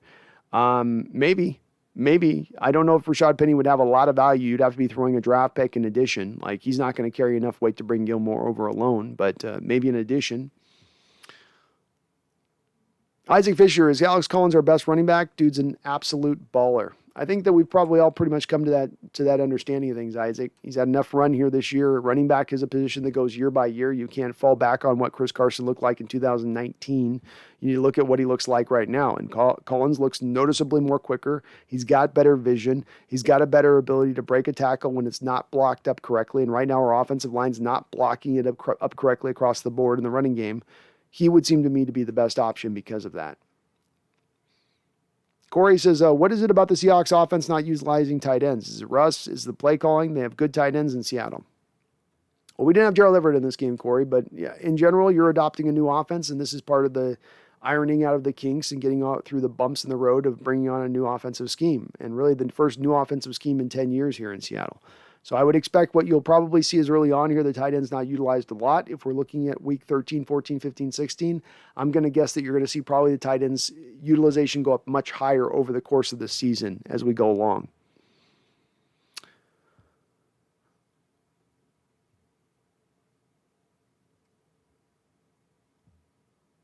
Megan says, "Did the Hawks know the Hawk?" Megan says, "Does the Cats know the Hawks won?" Laughing out loud. Yeah, they do, Megan, because they can sense my attitude, and they can sense when I'm in a bad mood with it. So when we lose, they know they're just like, "Oh, I'm stay away over for this guy. He's gonna be a pain tonight." When I'm winning, though, you'll notice they're constantly on the lap because they're like, "Oh, he's celebrating. He's happy. Let's get some love." Just like my ex-girlfriends. Randall, Pats up. The Pats are up on Tampa Bay 14-13. If they hold on, Tampa Bay is 2-2. Do we think the sky is falling for the 2-2 teams? Kansas KC fans think their season is over. What's my point? Season is young. Couple more losses doesn't end the year. No. Kansas City, I think, we talked about last week on this. There's a reason why I would think Kansas City would understand if they're a fan base, why they're scuttling this year. You've back-to-back been to 2 Super Bowls. You're the Super Bowl loser coming back of last year. It's a little bit, if you'd asked me, for instance, Randall, in 2015, where I thought the team would be at going into 2015, and I would have told you at that time, Super Bowl losers don't tend to do very well the next season. As well as Kansas City completely rebuilt their whole offensive line stem to stern this offseason. Continuity is one of the most important parts about an offensive line. When you don't have continuity, it's not performing at the greatest of levels across the board. Shouldn't be a shocker to you as a fan if that occurs. When it comes to Tampa Bay and them going 2-2, they've had a fairly, I guess, up and down start to a degree. They lost Gronk this last week. And again, Tom Brady this past week was really, really sick. So if they're not performing well offensively, I might point to a little bit of Tom. I think you never go across the board with a broad stroke, Randall, and say, well, this is true here, so then it's got to be true across broadly everywhere else.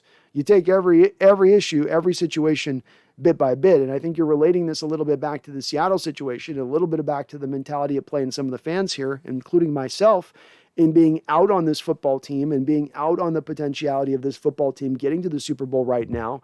And I think that that's more driven by the situation by situation approach and less by the emotionality of the season.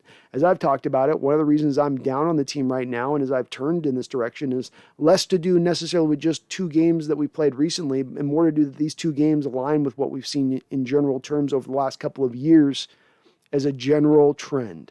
And it's the trend that I'm looking at and following and seeing more than it is just coming to conclusions after a few games too quickly. Jackson, I remember Peyton Manning not wanting to sign with us in 2012. Wonder what could have been. A dynasty? Same success, or does he not fit and we win nothing? No, I think Peyton Manning benefited, in my opinion, from going to Denver in the thin air in Denver. And that if he came to Seattle and tried to throw in Seattle with the wet rain and the short ball, I think he's not as successful. I don't think he goes and wins a Super Bowl coming to Seattle.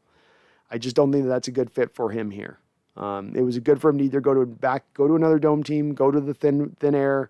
Much better for you as an aging quarterback to get a little bit juice left out of your arm. Corey says, I agree to what you're saying. Game-changing plays on the defense is what matters. Turnovers matter. I think Dan Quinn has mastered the style of defensive play calling and game managing. Perhaps he might have. I need to see a little more with Dan on that with Cowboys defense. Let's see how they go as we kind of go along through the year. But again, I think you guys got a good hire there. That's one of your better hires that have been done there. It's light years ahead of Nolan, right? Who you guys had in their last season. So I will say that. We'll see on Dan. We'll see with that.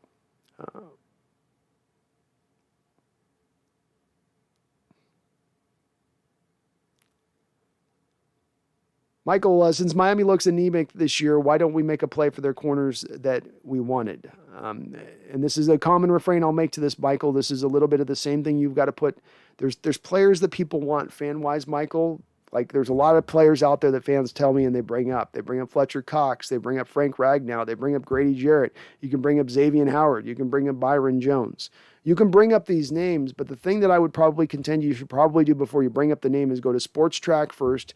Go look at the team. Go look at what the player's making. If the player is going to have to, if it's going to cost the team $15 million to move on from a player, they're not going to trade him. It's not a possibility. It's not worth talking about. It's not going to happen. So Xavier Howard just signed another deal before the start of this year, contract-wise. Byron Jones is in the second year of his big-time free agent deal that he signed coming over from the Cowboys. Too much of the bonus money would accelerate as a dead money hit for you to be able to trade for those guys, unfortunately. And it just doesn't make it a possibility. Teams are not going to take that kind of dead money hit, even if they're a team like Miami that might be in a little bit more of a sell mode as we get closer to the trade deadline. I get why you look at them. They're good players. I do. But that's always the key on those deals is if it's that much of a dead money hit, it's just not going to happen. Eric, we would have to sell the farm. We're not getting Miami cornerbacks, guys. I see a few Miami quarterback, not happening. Dead money hit. Let me put this in stark terms, because I think this is a little concept that's, I don't know, it kind of goes over folks' heads a little bit, I think, and it's not that it's really straightforward, really straightforward. So I'm going to the team payrolls right now, and we're going to go to the Miami Dolphins. Okay, so the Miami Dolphins are sitting on $2 million of cap space. Okay. $2 million they have of cap space to use right now. Okay. Byron Jones has a $16 million cap hit as we stand right now. If you release or trade Byron Jones, it's a $28.5 million dead money hit. Okay. So they have $2 million of cap space. Doing the math on that, that's now $12 million. They have to come up with an additional $10 million of cap space to simply move him. It is not possible. It is not going to happen. Let's look at Xavier Howard. Xavier Howard has a $15 million cap hit. It'd be a $16.5 million to move him. It's not happening. It's not. I understand it's a desperate situation. We're trying to think of all possibilities, but folks, I would have brought it up to you already if the Dolphins option was an option. I would be leading out there front and foremost. I'd be banging the drum saying Byron Jones, Xavier Howard, let's go. They're not an option. So it's just, it ain't happening, unfortunately. I'm sorry.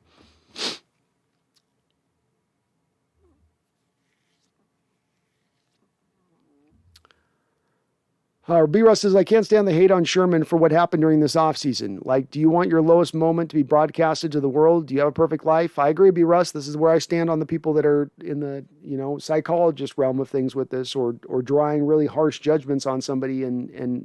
Okay. I can get if somebody lays their hands on a woman. I can get if somebody lays their hands on a child. I can get rapey stuff. I can get the Watson hate. You hate those guys and you draw a line with them and say, I get that. I'll be right there with you. I'll be right there with you, shaking a fist. But the one-off thing that happens or a guy that's a little petulant, I don't get it on that level. I don't quite get it on that level. Randall McDaniel says Lance is a raw version of Dak to me. That's a good. I like it. I like it as a comparison. I think he's probably a little more mobile, and I think he's got a little more arm strength. Trey Lance does, but I think Dak throws with better touch. He can layer throws in there a little bit better than Lance can at this point in time, and I think Dak did that right out the jump as a player.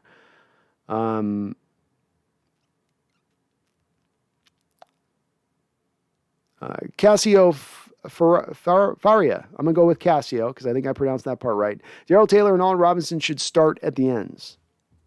I think Allen Robinson at the Sam looked pretty good. I think with Darrell Taylor, if you put him at the Leo starting out, I think teams are going to run at him quite a bit and attack him in the run game if you did that. I think Darrell's at his best getting him in as a rotational rusher when it's passing situations so he can just pin his ears back and go and doesn't have to worry about the run. But both of those guys, Cassio, need to get as much run as possible on the football field. They've got to get their snap counts up versus what they were for the first 3 weeks of the season. No doubt about that. Tanner Bambrick says, I like your sweater, Brandon. Thank you, Tanner. I'm digging it too. It's feeling comfy here. It's the victory sweater, man. Seahawks victory sweater here. Jaboy Michael, I'm sorry I'm so bad at typing sometimes. No bad, Jaboy Michael. I know right now because we're getting the chat more loaded up than ever. So if it's not written right, I'm not going to disassemble it and try to get through the hieroglyphics. I just got to move to the next comment and roll. Eric99, Matt Judon is bowing out tonight. He himself would have been worth Dunlap, Hyder, and Woods. I wouldn't have made the move for Matt Judon, Eric99. If you look at his pressure rate for the last 2 to 3 years, it's been a very good pressure rate with the Baltimore Ravens. He's done it done it all on the back of blitzing. He's one of the most highest rated defenders in that he gets the majority of his sacks off of blitzing. Well, what is it that Seattle does the least amount in the league? Blitz. So I don't know what you would have done with him, as well as he's a 3-4 guy and you're a 4-3 scheme. So I don't know if he would have fit into our scheme as well, or how you would have wanted to use him. Versus how I would guess the New England Patriots would use him, which is you move him all across the board and you bring a bunch of stack fronts, and that's when he's at his best, which is how the Ravens used him. Cassio says Collins fits the Waldron scheme better than Carson. Well put. I agree. Corey, I honestly think that if Dallas played Tampa Bay next week, they would win. I think Tampa got lucky playing Dallas week 1. Well, certainly you didn't have Zach Martin in that game. That could have helped you out. It was a very close football game. It was on the road. So it was in Tampa Bay. Maybe on that. I'm not completely sold as of yet on your Dallas team. I'm not completely sold that the D's just completely fixed in one off season like that. That tends to be a pretty big jump over just one off season, especially when you're not bringing a significant portion of assets to bear as far as improving goes. But I like the rookie you guys got. He's doing a great job. As I predicted, I thought he would have been the best edge rusher in this last draft, but he just happened to play linebacker. He reminded me a lot, Corey, of a guy that played here named Julian Peterson, and I think he could be that guy for you, where he's a good linebacker and he can give you some pass rush snaps when you need it from time to time, when he eventually sort of settles out. Jackson Shore says, who's better, Dustin Ackerley or Jesus Montero? I have to pick. Yeah, the Mariners, they butchered some drafts. Butchered. Megan, do you think that if we had the Rams on Sunday game rather than a Thursday game, that would give us more of an advantage rather than the short turnaround that we have?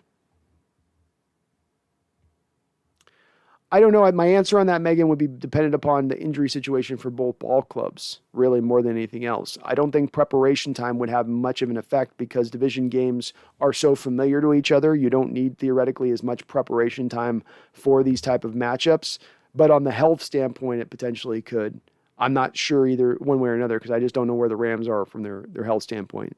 Washington Visquest, I'm not sure if you're into wine, Brandon, but today saw a bold Wilson blend uncorked. Vintage 2013. Has great legs to it with elusive undertones and soft finishing touches, if I might add into the end of that, Washington Visquest, because I see what you did right there. And yeah, that was vintage. I referenced it. I was texting you out early on. I was like, that's vintage Russ right there. That's the type of play we used to see a little bit more on the regular than we see now. He can still pull it out of his bag every once in a while. He had no business getting out of that tackle, had no business getting away from Bosa, no business effortlessly finding Swain over there with 4 or 5 49ers surrounding him. Fantastic play by Russell Wilson on that play. Just a great play. We needed that touchdown. We needed that score. We needed to put that game in that position at that time. And it was beautiful. I don't drink wine very often, Washington Visquest, but when it looks that nice, I tip back a glass, no doubt about it. Washington size pairs well with the Alex Collins. Oh, the Alex Collins with the uncorked Wilson. Le magnifique. But I give this vintage at least 14 points on its own. I love it, man. I love it. No, I get it. That's a beautiful reference. Randall says, I don't always drink wine, but when I do, my pinky is always extended. John Kirchgatter says, B-Wag's just simply the best there is. Dunlap impressed me as well today. Agreed, man. Bobby Wagner is not playing perfect. Bobby Wagner is a little slower, but Bobby Wagner is still being one of the more impactful linebackers in the sport with his brain, with his anticipation. He's going to get another All-Pro this year. You guys watch. He'll be another first-team All-Pro from this season if he stays on this path. Can't believe how many games that guy's played. He's just out there every single week, and it was good to see Dunlap get rolling, John. I hope his foot's not injured. It looked like the foot was really bothering him there at the end, but he really was providing some consistent pass rush in this game, and the officials actually decided to call a holding call this game. You would have seen even more of his impact. Jackson Shore says, I counted 6 no calls for holding on Dunlap. Yeah, that's quite a bit. It's quite a bit.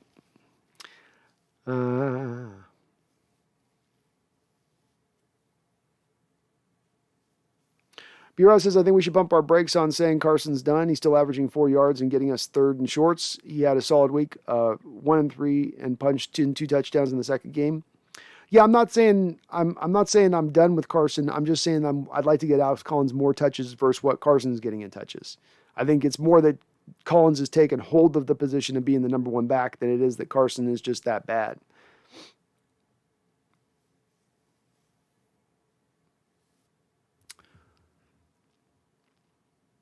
Washington Visquest, in my opinion, Carson just needs to be rested a lot more. He gets dinged up, split the load with Collins, mix the other running backs in a bit. Rest him in the weekend, he'll pick it up. Yeah, it's kind of where I stand with it. Just mixing Collins a little bit more. Nothing wrong with easing back the carries on Carson, a guy that has tended to wear down every year of his pro career. Randall says the Patriots are playing like Boise State versus Oklahoma going back in the day. Going deep into the playbook. Oh, my goodness. I'll have to watch this Patriot Tampa Bay game after this. Michael, do you think the Seattle will ever play in London? Yeah. We are so hot in London, Michael. I mean, Seahawks are huge in London. Huge.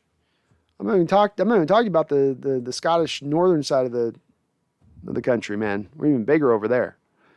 Don't know why, just are. MSR Rook, I know this is a bit off topic, but as much as I love Bobby, I think Devin White is the best linebacker in the league. So good and yet so young. I love Devin White. He's a hammer. He's fast. He's big. He can do it all. He can blitz. He can cover. Fantastic player. Absolutely pops off the screen every time you watch Tampa Bay. I've been a very big respecter of Devin's game for a long time. Though I don't know if you can say whether or not, Devin's more of your outside linebacker because I think they have Levante David as their middle linebacker. So they do kind of two different things a little bit. But Devin's fantastic. I'm with you, Rook. I love me some Devin White. Jackson Shore says, I was pumped when we drafted Stone. Me too, man. I thought he was really short-sold by the NFL in not appreciating his skill set, being that we are a pass-heavy league, and this guy's first and foremost skill set that he brings to bear is as an upper-level pass protector. You can get angry about the fact he's not a glass-chewing, road-grading tackle, but the guy can pass protect.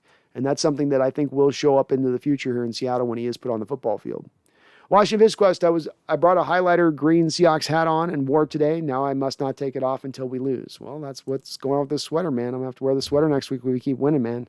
Got to keep you got to keep the universe in alignment, man, with your decision making. Don't break that juice. Don't break that momentum. Corey Hallback says, is Trayvon Diggs the best corner in the league? I don't, Corey. Come on now. Come on. No. He's on the rise. He's on the come with it, but there's, he's got to be sitting still. Maybe he's bumped into the top 10, but I can probably name about 5 guys off the top of my head that I would say are still ahead of him right now where we're sitting. Joe Michael says, my bad, not Jason Peters, Jason Kelsey. If we get Jason Kelsey, I'd be in love. I would too, man. Jason Kelsey would be a fantastic addition. Awesome addition. Ian Mills says, Dwayne Brown looks rough. Seahawks look like they made a smart move. It does indeed, man. Does indeed. Randall says, Russ got his number 100th win today. Yeah, that's right. He tied, I believe, Peyton Manning today as far as fastest to 100 or something like that, Randall. Something like that. Fastest. It might be the fastest. No, he beat Manning by 6 games. This is Washington Fisquest put below. So congratulations to Russell Wilson. You've been a winner. Fastest to get that mark. You've earned those wins. And I think it's an achievement to get there that quick. So many great quarterbacks, that, think about Manning when he was playing and starting out, and just every year they were 12, 13 wins, every single year in and year out. So awesome job by Russ. Fantastic. Jackson, why did we get rid of Collins in the first place? I always liked him. Not really sure, to be honest with you. I think our running back room was a little bit deeper at that time. And I think he was not necessarily as committed as he seems to be committed now. A guy that maybe needed a little bit of time to really respect how much of a privilege it is being in this league and what you got to do to take care of that versus now where he is mental-wise. Because let's not forget Jackson. He went out there and got 1,000 yards in Baltimore, and they were very quickly to move off from him at that point. So there seems to be something with him prior that's been a little bit of an issue that's lingered. Washington Visquest, I'm not sure if this is the reason, but always seem to have these terrible injuries, like being forced to do the splits. Oh, jeez.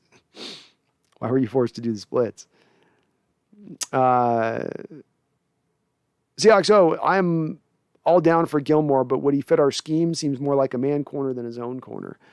I believe he can do both, but particularly because the Patriots do not just run man all the time. They do a lot of man, but they do a lot of multi stuff, and he's been good within that. So I think he's able to do both fairly okay. He's one of those corners in my eyes that has done both. I've advocated a little bit Seahawks. Maybe this is giving our coaching staff for having a little bit more creativity than they truly do have, but I've been advocating for going for more split field looks. So what you do is you go to one side of the field and you say, we're going to run man over here. Gilmore, you lock your guy down. And on the other side of the field, we're going to go more zone base. And because you don't need that extra zone defender, let's say to the left side of the field or the right side of the field, you can now lean the coverage appropriately to the off side of the field in that way. On top of which, now you can bring Jamal Adams up and have him blitz a little bit more because you're doing more man cover play out there rather than zone corner play that can get picked apart on blitzes. That's been my instinct on it. I don't know if that would work. Might be a little bit too far outside the box with it, Seahawks. But that's where I kind of sit. T1 still scared about the secondary and defensive line has got to get to Matt Stafford. That's what the Cardinals did. Cardinals did do a lot of good pressuring of Stafford in this game. I agree with you there. And I think Stafford's going to get his spots. He's going to get into the secondary a little bit. They just can't get completely walked up the field time and time again here, where they're just not, they can't bring up any stopping him like we saw in the Titans game and the Viking game.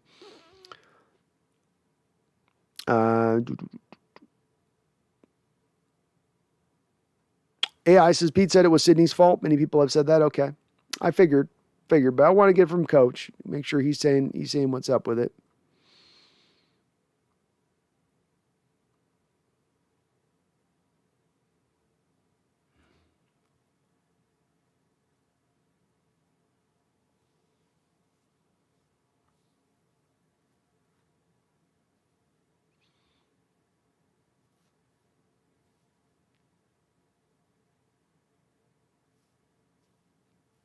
Darth Hoodie is draining Brady's life force. Chosen one, Shepley played well, and I saw Parkinson on the field, but I didn't see much action. I didn't get a chance to see Shepley. Parkinson wasn't used at all. They didn't target him once on that one. Eric99, I think this is the only time I have wanted the Pats to win. John, me too. John says, unfortunately, I think our secondary is very close to being called inept. It's hard to watch. Today was okay, but not good enough to win the division. Not yet, John. They've got to come along further than what we've seen so far. We need better corner play, and I agree with you. I would have liked to have seen us try to go get a guy like Richard Sherman. I'm not expecting him to turn everything around on his own, but we need to find better pieces than what we're trotting out there. We'll see if Jones can get better as he gets along, if he can get more antiquated with what's going on here, but it's rough. Megan says, I love the Hawks and I love Coach Carroll. If they do fire Carroll, they would have to find one hell of a coach. Oh, sorry. Megan, you did put that in the deal. Phil Freeman, how you doing, Phil? I like Stone protecting Mr. Wilson as soon as necessary, unless he has fallen off instead of improved since preseason games. Have you seen Stone in practice and since regular season began? But I haven't seen Stone in practice at all. So I can't say to what we could see with him on the regular season. He was good in the preseason. Again, all 3 games he played really well, especially in pass protection. He's going to be a whole little bit in the run blocking game, and that's not going to ever have them take Dwayne Brown off the field to put him out there. Carroll would never do that. Simply, if anything, fell because of that hole. But he's a prospect moving on to next year that's got a potential chance to push for a starter position. I like him. I do. So I'm interested in the potential moving forward, but I would like to not just ride or die with him going through this offseason, Phil. If Dwayne moves on, I'd like to try to see if we can find somebody else out there that's available in addition. A little more certainty, I guess. Megan, with another $5 donation, which is like 5th donation today, Megan. You're so kind. No, your mom's awesome. Megan says, sorry, Brandon, for bringing the chat down, but I had to say that about the coach. No, Megan, it's all good. It doesn't bring it down. And that's the thing we welcome here is nobody expects groupthink here for everybody to agree and think about the same thing in the same way. And it has to all be the same. That'd be boring in here. It's much more funner to have a variety of different opinions. And I get where you're coming from with the coach. Like I said, we see it with the people on the Russell Wilson side of things.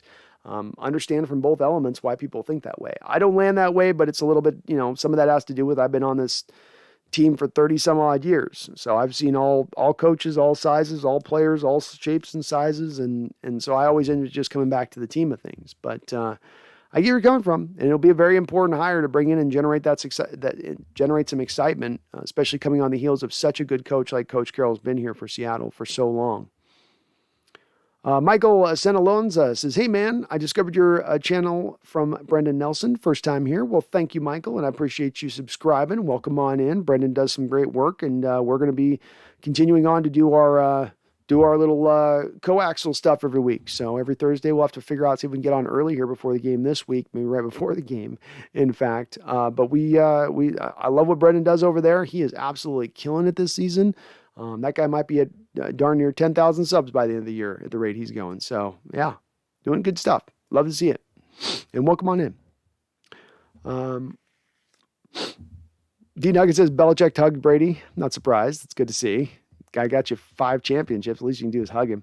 Megan, if Carroll leaves on his own accord, I may stay with the Hawks. But if Carroll is pushed, I seriously will consider leaving. It's fair enough. I don't know if he'll need to be pushed. I think he would, if it goes really wrong, he'll probably just go.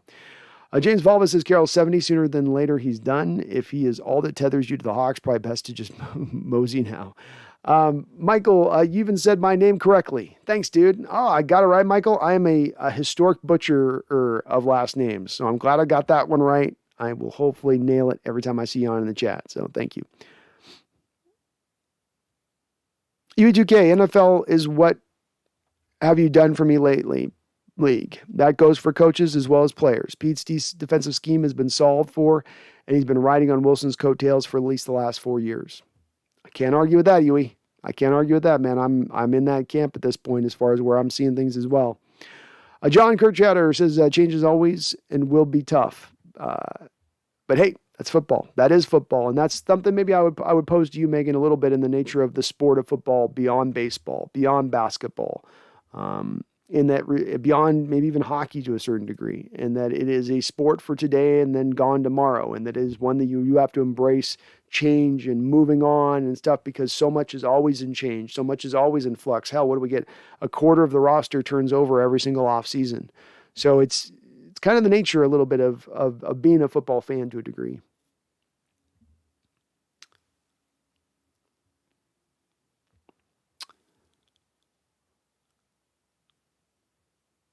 Windsurfer, I can't believe we started Trey Flowers the first 2 games. I can't either in retrospect. I thought he would be not way better, a little bit better than what he was, but that was awful. That was awful. Y2KH, I think Mac Jones is going to end up being pretty good with Belichick. I agree. I think he went to the best. If Mac Jones had 32 potential teams he could go to, and of those 32 teams, he went to the absolute best possible team to go to for his skill set. And a lot about football, whether you're in quarterback position or any other position on the football field, sometimes it's about talent. Sometimes it's about getting the opportunity and getting the opportunity in the right place. And Mac has got that for sure. Lance Graham says, Hawks Nest, what was with Steve Belichick sticking his tongue out and showing teeth when the camera showed him? Well, he's possessed by a demon. We all know Belichick is. That's the only way you win that many titles. So, when you have a demon inside you, you do demon things. John Kirkchatter says, I live in Iowa now, and I've been to Arrowhead plenty of times and Ed Jones Dome as well. Hardly saw many wins in a live setting, but every game was an awesome memory. Arrowhead seems like a cool place to see a game, as long as it's not the middle of winter. It seems like a cool game. U2K, Belichick proved it was him and not Brady. Did Brady a favor by not re-signing him? Brady's last pass in New England was a pick 6. He's not able to carry a poor team, but talented enough to lead a great one. Okay. I know your opinion on this, Huey. So we've gone back and forth on this before, so I won't rehash, but I appreciate where you're coming from on it. Windsurfer, I know Megan, Randall, regarding Pete and the chat, can't have it both ways. If we fail, it's on Pete. If we succeed, it's basically luck. I'm guilty of it too, but I wonder why. I think there's a lot of overreaction. Fair enough. Sector 7, go Hawks. Still not sold on this win. If we win Thursday, I will be impressed. Turns out Flowers was, in fact, the problem. Again, I don't know, Sector 7, this has been a kind of common refrain here on the live stream in the chat that I've seen so far, and that, and that somehow Sidney Jones was playing so far superior to what we saw from Trey Flowers. Sidney may have done a little bit better. Sidney also was not challenged in the same way that Trey Flowers was challenged by the Titans and the Vikings, which was with competent quarterback play, which was against upper-level receiver play on the outside. I don't think that the 49ers provided that same type of challenge for Sidney Jones. So we'll see if he is that answer. I do think he's better than Trey Flowers. I just wonder if he's a remarkable improvement beyond Trey Flowers.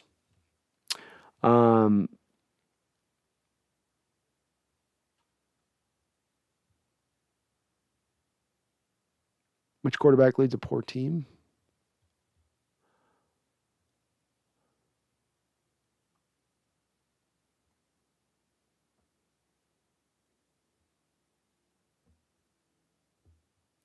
Windsurfer says, I'm sold on Jones. He was a beast today, all over the field making plays. I must be missing something with that, Windsurfer. I think take a kid. Tomorrow you'll see over on the Reddit Seahawks board, they'll post the Pro Football Focus scores from this past game. I think you're going to find that Jones did not necessarily grade out all that well. Maybe I'm wrong on this one, and I'm going to go back and look at the game, and I'll try to concentrate on Jones explicitly with that. But to start the game out, he gave up 5-6 completions in the first half that were on him. And he had the blown coverage on the deep ball and the wheel route as well, Windsurfer, as Coach Carroll has now acknowledged. So, he was better than Trey, but I don't want to laud him here, maybe too much.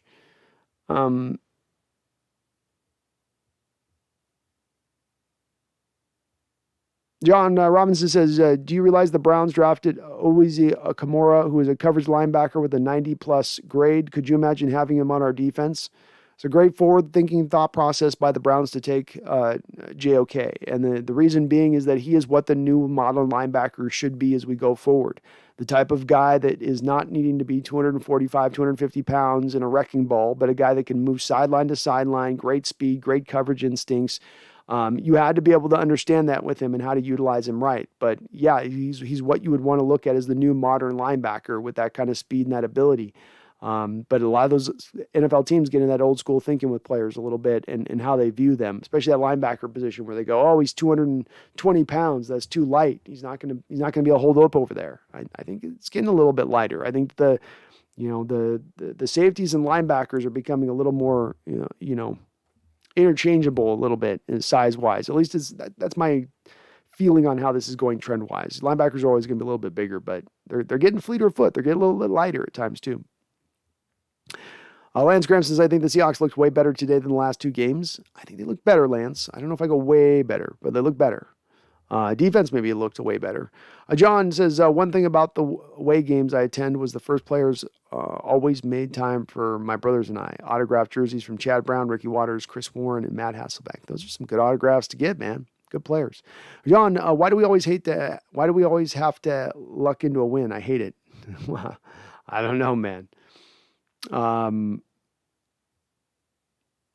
Windsurfer, I see on Thursdays you'll be throwing a ram on the Barbie, I guess. Oh, we'll be putting another shrimp on the Barbie, another ram on the Barbie. I'll get all the ram on the Barbie. Yeah, hopefully, man. Oh, James Carroll's middling, mediocre at drafting, bad at game planning, good at player development, great motivating, terrible game management.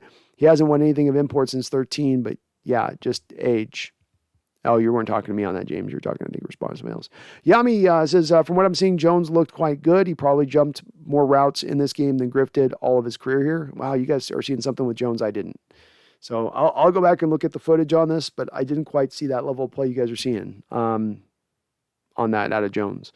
Elena, Hawks better score faster versus Rams. Stafford's going to come out pissed on Thursday. You better believe it, Elena. You better believe it. We're going to get a solid punch by the Rams on that. Windsor says also LJ Collier, or as I call him, LJ Cancer, was not playing today, which is also a big plus. Yeah, Collier just needs to be inactive, and that's his spot. That's his place.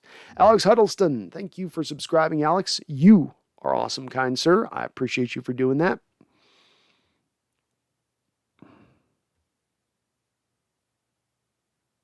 Danny McCorver says, didn't respond to me earlier about Darrell Taylor's 3 sacks in 4 games. All good. Draft W corner in the second next year and live with what we have this year. We may have to do that, Danny. And I'm encouraged by what I'm seeing out of Darrell Taylor. I think the key with Darrell Taylor and Alton Robinson is getting them snaps, getting them playing time on the field. They played very effectively through the first couple of games, but their snaps were highly restricted. Taylor is coming along, looking better. Can't argue with the 3 sacks in 4 games. Guy looks like he's going to justify that second-round pick here if he can continue to get on with it. I think he'll get better the more playing time he gets, but the key is getting him into the snap rotation, especially as we're talking about getting Benson Mayowa back. Benson Mayowa should not come back and now start eating into Darrell Taylor's snaps, right? So I want to see a little bit more of that continue, and hopefully it should. Lance Graham says, I think Adams should have stayed with Debo instead of just stopping and pointing at Debo to the other Seahawks who were 10 to 20 yards away. Lance, it's been indicated by Coach Carroll that the responsibility on this play falls on Sidney Jones on that play. So you could want Adams to go make that coverage there, but Coach Carroll says that it's the responsibility in that moment of Jones who blew the coverage. Windsurfer says, big props to Jordan Brooks today. He played a hell of a game as well. He was solid.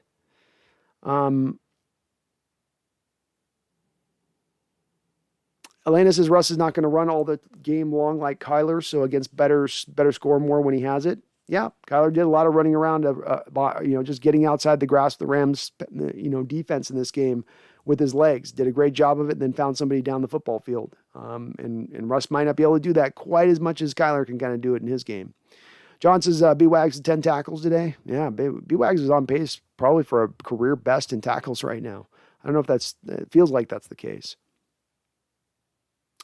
Windsurfer says, you guys give this defense chance, man. These guys are too talented to play like crap all season. These guys are going to develop, play together, and just dominate the NFC West.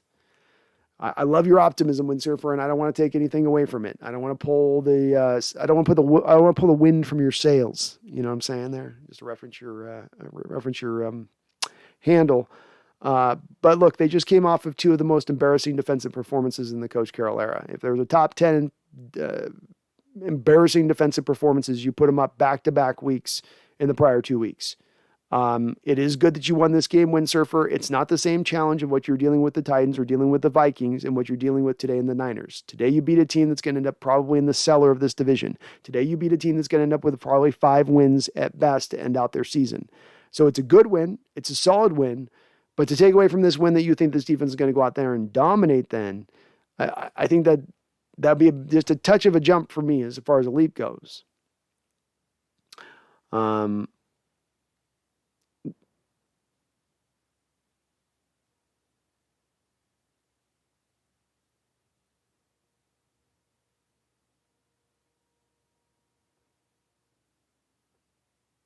Randall says sometimes it feels like the fans will complain about anything short of a touchdown on every drive for offense and shut out and 10 sacks by the defense.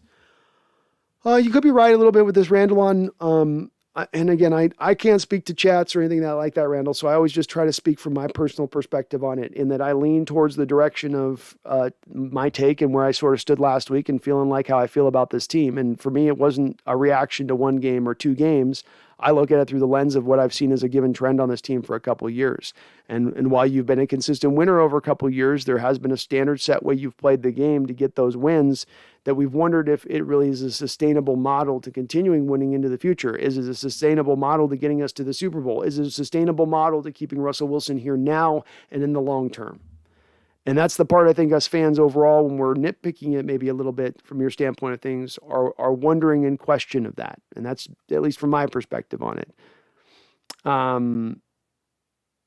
Corey, I really hope that this isn't Russell's last year in Seattle. I'm not big on franchise quarterbacks moving on. Maybe it's the romantic in me, but I like when franchise quarterbacks end their career with the same team. I do as well with you, Corey. I hope we don't lose him. Quite frankly, right now, the trend is more towards losing Russ than it is to keeping Russ as we're sitting right now.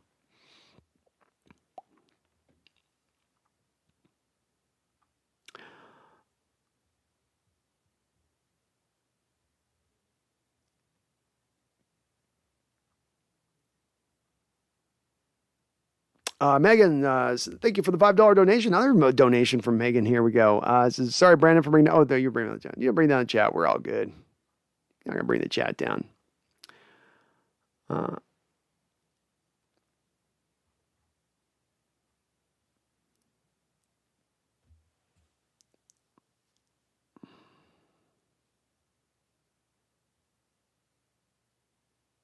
Cordell Carter, I honestly think we are going to have a hard time against the Rams, but we will win.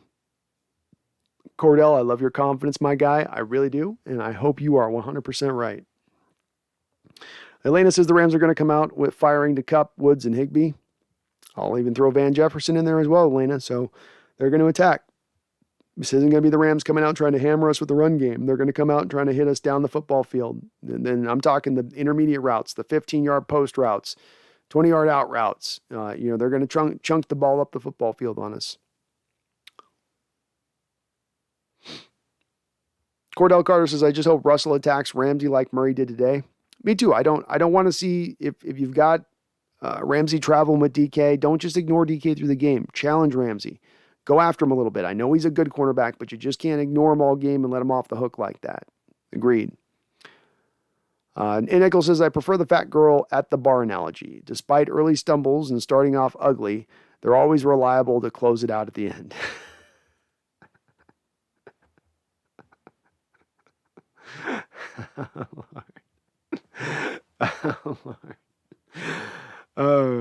Very well put. Very well put. Corey says to beat Stafford, you have to move him off his spot. That's why and how teams beat him in Detroit. If you can manufacture a pass rush, you can win. Agreed. I think a little bit of the front four getting pressure is going to be a big part of it. Big part of it. Washington Visquest, my weird forced to do the splits comment was about Alex Collins getting injured last year. He was tackled really awkwardly and hurt his groin. He suffered broken legs with the Ravens. Oh, did he? I thought Washington Visquest, that was Scarborough last year. I thought Scarborough had the forced splits thing last year. Maybe they both did. And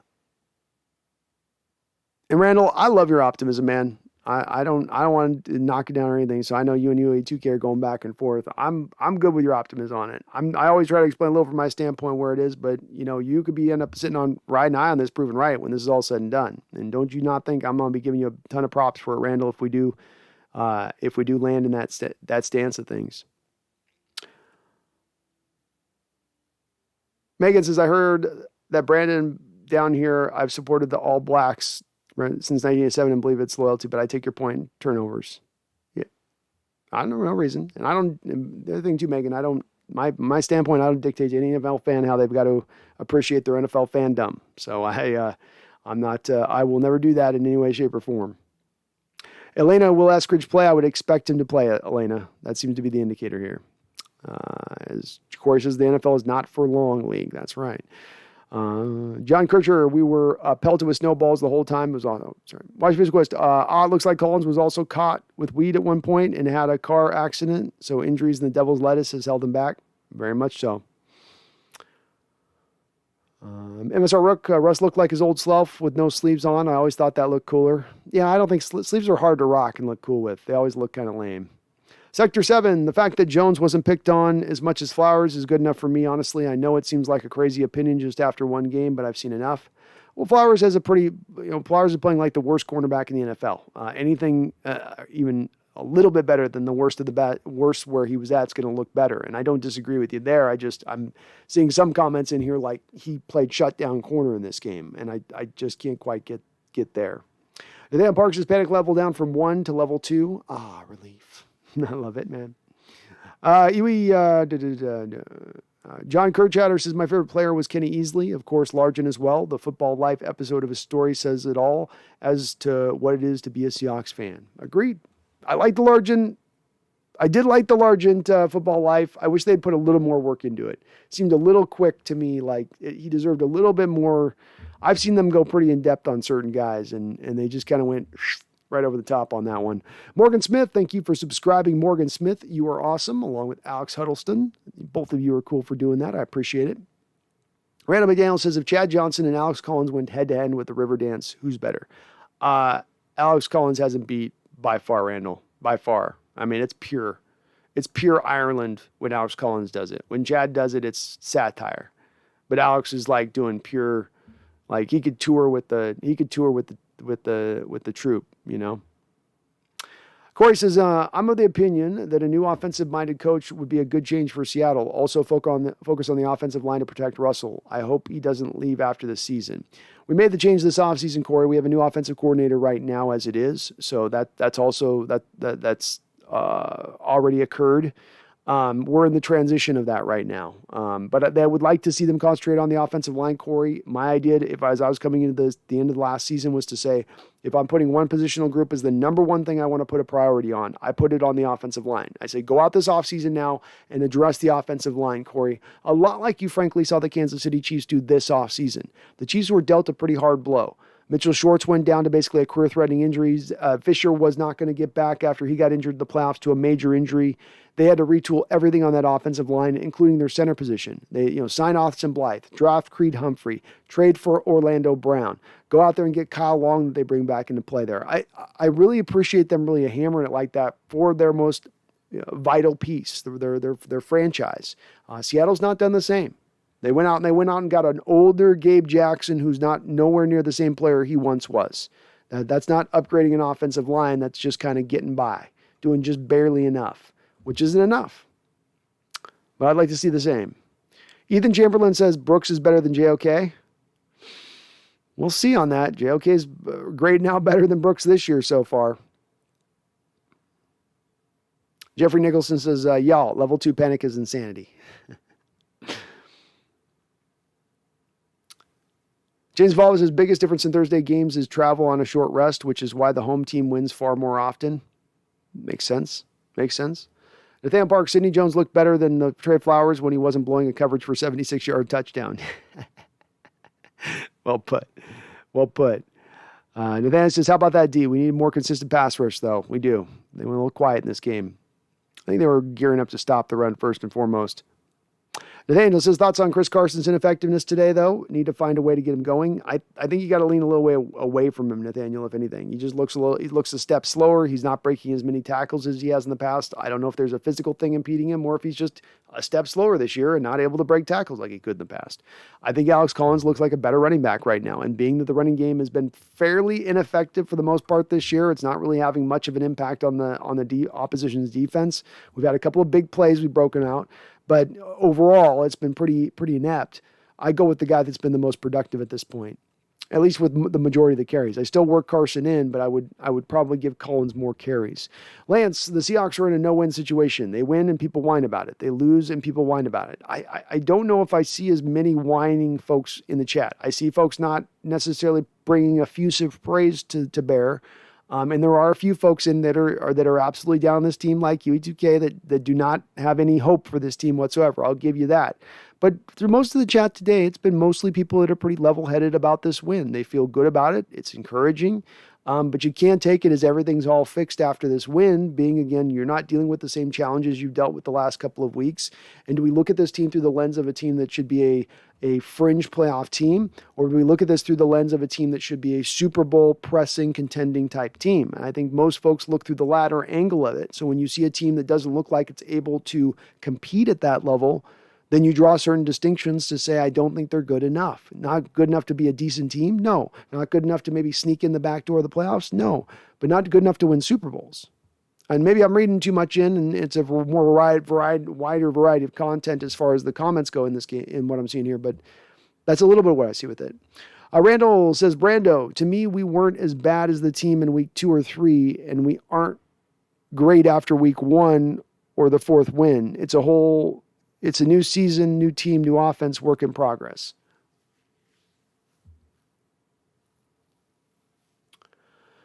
I guess it's just where I land on this is a little bit like this, Randall. It's like last week when you mentioned we started out slow in recent years past. You mentioned weeks like 2016, 2017, or 2000, and I went through those and kind of broke down those seasons as to what they were.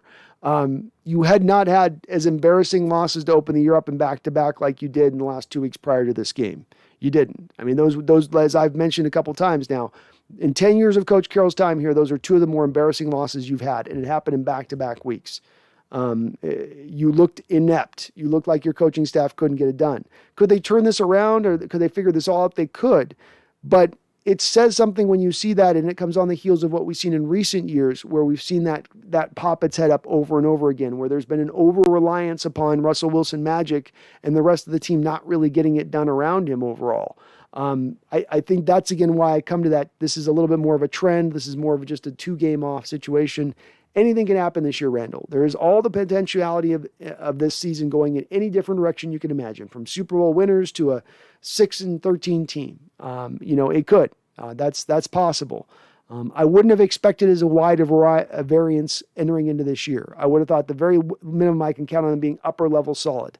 I can't count on them quite that much at this point, Randall. And again, when you look at a team like Indianapolis, is that a team going to the playoffs that you beat there? No. The team you beat today in San Francisco, is that a team going to the playoffs? I know it's the toughest division in football, but they're probably going to be 4th place in this division when it's all said and done. So what do you take away more from, Randall? Do you take away from the fact that those 2 wins that you had against less than good opponents that are not going to get the playoffs, and then the opponents that you did play against that are playoff contenders, the Vikings and the Titans, they kind of gave it to you. I think there is something you do take away from that when you're looking at 4 weeks of data with that, and you can't just all be tossed away to the side and it's all relevant and every week's a new week and nothing matters of what came prior to it a little bit. Ryan says, hey man, what did you think of Pete having Diggs, Jamal, and Blair on the field all at the same time? Haven't seen this before. I like the mix of all that talent on the field. I have been banging the drum for it for quite a bit of time, Ryan. I say get the best. If you get the most talented guys, get them on the football field. Don't get a guy not on the football field because it's not his position. Get your best football players out there. That's what this does.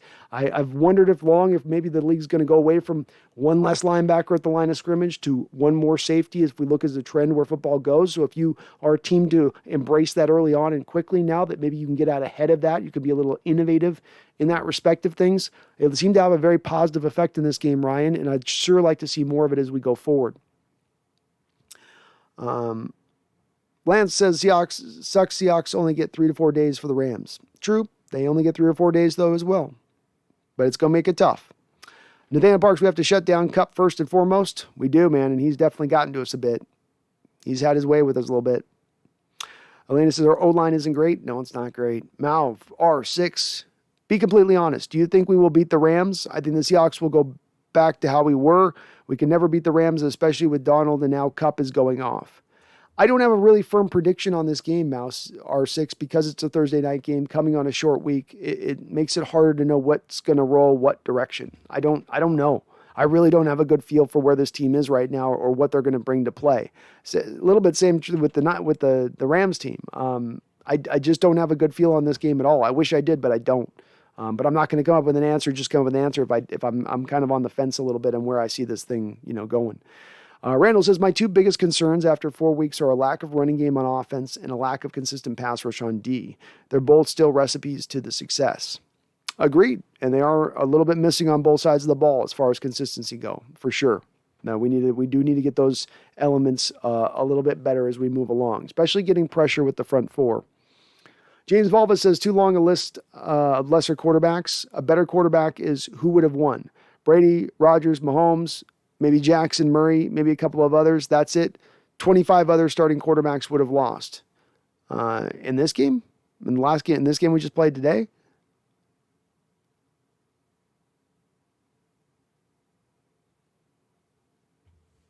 I guess you'll have to expand on that, Evolve, James. I don't know if you're meaning against the Seahawks defense today, because you left off Tannehill and Kirk Cousins, 2 quarterbacks that have beaten this same defense this year and just did it the last 2 weeks. So if you're meaning this defense, there's more other quarterbacks than what was on your list that would have beat this defense today. Eric99, hey Brandon, what do you think of this lineup for passing downs? Diggs at free safety, Neal at strong safety, Adams hybrid linebacker, and Blair as a nickel. I'm good with it, Eric. I'm good with it. I like bringing Adams up closer to the line of scrimmage. I like getting him out of cover 2 situations or playing deep coverage. So I'm okay with it. And I think that, again, it's about getting the best talent on the football field, and that would seemingly help you to do that. John says O-line must play better next week, and we have to pressure Stafford. Minimal mistakes all around. Agreed. Wheeler says, Alex Collins had a great game. I'm starting to think we shouldn't have paid Carson. Also, this team has to get better at stopping the run or we won't make the playoffs. Well, the good news is you can get out of Carson's deal even into this offseason with relative ease. You didn't pay him a ton of money to bring him back into the fold. I do think Alex is better at this point. I'd rather go with Alex over Carson. Still work Carson in on some carries, but just give Alex more. Filthy says, feels good today, huh? It feels pretty good. Feels pretty good, yep. Roxanne Roll coming in with another $10 donation. Roxanne coming with a solid $30 donation today in donos. Roxanne, thank you so much. I really appreciate you and I salute you. Kind Miss Roll. Roxanne says, as always, Brandon, great chat. Keep bringing the positive vibes and honest analysis. Time to pack for the trip to the motherland and Thursday's game. Go Hawks. Well, thank you, Roxanne, again, so much for the donation. You're very kind for that. Go out there and enjoy that opening Thursday night game. And if you get any of those folks around you being quiet, you tell them to get loud. You tell them the Hawksnest said he knows you've been being quiet and he's coming for you. No silence in that stadium. We need to be loud. We need to be proud. Let's get it going. You know what I mean? Let's get it going. Wait, did I get that wrong? I think I got something wrong on that. We are going into LA, maybe. So yeah,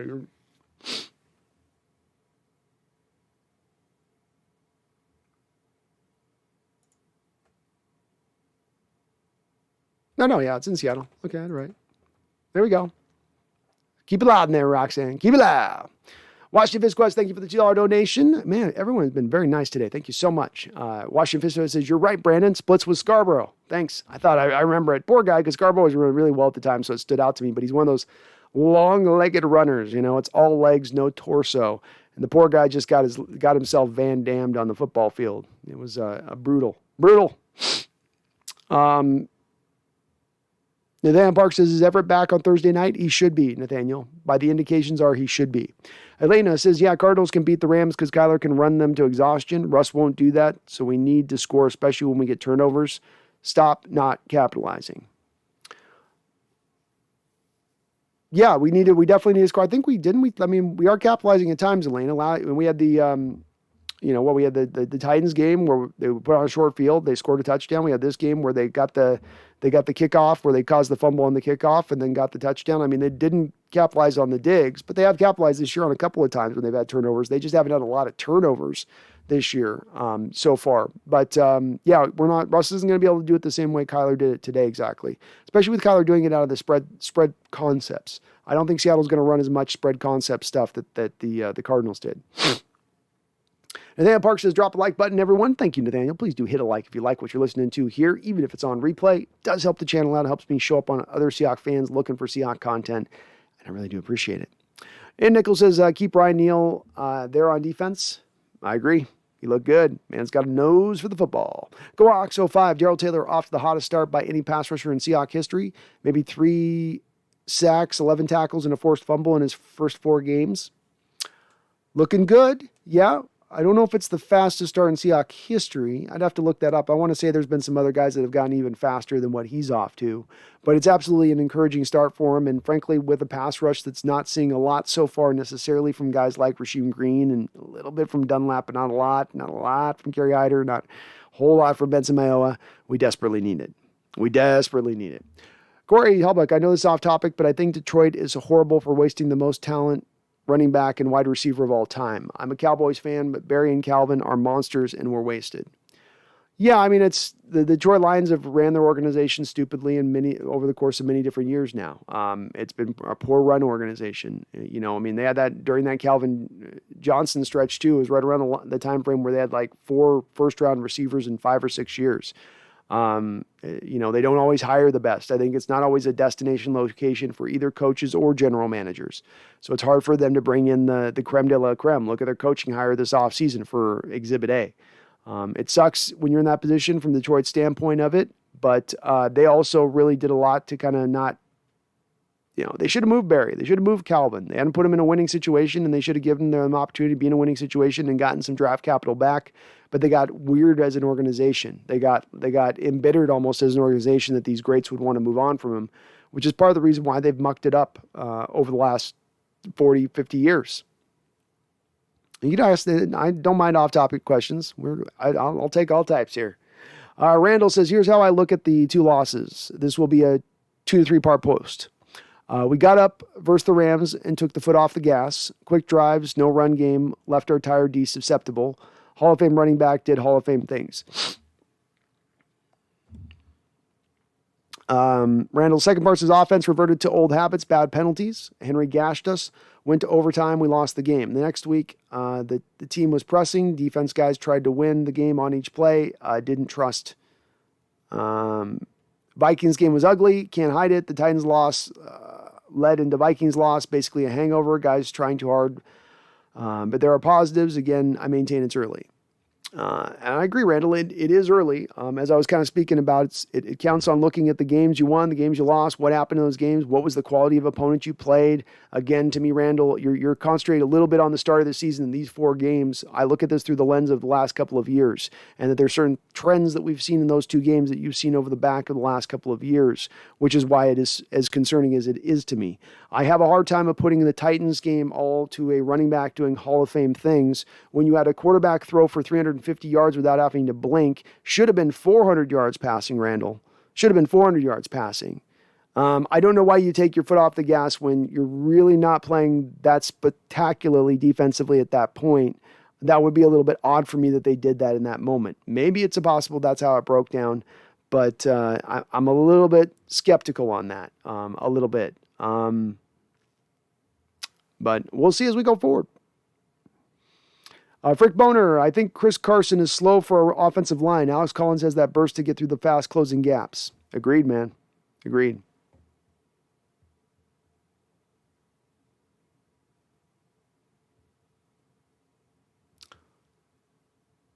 Eric Cotter says, what do I think about Robert N? You mean Robert Condice? Is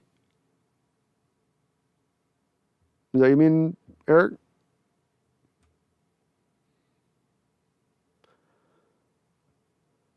JJ Epperly says, damn, the 49er getting quiet this week. We haven't had one Niner troll in here, and that's surprising. They're pretty low on life. They've got to be hating life right now because they're looking at the reality of what's facing them coming up the rest of the season, and I'm sure they're probably making their peace with it. I would if I was in their situation. So I'm not surprised they're kind of quiet tonight. Not surprised we don't see them too much tonight. I will give the 49er fans in the stadium credit, though. That first half, they were pretty loud. Usually I never hear them. It's like it's silence. It's always like this. You could hear a pin drop in their stadium, but it seemed like they were a little loud this early on in this game. They kind of died down and got tired. They get sleepy down there in San Francisco as the game goes on, but early on they were fairly loud. Corey says, personally, the way I look at the Seahawks right now, the Seahawks could be 4-0, but they just have too many holes to cover up. Now players can grow in the season. I honestly think that will happen.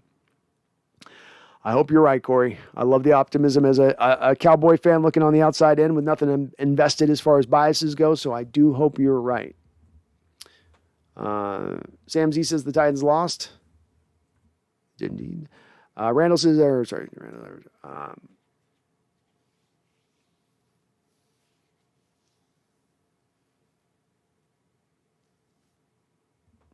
Lance Graham says it's funny the Titans losing to the 0-3 Jets. I think they were down their 2 receivers in this game, though, weren't they? They had no Julio Jones in the game, and I think they had no A.J. Brown. I might be wrong on that, but I think they were down a couple dudes.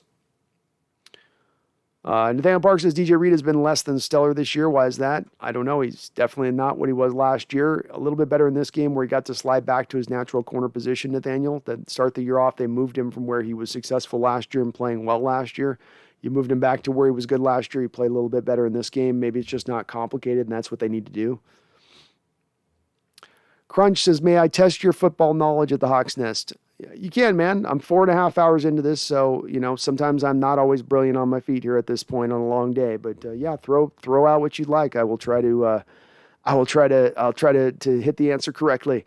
GoX05, you know what I noticed? Neil was right up playing Will next to Bobby in those dime looks. That's what I was thinking as well, is rather than running a 3 safety look, you're moving a linebacker off the field and flipping him into the linebacker spot. That's what I've been advocating to do with a guy like even Marquise Blair. Get some more speed, get some more coverage ability in the Will, which has been a coverage liability in recent years. Makes sense. Smart.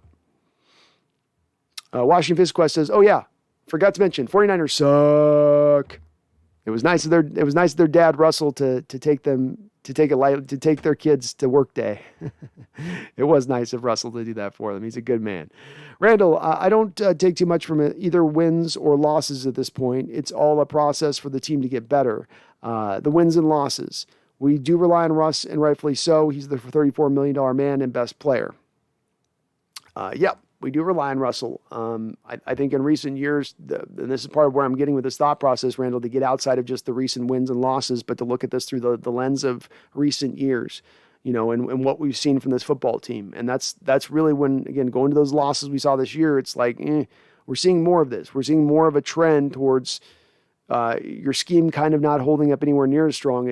Looking at its weakest it's looked in 10 years. That your coaches don't have seemingly an answer, that there might not necessarily be an answer via trade. But it is early in the year. We'll see where it goes.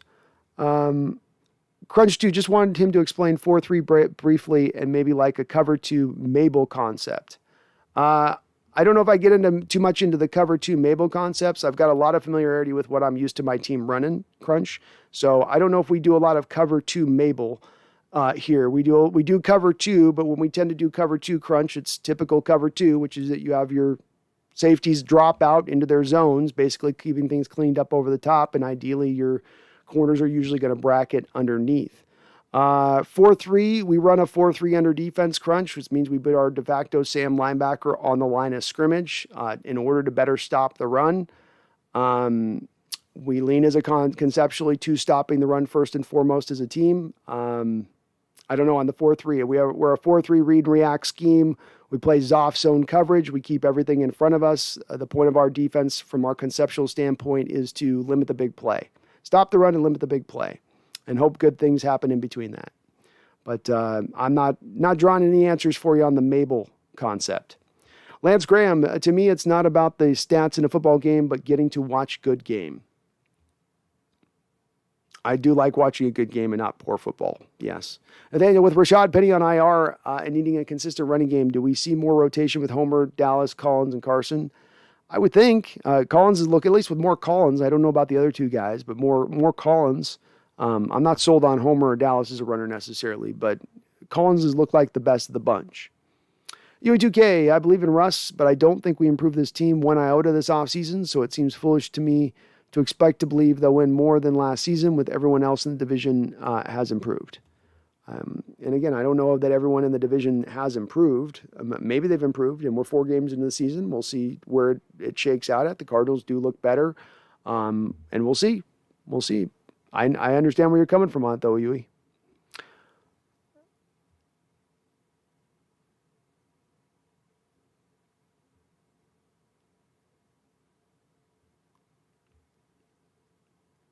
Randall says 2021 defense through 4 games is much better than the 2020 D through 4 weeks. So scoring D is the same as Rams. Within 1 point. I guess it's yeah. I suppose on the base statistical run of it is, but again, I don't know. Spider Y2 Banana Z over the best play of all time. Oh, nice. I finally got what you were saying on that one. I do think that I'll say this, Randall, the 2 losses you had with the Vikings and the Titans game, the defensive performances in those games were worse than the defensive performances game in those first 4 games of 2020. You performed better in week 1, you performed better in this week, but those 2 weeks were way beyond what you had happen in 2020, where if you look at those weeks, you didn't give up in the run game as much as we gave up in those 2 weeks, in addition to giving up the pass yardage. Sean T, it would be nice for Pete to have a direct link to the Hawks Nest. I'd love that, man. Watch more tapes of their games, improve running game, and protect the quarterback better. I love where your head's at, Sean, and I would certainly love to have myself a nice, frank conversation with Coach Carroll. I would indeed at this point, no doubt about it. So I don't know if I'd be able to fix anything, but at least it'd feel good to say. In Nichols, F the 41ers, unfaithful country. Keep your Talbarone hot and Ashbury and trolleys. 12's 100. I love it, man. I love it. Frick Boner, I wish DK could have caught the ball better. He had a couple bad drops in this game. He did, Frick. If he wants to be the next elite, great retriever in this sport and be considered in that realm of things, he's going to have to clean up these drops, because it's not just becoming a whisper part of his game now. Here, We're seeing it more and more on display at times when it doesn't need to be. Every receiver is going to drop a few passes, especially the high targeted guys. You get 150 touches in a season, probably going to have 5, 6, 7 drops. But you shouldn't have 10, 11, 12, 20, 15 drops. Space, I'm not answering a question anymore on that because you don't care to listen to my answer on it. So I pretty much, Space, like, I'm not going to respond to you anymore when all you do is come into the chat, ask a question, don't stick around for the response, and don't seem to care what my response is. I don't know what it is you even do with the question. I don't even know why you even do it anymore. But, hey, it brings you in here to watch my show, so I appreciate you in here watching. Frick, growing Seahawks need to use more spread concepts that prevents teams from being able to blitz as often. I'd like to see it, Frick, and it's something that's been a problem for us recently where our offense has had a lot of problems with the blitz. It does remove that. That's what the Cardinals were able to do, is spread the field today. You had to get those defenders out of the box at that point. The Rams couldn't just bring the house like they like to do at times. Agree with you. Frick Boner says Taylor's on pace for 12.5 sacks. He is, and that's in a part-time rotational role, which is saying something. Plagueis, how did the Titans lose to the Jets? I think they were down there 2 receivers. No A.J. Brown, no Julio Jones. I would reckon to guess their offensive line's still pretty beaten up at this point. You get a team that's kind of losing their top-end guys, and they're kind of top-heavy. Makes a little more sense. Seahawks ends, should we run a lot versus the Rams? You should run a lot if it's effective. I think you're going to have to do a bit of both. It would be nice if the running game is effective, but if it's not, I don't want to just sit there and lean on it all game. If trying to throw, I more would like to see them embrace again more of the short throwing, more of the intermediate routes, getting the ball out of Russell's hands timely. Nathaniel Parks' thoughts on trading for the Jags center Brandon Lindor to upgrade Kyle Fuller. Still not satisfied with his performance, assuming we're not 2-6 at midseason. And looking at Brandon Lindor, he's been a pretty solid center for the Jacksonville Jaguars up until this point, but his play has really fallen off this year. He is not grading out well by Pro Football Focus. You might be paying a little bit more for past performances as far as Lindor goes versus what you're going to get once he comes to Seattle. Randall says Hawks D has the same number of sacks through 4 games with 9. Okay. Seahawks ends when we started off the game slow. A little different from how it's been recently. Corey Halbeck says, odd question. If you could have one draft pick back and the ability to redraft that pick and take a new player, who would you take?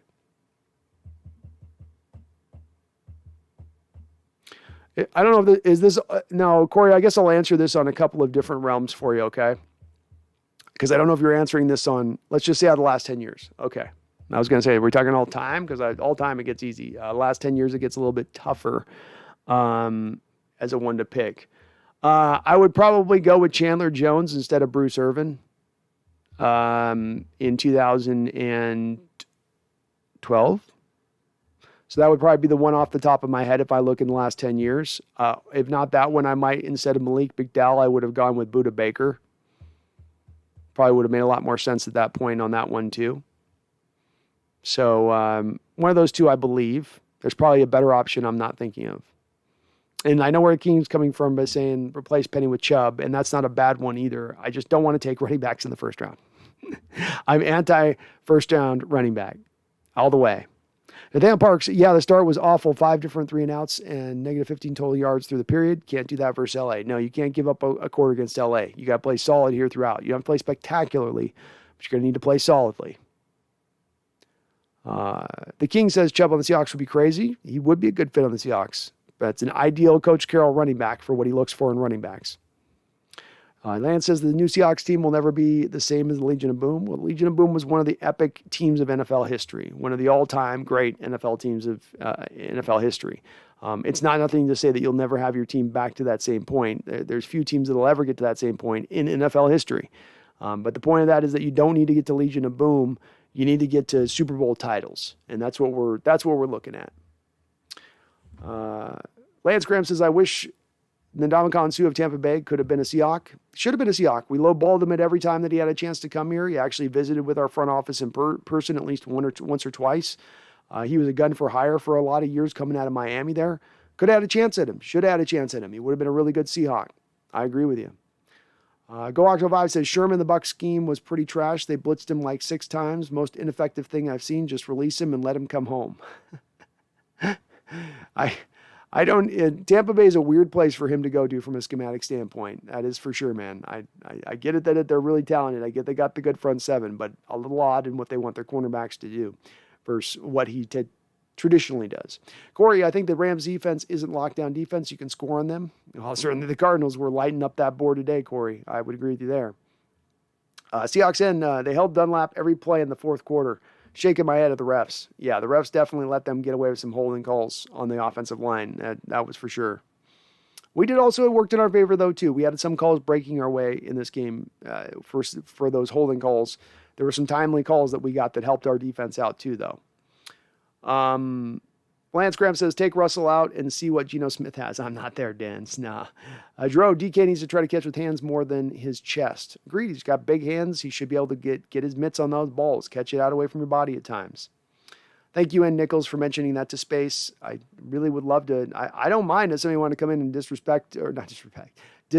with the take I've had in the past. But if you're going to come in and do it consistently and ask a question and then just bail out of the chat and not listen to the answer, I'm not going to respond to your question because you're being disrespectful at that point, or not ingenuine, maybe is the word I'm looking for.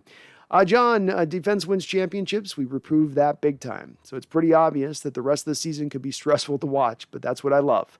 The nail biting and cussing at my TV. Well, John, I'm with you there, man. I'm not a fun guy to watch the Seahawks game with. I have to sit and watch it alone. I'm in a bad mood most of the time. I'm like you, cussing out most of the time. I'm in a dark place. I end up maybe in happiness, but I go through a very dark travails to end up into that happy place of things. So I know where you're coming from on that, man, and it's going to be fun. It's going to be an exciting season to watch, and hopefully our Hawks have got one crazy miracle in there that we didn't see coming. I hope so, and I'm going to keep the faith. I'm still keeping the faith. Randall says, that'd be interesting to see snap counts with 3+ safeties on the field. Only time I saw number 57 was on special teams. Maybe we adjusted. Probably helps having Blair available. Absolutely does help having Blair available. He was out with that knee injury last week. But then they also brought on the Ryan Neal too, Randall, to your point on that, where you got Ryan Neal out there as well. So I love that they're doing it, trying something new, trying something different when the old stuff ain't working. That's what you got to do. And look, you want to get the most talent on the football field at any one given time. You want to get caught. Is the guy a strong safety? Oh, we already got our strong safety on the field, so we can't get this guy. Is he going to help our defense? Is he going to be a benefit out there? Yes. Find a way to get out there. Find a way to just work it through. Be inventive as a coaching staff. That's your job. And Nichols says, DK is the man. Can't catch them all. And yeah, I got emotional, but DK sets the tone that we won't get pushed around. I still like it, DK and Nichols, so I'm not down on DK. It's just as much from my standpoint of him wanting to get to that next level in his play. Do you want to be that next great wide receiver in this sport? Well, to get there, you got to catch the ball consistently. You can't have 2 drops a game and expect to get in that same realm. John says, how are we going to be cap-wise in 2 to 3 years? I'm nervous. You shouldn't be nervous, John. As it stands right now, the cap situation is fine. You're going to be out from under the Bobby Wagner's deal at that point. You'll really only be paying any kind of significant money at that point. Dwayne Brown's deal will be gone. Carlos Dunlap's deal is going to be gone. So only really you're going to be paying at that point Jamal Adams, DK Metcalf, and Tyler Lockett. So you don't have a lot of investments into the future cap. You're in a good state. Corey says, how do you feel about Russell's ability to pre-snap read? Corey, Russell's ability to pre-snap read, I think, is benefited by playing more of the up-tempo when he gets more time to take a longer look at the defense and across from him. I think some of the problems in the past with him pre-snap is that he needs a little extra time. Just give him that extra 5 seconds to get up the line of scrimmage and make the read, as opposed to getting pressed with only a couple seconds and then having to read it on the fly. And he oftentimes can get tricked in that way. It's better with the up-tempo and the pre-snap, but it's never been a huge strength of his game, his pre-snap ability to read. You can still, even at this point in time in Russell Wilson's career, confuse him a little bit, especially with the stack fronts, when you're running those games at the line of scrimmage. Nichols says, man, that's tough. Bruce Irvin was solid. Bruce Irvin was solid, but Chandler Jones is going to end up with like 140 sacks in his career. Hard to deny that versus Bruce, who's going to end up with about 27 sacks. Seahawks says Sidney Jones instant upgrade from Flowers. Yep, but you're upgrading from the worst in the league, but it is an upgrade. Lance, how come it seems like the Seahawks always pick up so many running backs and wide receivers in the draft instead of linemen and other things we need? I don't know if that's true. You had a given stance from about 2015 to 2019 where you drafted more offensive linemen in the draft than any other football team in the NFL. So you've stuck pretty hard to drafting offensive linemen. This last draft, you had 3 picks. You took an offensive lineman. Last year, you took Damian Lewis in the 3rd round. The problem has been more, they've not hit on those picks, Lance. They've done better with wide receivers when they've selected them high, but linemen, they've just missed over and over again. Some of that had to do with Tom Cable back through that period. I think it's better with Mike Solari, but it's not been a matter of not willing to draft, just not drafting the right guys. Duncan Welsh, Russell Wilson has the highest passer rating in the entire NFL. He's thrown no picks. Haven't Hawks fans been a little hard on him? Russ for MVP. I don't know if fans have been, I don't know when, maybe not me, Duncan.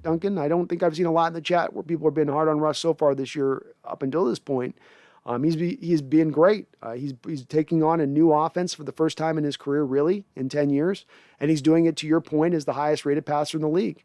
I think that that's something that Russell is not getting enough credit for so far this year, and he should be. Some of it is we want to see a little more consistency from the offense, which has been missing in recent years past and has been pretty consistent so far this year as we go on. But I land on this from the standpoint of Duncan, as I didn't expect the offense to be hitting on all cylinders right now and expected it to take a little bit of time to get to the place where it's really cooking.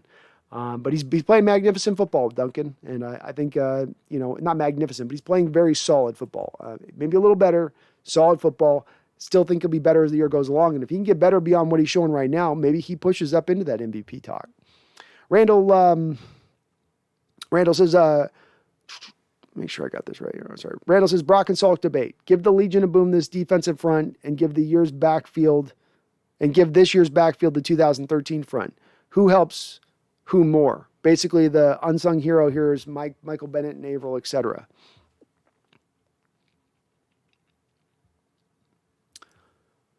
Yeah, you had a better front. Your front would be helping this secondary out, probably more so than bringing that secondary out to help this front 4. I'd go with that.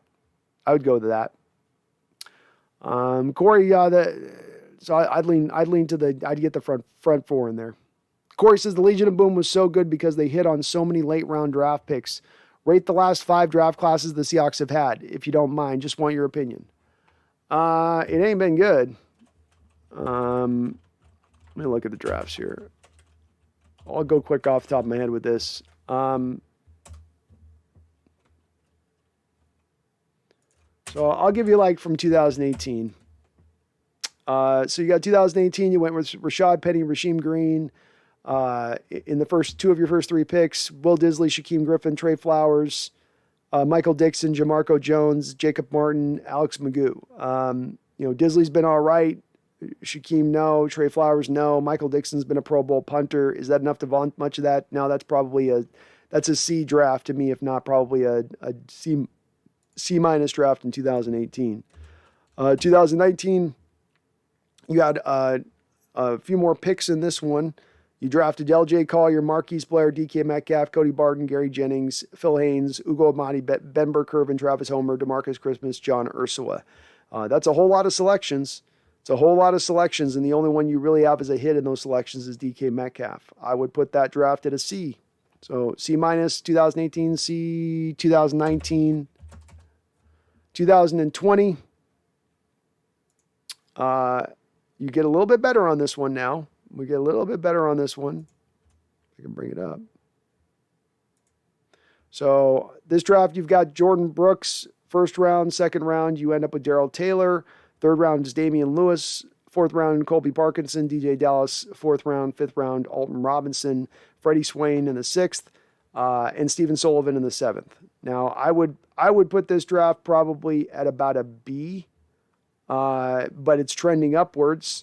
And with Darrell Taylor and Damian Lewis there, and if you can get something from Colby Parkinson and DJ Dallas, it trends upward. But I'd go with a B. And this last year's draft, you only had 3 picks. You could only really assess this draft off of the 3 picks you had. And so far, we've had no production out of him. It gets a little bit hard in that respect to give him any kind of grade when nobody's even getting on the football field. Really the bad draft is the 2017 draft. I mean, that's the one where you really killed yourself in, frankly, Corey. That was a draft where you had, I think, 4 third-round picks, And then you had 1 4th-round pick at the top of the 4th round, but that was a draft where you went Malik McDowell, Ethan Posick, Shaquille Griffin, Plano Hill, Nazir Jones, Amaro Darbo, Tedrick Thompson, Mike Tyson, Justin Sr., David Moore, Chris Carson. David Moore, Chris Carson's giving you some stuff, but whatever there.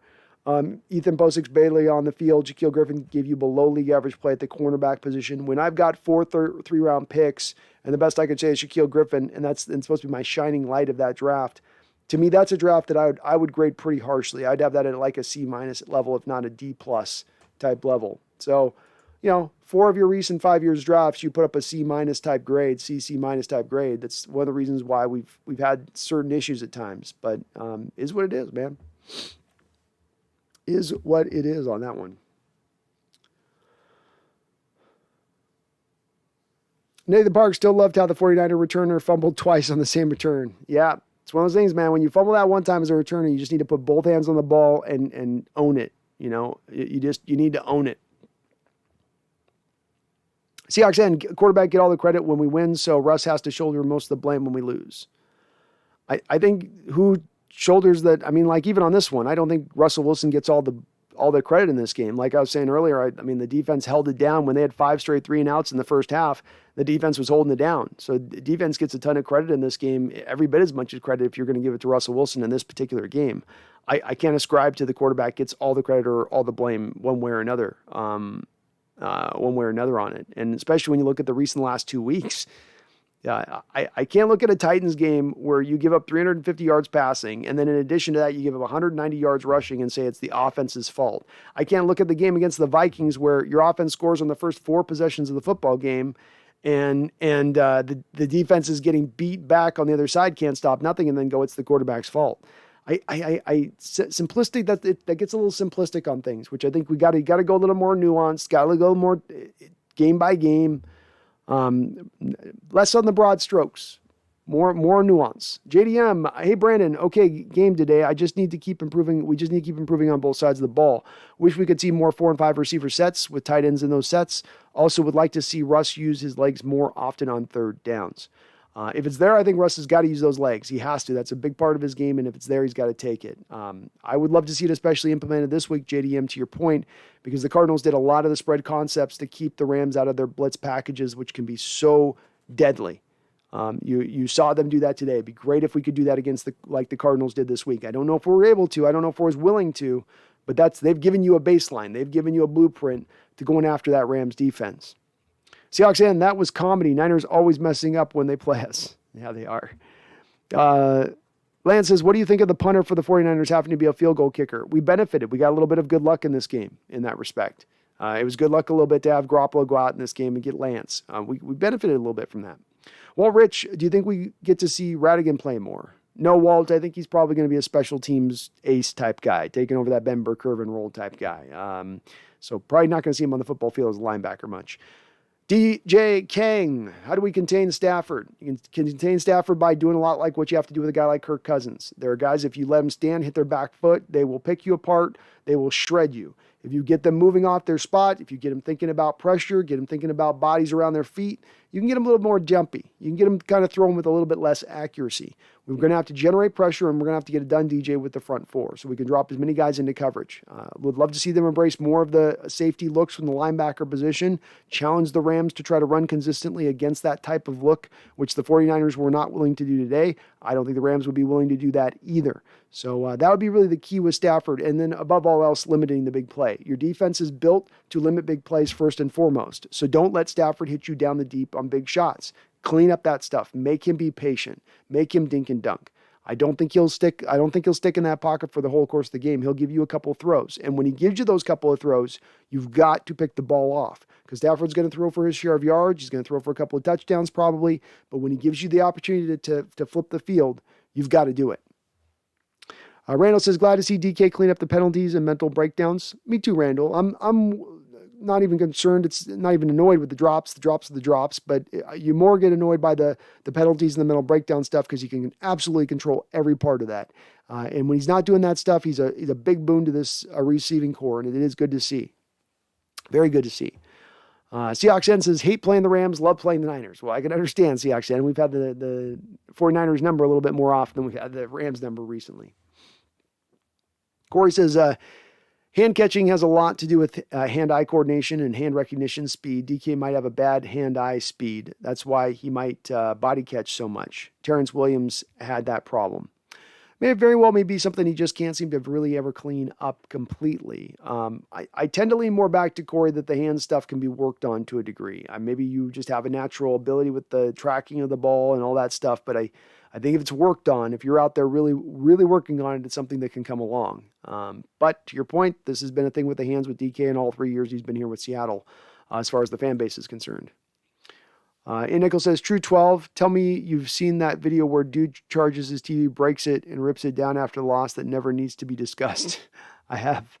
It's a very funny video, if not painful in the same respect. Nathaniel, so same game plan as always versus the Rams, run away from Aaron Donald. You actually want to run at Aaron Donald. You want to go at him at the point of attack so you can hopefully neutralize his quickness and neutralize his aggressiveness, because he wants to get in the backfield and you want to get him running into the backfield and getting out of his hole. But it's going to be tough, man. That guy's wrecked more Seahawks games than I care to remember. Mark Cook coming in with a $5 donation. Mark, thank you so much, sir. You are very kind. I appreciate you so much. A lot of donations today on the chat. Very bright. Appreciate you guys so much. Thank you. Mark says, how about that, Freddie? Loving me some Swain. Freddie's been very solid this year, Mark. He is coming along quite a bit. Yeah, I mean, his hands have been solid. He's a little bit of a body catcher, but he's not dropped anything. They used him on fly sweeps at times. He's been all right with that, even though he's not really well suited to do that. But he's been a good number 4 for us. I'd sure like to see him slotted in that number 4 and getting an Eskridge in at the number 3 and get a little more dynamic, an athlete at the number 3 role with that. But can't argue with his production so far. He's been really good on the football field. He's really coming along, really surprising me a little bit in that respect. I'm not seeing a game breaker, but just a good, solid player over there in what he's shown. DJ King says Murray or Carr can win the MVP. I think both those two guys would be in the race right now if we're talking about it. Go Ox 21 says, now remember The Longest Yard originally? That was a great movie. Yeah.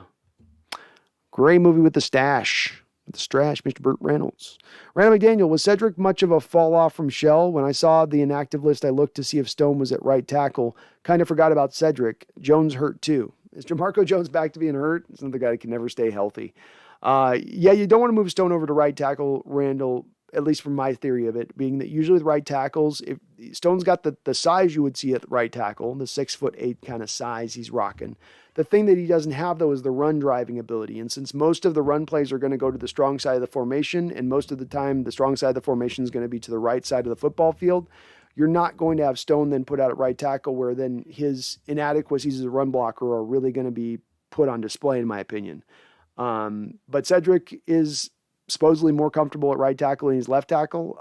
He was a little bit better as the game went along, probably pretty rusty when he started off when that 49er team was just getting back there. The D Ford sack, Randall, was on Cedric Abuja. So he did give up a sack early on, but they cleaned it up a little bit as the game went along. And Nichols says, shout out to Joey Galloway and Brian Blades and the great Win Largent. Absolutely a shout out to those guys. Awesome receivers, the lot of them. Someday I'm working on my Largent video. Someday I got to do a Joey Galloway and Brian video too at some point. Space says, and the reason I know what you said was when I quit watching your stream. Yes, Space, the issue and problem I have with you on that question, and you ask it, is you put it in real simplistic terms and you say, do you want to still trade Russ? And you throw out all that I quantify around me saying at the time, I would be willing to trade Russ if, right, Space? So let's have the interaction right now. Stay with me in the chat for 5 minutes because you want to ask this question every time. So let's have the back and forth and hash this out a little bit. You say simply, do I want to trade Russ? So you present that like I just blindly popped on the live stream last year, hopped in here and said, we just got to get rid of Russ. But what I actually said, Space, was this. So again, so many people have a hard time with nuance and detail. Everything's a black and white area, and I understand this, Space. We live in a binary world. Everything's a 0 and 1. What I'm asking you to do at this moment, Space, and what I've asked you to do about 9 times you've asked this question, is expand your mind. Think with a little more detail and thought. So I said, if you're going to pay a quarterback $40 million and not build an offense around him, not get him an offensive line to protect that valuable asset, then you might as well then trade him. And frankly, Space, if you were to take a poll of any Seahawks fan, I think about 98% would say the same thing. Am I going to hold on to Russ and pay all this money to Russ if I'm not going to build an offense around him, if I'm not going to build an offensive line around him, if I'm not going to give him the playmakers around him to let him flourish, much in the way you see with guys like Tom Brady, much in the way you see with guys like Kansas City, right? So I said, if they don't do these things, then why are you holding on to him, and you should move him? And I think that's a pretty salient point at that point, right? If you're not going to build around your most valuable assets, who's costing triple, 3 times more than the next asset behind him, probably smart to be team building in a different fashion. If you're going to be as a head coaching staff, if you're going to be as a front office, hard-headed about that. So again, here's where I'm trying to have you operate in the space standpoint, or operate in the contention of nuance. If my front office is going to be hard-headed, if my front office is not going to do the things that I'm advocating for, then probably take these other steps. But Space, here's where I've reacted, and here's the part I responded to you. What did they do this offseason? The things I asked them to do, Space, right? Bring in a new offensive coordinator to modernize the offense, because you were running the 1980s offense. They built more to the offensive side of the ball. 2 of your first 3 picks in the draft, you only had 3 picks. 2 of the first 3 picks went to the offensive side of the ball. I would have liked to have seen them even do more on the offensive line, quite frankly. But they're doing the things I asked them to do. So, Space, now my question comes back to you. If they're doing the things that I would want them to do, why is it you still operate from the assumption that I would want Russell Wilson traded? If you could respond to me on that in the chat, I would love it, man, because I love this go back and forth as far as my chat goes. Seahawks N, is Eskridge playing Thursday? Yes, he should be playing. EW2K, haven't spent a first or second round pick on an offensive lineman. You get what you pay for. Seahawks 32nd in money spent on the offensive line since 2014. Not 1 second contract for any offensive lineman in that time. Legion of Boom looking more like luck than skill. Yes,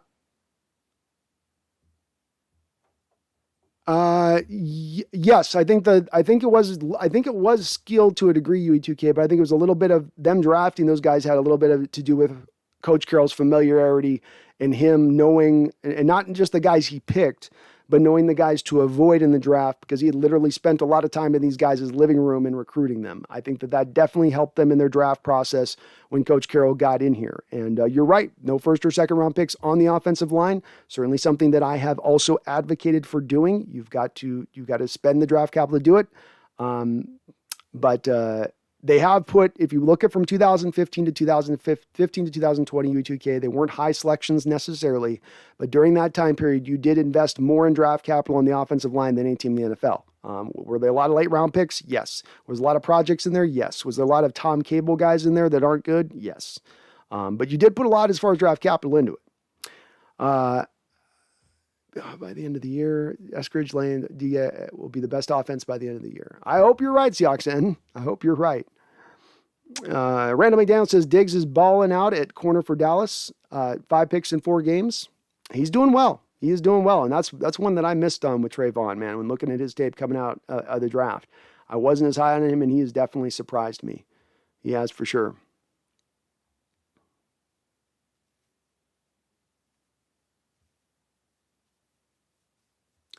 Shout out to the documentary Rain City Redemption and Rain City Miracle. You did a great vintage to bro, Chad Brown. Did they do a vintage Chad Brown? It's awesome, man. They should. Chad Brown's an awesome player here. He was great. Fun guy to watch on the field. Your eyes just drew to him on the defensive side of the ball. Corey Hallback says, who's to blame for the draft classes? I mean, you go from drafting Russell in the 3rd, Richard, I believe, in the 5th, to these last 5 years, not one draft class above a B rating. Hard for me, Corey, not to go back time and time again on this to Coach Carroll above John Schneider. It gets very hard, frankly, to parse between the two of them. Just to give you some peek behind the curtain on this, Corey, you tend to, in this this dynamic, you've got Coach Carroll in the odd place where he's a coach, but he actually has more power than the general manager. He sits above the general manager. And so what this means is that you have a general manager who can have a draft board, who can have guys that he likes, who has guys he prefers, and a coach can come in at any given time and override that. And so, Corey, there's a lot of picks that seem to have at times earmarks a little bit of more of a Carroll-type pick, being a Rashad Penny, for instance, which never would have made sense for a guy like Schneider in the way he approaches drafts. or a guy like LJ Collier, who to me is another guy that just sort of screams of being a Coach Carroll pick. I can't really say for certain, Corey, because I'm not behind that curtain to know who made what selection. But I do know when at the end of the day, the buck stops at Coach Carroll's desk, when he's decided to take on that amount of power, even over the top of a general manager, when it comes to blame or when it comes to, honestly, even his successes on the other side of it. Carroll does have to then, on both sides, he has to eat the blame and he can take the credit for the success because he's taken on so much of that responsibility. Randall, got to get some beauty sleep. Thanks again. Thank you, Randall. You have a great night, man. And appreciate the donation. And lively chat in our advance. I wish I knew who to blame for the bad drafts. Probably Pete, but who is getting too cute when taking Collier or Eskridge? I can't say on Eskridge for sure on that one. I do think Collier is Pete. I really do. But again, like I was saying to Corey, we're making guesses here, Nolan. Nobody knows for sure. We'll maybe find out 20 years from now when the books are written, but we just don't know really who made what. But Coach Carroll has the power. We do know that. And Malpada, yo, and Mal, good to see you on in here. 8822, scale of 1 to 10, how confident are you going into the Thursday night football? 5. I'm a solid 5. Corey Pitts, Jamarco Jones was out today. He caught the flu. He was puking before the game. Not vivid sick, just a flu. He should be ready for the Rams game. Good to hear, Corey. Good to hear. We're going to need the best backup right tackle we can get out there. And Malpata says, I think the bad quarterback play for the 49ers definitely helped our trash defense. It did help having a rookie quarterback come in and Maul. I think Garoppolo was doing better, I think, than what Lance was doing overall, just consistently moving the chains. But it definitely helped us, and it helped having a rookie quarterback come in.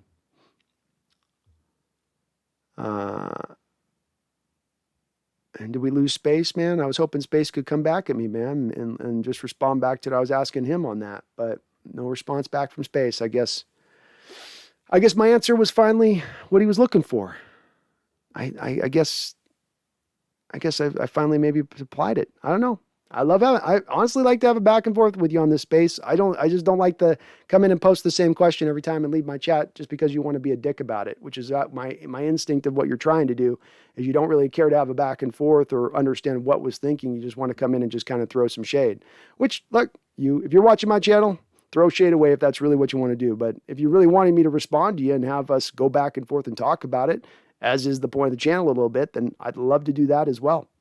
I see more value in that than just, yelling into the darkness and then running away. Brando, I could be wrong, but I feel like our running game is struggling so much because Fuller keeps whiffing on his run blocks. Well, Brando, he's been very poorly rated by Pro Football Focus, and admittedly, I've not concentrated probably as much on depth on him. But my instinct on it is that he's one of the worst centers in the league at the spot, and we absolutely need to get better there. I don't know where we find that at. That's hurt us. I think Dwayne Brown's not necessarily as good over on his side. I think Cedric Abuji in the run blocking game, this game wasn't as good either. I think there's a variety of issues out there a little bit on the run blocking game as we stand right now and what we're trying to do. Another big part of it could be, a little bit of this new blocking scheme is to go with a little bit more mobile linemen. You have a little bit more of the big man mountain types in this scheme, a little bit less of the mobile type dudes. So it may be a little bit of in a transitional state as far as things are concerned to really figure out, where we just don't have the right linemen right now to run the scheme kind of the way they want to run it. But Fuller has been the worst of the bunch. Fat Cat says Space is never going to respond to you when you kill him with facts. Well, I hope he does, man, because I'm not trying to scare him away. I hate the people come in and ask a question and I'm up on the chat. I'm right here live and then they just want to run away. Why ask the question then? And he's trying to rub my face in what? And the Seahawks doing what I asked them to do and the team showing the direction and vision that I asked them to have, Don't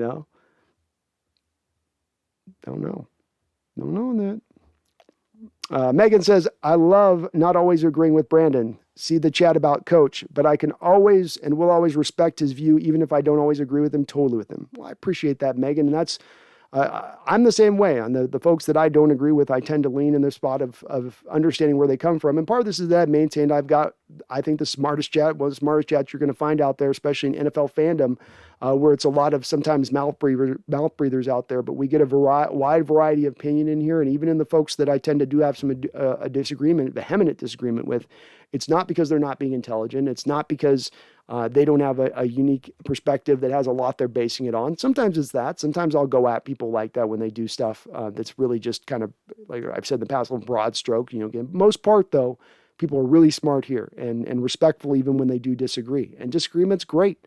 Disagreement is only what makes you understand your stance on things better, makes your stance stronger.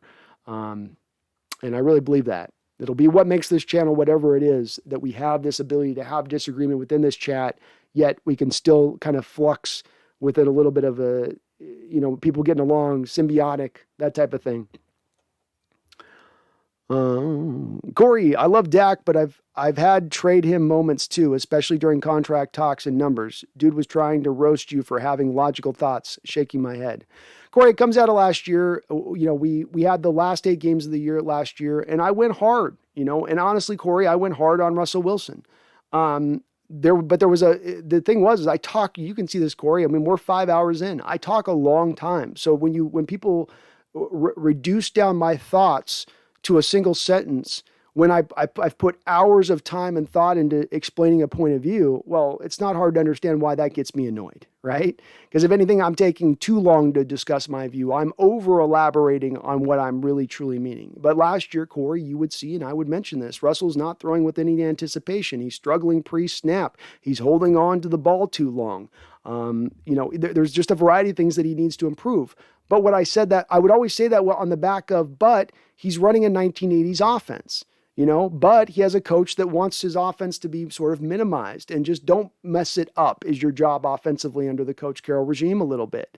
And that was the part where I would say, look, you don't want to bring a modernized offense in here, which is not going to allow Russell to do all the things a modern offense would allow quarterbacks to do. And the modern offense is built to make quarterbacking easier. The bubble screen games, the short passing, the way that the teams can't hit the quarterbacks like they once could, the way teams can't hit receivers down the football field like they could, the harder of the calling on the holding calls. It all builds well for a quarterback to be able to flourish in this league. That's why we see guys like Kirk Cousins and Tannehill sometimes just lighting everything up. They aren't that great of a quarterback. It's just this is the way the league has been built now.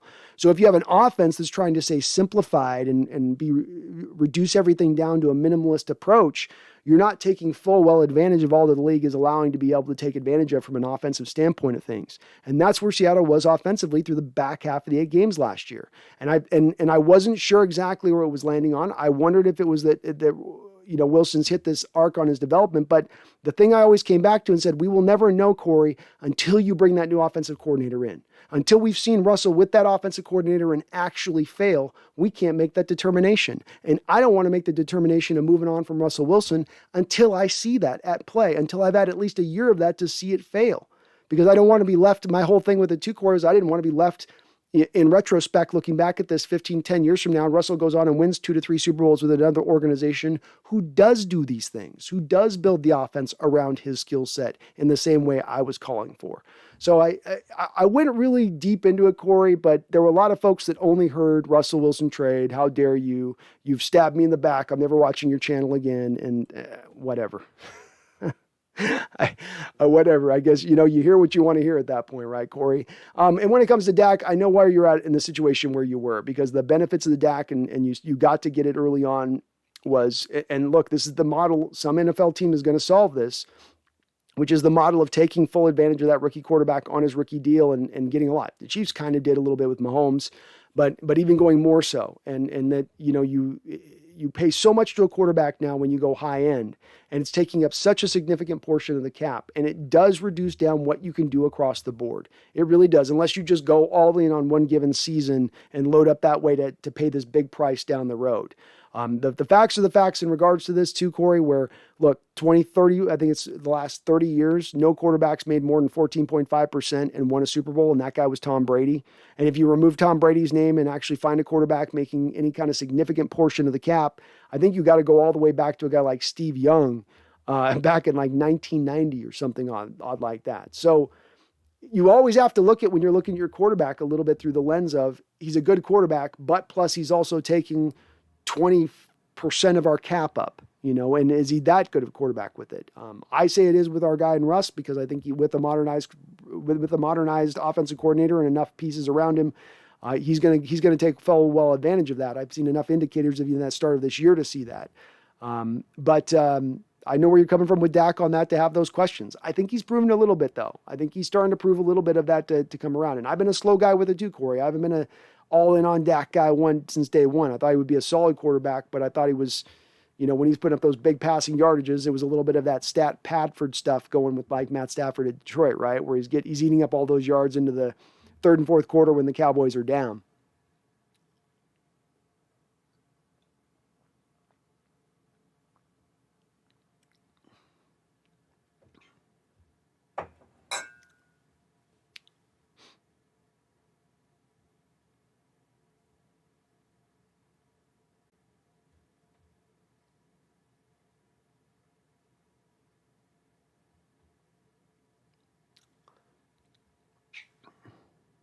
Megan says, don't forget to vote for Blitz for the Mascot Hall of Fame. One vote away from a valid email address. Please do vote for Blitz for the Hall of Fame football. That'd be awesome. And yeah, get on over there. And Maul, if we have a good pass rush, then our defense secondary could be sustainable. I don't think our moves for improving our pass rush have been enough. So maybe make another pass rush move. I'm open to it, and Maul. And the one thing about pass rushers and getting them versus other positions we've looked at, like center, like linebacker, like even maybe receiver, is that there's usually a readily more pass rushers available than there is those other positions. So that is one that you can tend to go out there and find out on the open market from a team, and I'd be in favor of it. I'm not loving the development with Rasheen. I do like Alton and Darrell, but especially if we're talking about defensive tackle and Maul, if we can find something there, that'd be awesome. But we do need to do more.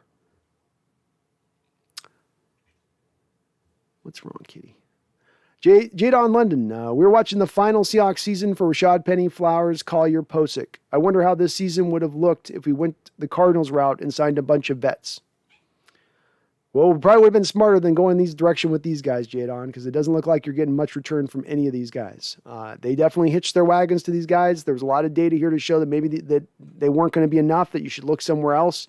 I don't think they could do a lot when it came to LJ Collier. They were stuck with him this year because of the dead money. It was just too much. But you could have saved $2.1 million moving on from Flowers. You could have saved about $1.5 million from moving on from Rashad Penny. You're paying Posick $3 million this year, which, that's, you start to put all that money together. You could have maybe put that somewhere else. Not to mention you're sitting on $13 million as we're sitting right now. B. Russ, I get that Carson looks slightly slower than he has in the past, but to say you're good moving on with Collins in the future is ridiculous. We haven't seen Collins get a large workload. I'm not trying to say it in a driving fashion to say this has to be a long-term situation, B. Russ, to where now Collins is going to be your bell cow back for the whole rest of the year. I think right now, Alex Collins should be getting more carries in a football game than what Chris Carson's getting. He looks better. He looks more dynamic. He looks more able to break a tackle than Chris Carson does. Does that mean long-term I want to run with Alex Collins forever? No, but it means right now over the course of the next couple of games as we look forward, I'd rather go with Collins. He's looked better. B-Russ says team's actually game plan for Carson, not Collins. Do you think Collins is going to be miles ahead of Carson once he's the focus of opposing defensive schemes? The guy's a solid 2, but not a number 1 back. What can you provide me some proof as to show me how Chris Carson is game planned for by oppositions?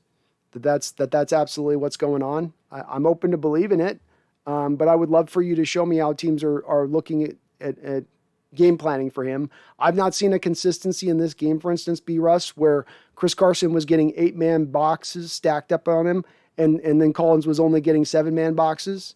Again, I'll look at the tape. I'm going to rewatch this game. I'll let you know if that's what I see, but to my eyes, it was a lot of cover 2 by the San Francisco 49ers, who were very worried about their corner situation and where it was at in this game, and especially with what Seattle's ability to take the top off the defense. But when it looks to me, on just my eyes, I've not been the only one who's proposed this here in the chat today, B. Russ. It's been quite a few people who have seen the same thing. He doesn't look as fast. He doesn't look as able to break tackles this year. It's not mean he's shot. Doesn't mean I'm not going to get him some carries over a football game, but it means if there's a more effective running back who's going to get more yards per carry average than Chris Carson is, I'm going to go with that guy. Whether I'm calling him number 1, number 2, backup, whatever, I'm going to go with the most effective player. Elena says Carson looks slow this year. See, I'm not the only one here, man. Seahawks end. Carson is slowing down. You can tell we need him for short yardage, but Collins is quicker. That's all I'm saying with it, man. Is I'm not the only one. Nolan R. Vance, rewatching the game. Anyone you feel I should key on that might be easy to miss? Yeah, offensively, I think the key on this is to look at where's the penetration coming from the 49ers in the run game. Is it coming from one place, or is it just coming from all across the board on the offensive line? I think that would be an interesting thing to see, to sort of concentrate on. How did pass protection kind of nail down as things went on in that third quarter and we started scoring? Were we really good there, or was it just Russ being magical? Defensively, where I'm going to be looking for is a little bit more on the pressure with the front four. Who's generating the pressure when early on the Niners were running the ball a little bit? Who's sort of blame on that one? Those would be a couple of the items I'd probably gravitate towards. I'd be locking really on the line of scrimmage on a second watch. Megan says it's boring when people agree with you all the time. I don't want to fight with anyone, but I do want to have a conversation with you and why you feel the way you do and why. I agree, Megan. I think people run in this day and age a little bit too often from disagreement and debate, and everybody gets into it, in which I think it's funner. Life's funner with a little bit of debate, you know? Life's funner with a little bit of disagreement. A couple of donations here. All right, let's get the donos going here. I love it. Barry Sotoro coming with the second dono of the day. That's your, I believe, $10 donations here coming in today, Barrett. Thank you for that. I really do appreciate it. Barry says, is Phil Haynes going to see snaps this season? Cedric Ogbuehi is not good. I don't know on Phil Haynes. I don't know why they would think necessarily Fuller is going to be better than Haynes when Fuller has shown out at every turn to be seemingly one of the worst centers in the league. I mean, is Phil Haynes going to be the worst center in the league if you asked him to go out there and play? Maybe Fuller's just that much of a communicator at the line. He sees the blitzes coming just that good. I'm not sure what their love affair is with Mr. Fuller. But you wouldn't put, of course, Haynes out on right tackle. He's only a guard or he's only a center. And Cedric Ogbuehi is not good, but you had Jamarco Jones with the flu. You had none of your right tackles, so you were to your third tackle in this game. You get to your third tackle in a football game, it isn't going to look very good most of the time. So probably not a big shocker. You also saw a little bit of Jake Curhan in this game again. He continues to get his feet wet out there. I don't know if I'll tell you this, Barry, if there's a move out there for a right tackle on the market around the trade deadline, I'm certainly not out on that either. If there's a way to upgrade that position, I would be open to that as well. UE2K, you did go hard at Russ, and I took offense and said the problem with this team certainly wasn't Russ, but instead it was Pete and John to blame for the roster. Seems you've come closer to my point of view. Yeah, I was hard on Russ, and I was hard on Russ as I've given my reasons for why I was hard on Russ, and Russ was not playing good. So UE2K, I mean, you know, when we talk about, and we're specifically speaking to last year in a specific time set in Seahawks history, and that back half of that 8 games was as bad a play I've seen out of Russell Wilson in his entire career. It was. He looked lost at the position, and I don't know that there's been a lot of times in my history of watching Russell Wilson play the quarterback position where I would say he looks lost.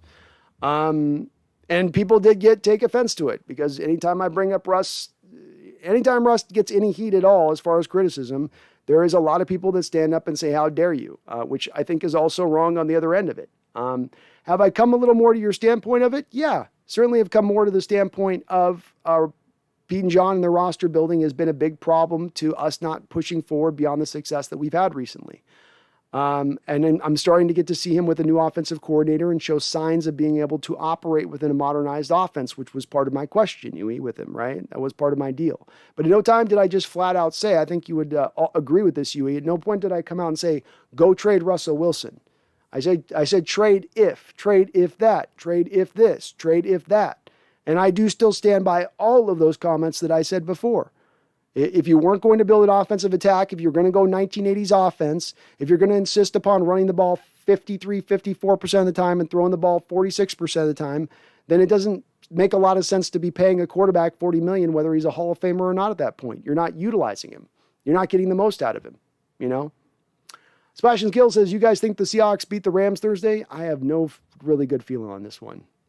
Voodoo Magic, no dislikes. Impressive. Wow, that is impressive. I usually have a couple people come. You think we'd have a few bitter 49er fans coming in to slam that dislike button. You'd think we'd have a couple, my guy, a few. Well, Rich, are we going to see more Alex Collins? It seemed he was the spark that turned our defense on. I hope so, Walt. I think he's earned the touches. I think he's earned the carries at this point. Still would like to see some Carson, but I think Alex deserves to be given a few more carries than him at this point. Megan Gok, I'm not going to do the last name, Megan. Megan says, can you explain what the bubble screen thing is? Never heard of it. Yeah, Megan, for years in football, what you would have with receivers is they would go up the field and run a route. They'll run an in-cutting route. You might run a slant route. You might run a 9 route, which is a go route up the football field. You might run a post route. You'd have this wide route tree as a receiver that you would run, but you wouldn't do one thing, which is at the snap of the ball, take a couple steps back and then make the catch as far as that goes. If you go back to 1980s football, you saw nobody running that. And that's essentially what a bubble screen is essentially you having a receiver taking a couple steps back at the line of scrimmage off the snap, catching the ball. Usually he's going to have a couple guys near him to block out in front for him, so it becomes a screen play to the edges. But it's a new staple in football, relatively new in the last approximately about 30 years or so. About 30 years or so. It was getting to be kind of starting to be, not 30 years maybe, it's about 2000. So 20 years it's been really rolling. But now it's really become a common part of football. You see receivers run the bubble screen. You can run it with a tight end. But it's essentially just to get your guys that can essentially break tackles in space, get them out away from the line of scrimmage, get the ball in their hands, and let your playmakers work. It also makes the job a little bit easier on the quarterback at that point because it's a nice, easy completion. Nothing easier than throwing the ball to a guy, letting him take the ball and house it, right? So it's also been the quarterback's best friend in the modern age. It also tests the ability of a cornerback. If you have a cornerback on the outside, Megan, who can't tackle very well, get the ball in your guys' hands, make him tackle now. So it serves to kind of do all those things. Ethan says the vintage Russell Wilson never gets old. Even if I admit that I sort of screamed at Bosa and the other guy came after him, but that little semicircle he does is beautiful. It's classic for him. It is. That should go on one of his all-time highlight reel packages type throws because that is absolutely vintage Russ. No doubt about it. Jeffrey Thistle, looks like the Niners are done, though. That was yikes. Yeah, I think the Niners are cooked at this point, unfortunately. Still a really solid team, but just cooked at this point.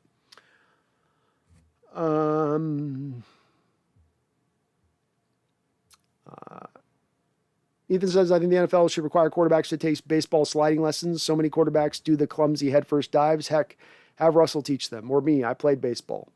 I think they work on it. I just think you get in the heat of the moment, those guys, their instincts, competitiveness takes over, and they try to just get that little extra. Corey, okay, so are we through the first 4 weeks after Monday Night Football tomorrow? What team has impressed you the most, and what team has been the biggest disappointment? Also, who is your early season MVP, offense and defensively? Myles Garrett's going to be my defensive player of the year. The team that's impressed me, I guess the Oakland Raiders would be the most impressive team so far. I would probably put Kyler Murray as my MVP. The biggest disappointment,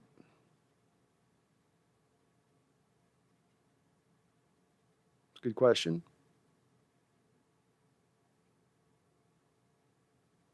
Who would be my biggest disappointment? I'd probably put the Steelers as the biggest disappointment from my standpoint. They're still a okay team. But especially after beating Buffalo on the road to start years, they seem just back in their same old kind of place that they've been recent years, which is a little bit of a scuttling, not bad, but just kind of not great. I know they won the division last year, but they just haven't looked as solid as I thought they would bounce back a little bit this year. You know, especially with Ben Roethlisberger doing the P90X stuff. You know, we're gonna get a Ben Roethlisberger P90X body. I thought that would be at least worth a couple extra wins. Seahawks and Russ made some good audibles today. He was Seahawks and he was in control. He was at the line of scrimmage doing his Manning version of what he would do. It was great. I love it. Doing it with up tempo. More of that with Russ. More of him in control, the better. I love it. Brando says, I like Carson, but I'm happy his contract has an opt-out after the season for the Hawks. Me too, man. Me too. It's one of the reasons I like the contract. We brought him in. I don't like signing running backs. I don't like spending first-round draft capital on running backs. But I can make exceptions to the rule, and we weren't putting a significant portion of the cap towards Carson on that deal. Cross explosion. There's a lot of stuff that Carson does that aren't stats. He's a great pass blocking running back and always needs to be accountable during short yardage situations. I'm putting my money on Carson. I feel you, Cross explosion, and let me make sure I'm being really clear on this. I'm not saying no Carson. I'm not saying you bench Carson and he gets no more touches. I'm just saying this is less about Carson not being good and more about Alex Collins looking really good. And this goes back to last year where Alex Collins was looking really good. This goes to the preseason Alex Collins looking good. I think he's just earned the right to get a few more touches at this point. Maybe that changes in a couple weeks, but at least as it stands right now, I want to get the best guy out there who's going to get the most yards per carry out there. And I think Collins gets you just a little bit more at this point. Corey, I think if Seattle was to trade for a top-tier interior defensive lineman, it would do wonders for their defense. I think that's what you are truly lacking. You know how much a pass rush helps the defensive backs. I do, Corey, especially when you run a 4-3 scheme like we do, which is zone-based. The more the front four can get the job done, the better the defense is going to look. Absolutely, because you're not exotic, you're not blitz-heavy, you're not trying to confuse quarterbacks week in and week out. So that's absolutely the case. I'd love to see a top-tier interior defensive lineman. The problem is many of them have just signed big-time deals, and they carry big-time dead money hits if you try to move for them. You could look at a guy like Grady Jarrett. That's a no. Too much dead money hit. You look at a guy like Fletcher Cox. That's a no. Too much dead money hit. So I don't know who the defensive tackle player would be. I agree with you. I just don't know who the guy would be that would be available. There's not a lot of ready options out there. Sean T. Russell doesn't have the height like Brady, but as was said, he does utilize his legs, and so he's developing around his team and can be like a John Stockton in the NBA. Russ is often referred to himself as a point guard type. That's very much true, and just because he doesn't have the height doesn't mean he can't still be effective as a quarterback, especially given a modernized offense to work with. UE2K, it's questionable personnel decisions like re-signing Carson as your lead back instead of investment in a younger, better free agent, i.e. Jamal Williams, a true 3-down back. Maybe so. I mean, I look at a lot of problems this offseason, UE2K, and the first problem that I don't go to in signing is Carson. You didn't give him a significant portion of money. He's not making a ton of cash this year. And he's not costing your cap a ton of cap space this year. To me, the bigger problems and the bigger issues always come back to offensive line with that. I prefer not spending money on a running back, but spending on the offensive line. You probably sell me on it more with that, to take the assets, put it to the offensive line instead, which they weren't willing to do. Jivan Chi, which I think you believe as well, so to your credit on that. Chi, do you think it's good we passed on Sherman? He was targeted 9 of 9 for 102 yards. No, I don't, but I don't think he's going to a good scheme either, Chi. So I think he's going to a scheme that's different than what we run. He would fit way better here than he's going to fit with Tampa Bay, but he went for what was more talented team, I think. Gawk Roger, not hard, Brandon. Split it down, straight down the middle. I'm trying, Megan. I'm trying. I get 5 hours in. I'm like, woo, it gets rough. It gets rough and rugged. Seahawks Network, love the bubble screen. We use it as our high school often as options on run plays. I do too. It's a play that usually doesn't have the downside of we saw last year in the Rams playoff game where there's an interception. It's very rare you see interceptions on bubble screens, but it tends to be a play that can get you a couple yards. No matter what, even if it's 3, 4, 5 yards, it'll get you at least that. And I like it too. It helps get a quarterback in rhythm. One of those easy throws to get a quarterback in rhythm a little bit.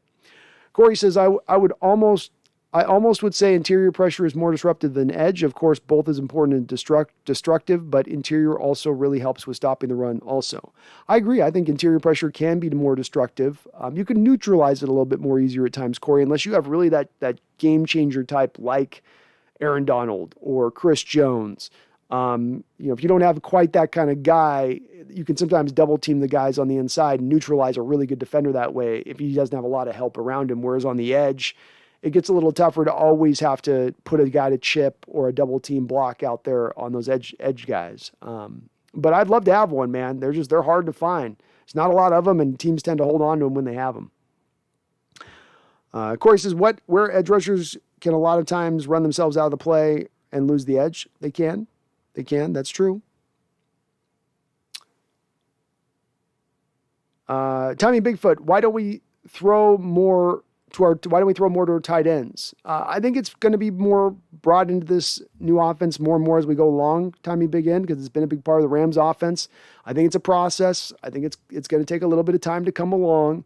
But I would expect to see it more as the year goes along and Russell gets more comfortable with this offense and what it's asking him to do, the reads it's asking him to make.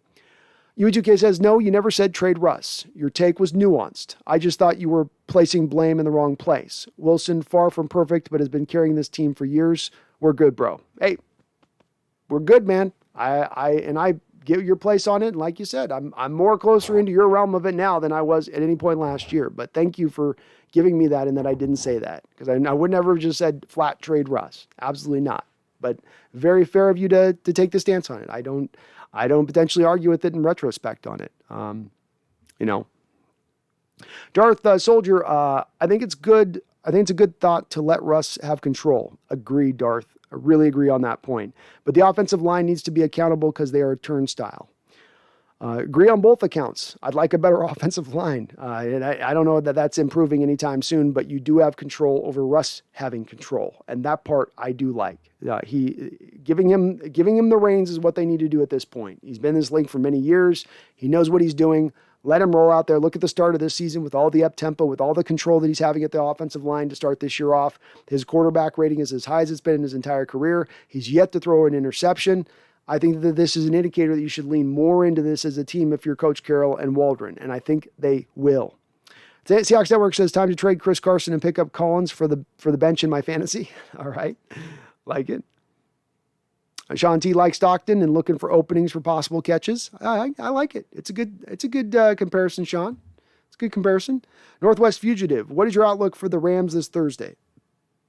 I'm sitting like as a 5, not knowing either way this is going to go. You're playing it at home. Fans are going to be juiced up. I don't know what you do defensively against that offense entirely. I would love to say I'm optimistic. I'm not. I don't know if they get just the doors blown off of them like the Vikings and Titans game a little bit.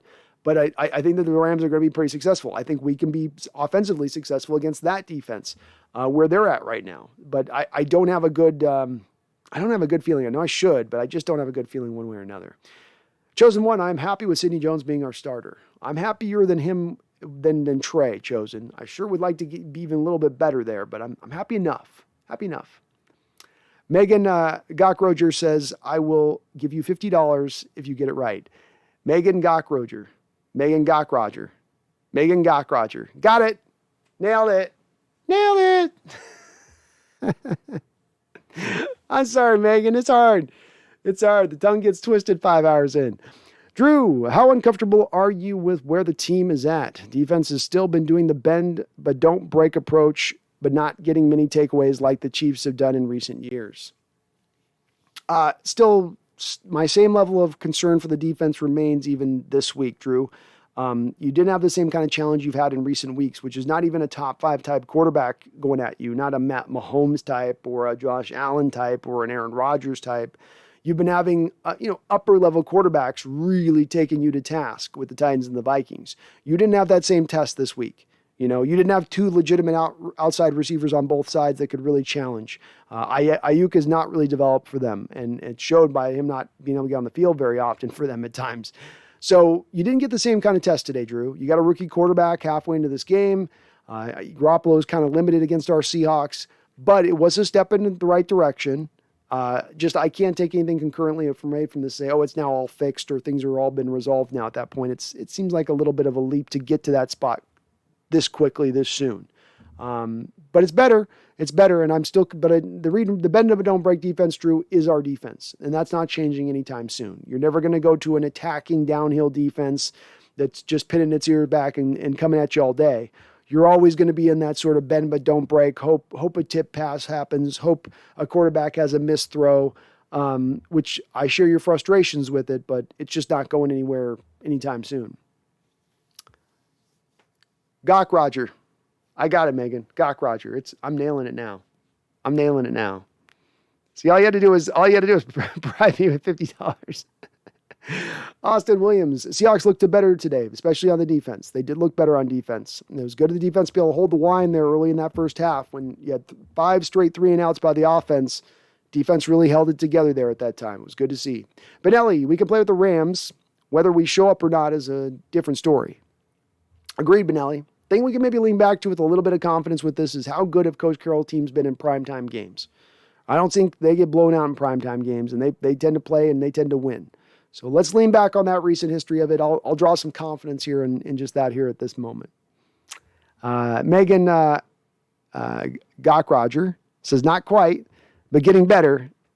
It will stand until the end of the season. Fair enough. I will get it by the end of the season, Miss Megan. I promise you on that. It might take me literally to the end of the season, but I will get it. I think the thing is I've got to start speaking with a little bit of an Aussie accent. You know, you Aussies have a couple of those odd last names in there where it's like you need to have the Aussie accent to be able to roll. It's that K that I got to be able to roll that K just right. So I'm guessing it's that. I'm going to have to just work on the Aussie accent of things, and I bet I nail it at that point. Seahawks Network amazes me how this team continues to settle for mediocrity at the O-line, no matter how much your franchise quarterback complains. Kyle Fuller is absolutely not the best you can do. You're right, Seahawks Network. You're right. I don't know why they continually show a blind spot to that, especially this past offseason. You could have done something. There was a Joe Thuney out there. You could have got a left guard who was a mobile lineman who would have fit into the scheme. There's Corey Lindsley, who's a little bit older, but still a very good center. You could have paid him money too. He's doing well for the Chargers, I believe. Doesn't make any sense why they always pass on stuff like that. It seems weird, especially when you had money to spend, which they did. Make One Up says, hey, what do you think about Sherman going to the Bucs? Why did we not get him? Could he be taking us to another level? Make Up, I don't know on that. Yes, I would have gone for Richard Sherman. He went to the Bucs. We didn't make him an offer. We didn't make him a serious offer. We came in at the 25th hour with a silly offer, which was not serious. There's something within the front office where they either believe Richard Sherman's done or he burned too many bridges when he left. He pissed off Russell Wilson, and Wilson said, you don't come in here. Pissed off Coach Carroll, and he said, I'll never bring him back in again. I don't know what exactly the reason why you say no. All that stuff should have been tossed out the door, in my opinion, because he upgraded the team coming here. He would have been an improvement at cornerback versus what you have right now. I know in this game against the Bucs, he gave up a lot of catches and a lot of yards, but he's not aligned in the right kind of scheme. And for cornerbacks, you've got to be put in the right scheme to be successful. I think he would have been a lot better in this scheme than he is over in the Tampa Bay scheme, and he would have improved our team. I don't know about taking to another level, but he would have improved. He would have made this team better. Made him better. Darth Soldier, after today, I'm optimistic. We just have to take a page out of the Cards playbook against the Rams. Hopefully we get Carson and Collins to crush the D.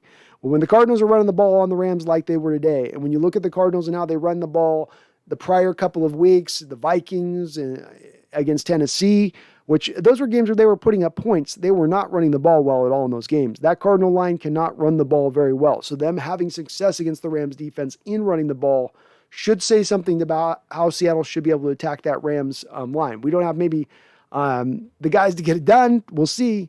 But there should be some holes there if we're kind of basing it off that. Darth Soldier says, also if Carson and Collins both start to crush defenses, we can nickname them the CNC machine. I love it. I love it. I love it, man. And I love your optimism, Darth.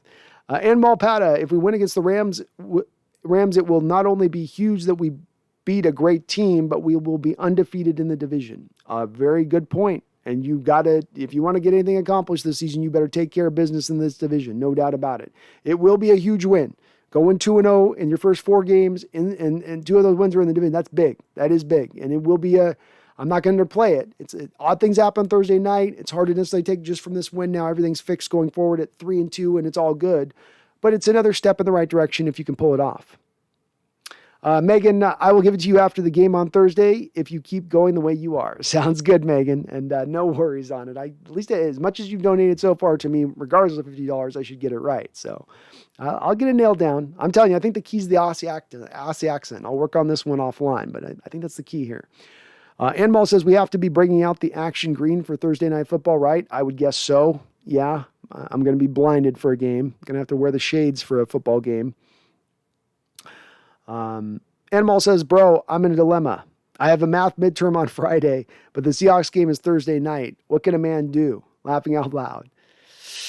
Ooh, that's brutal. You can't knock all the studying out ahead of time. Is it going to be like you need to do that last cram thing? I know the last cram thing works for me too. Like I get it. I do well with last minute cramming. It does work, but you might have to just go hard throughout this week, man. You might have to just go hard throughout the week. Seahawks Network says, for the love of God, please just wear the blue unis on Thursday Night Football. Would make my day. Oh, yeah. The old school blue unis? That'd be awesome, dude. Hell yeah. Hell yeah. Plagueis, if we beat the Rams, are you a believer again? Not a full-on believer, Plagueis. No. The last two losses set me in a way that made me ask. It just made me question where this team's at directionally, where it's at organizationally, where it's at from a leadership standpoint.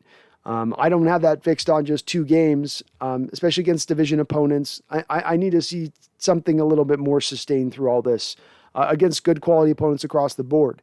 But it will be a step in the right direction, I guess. Step in the right direction.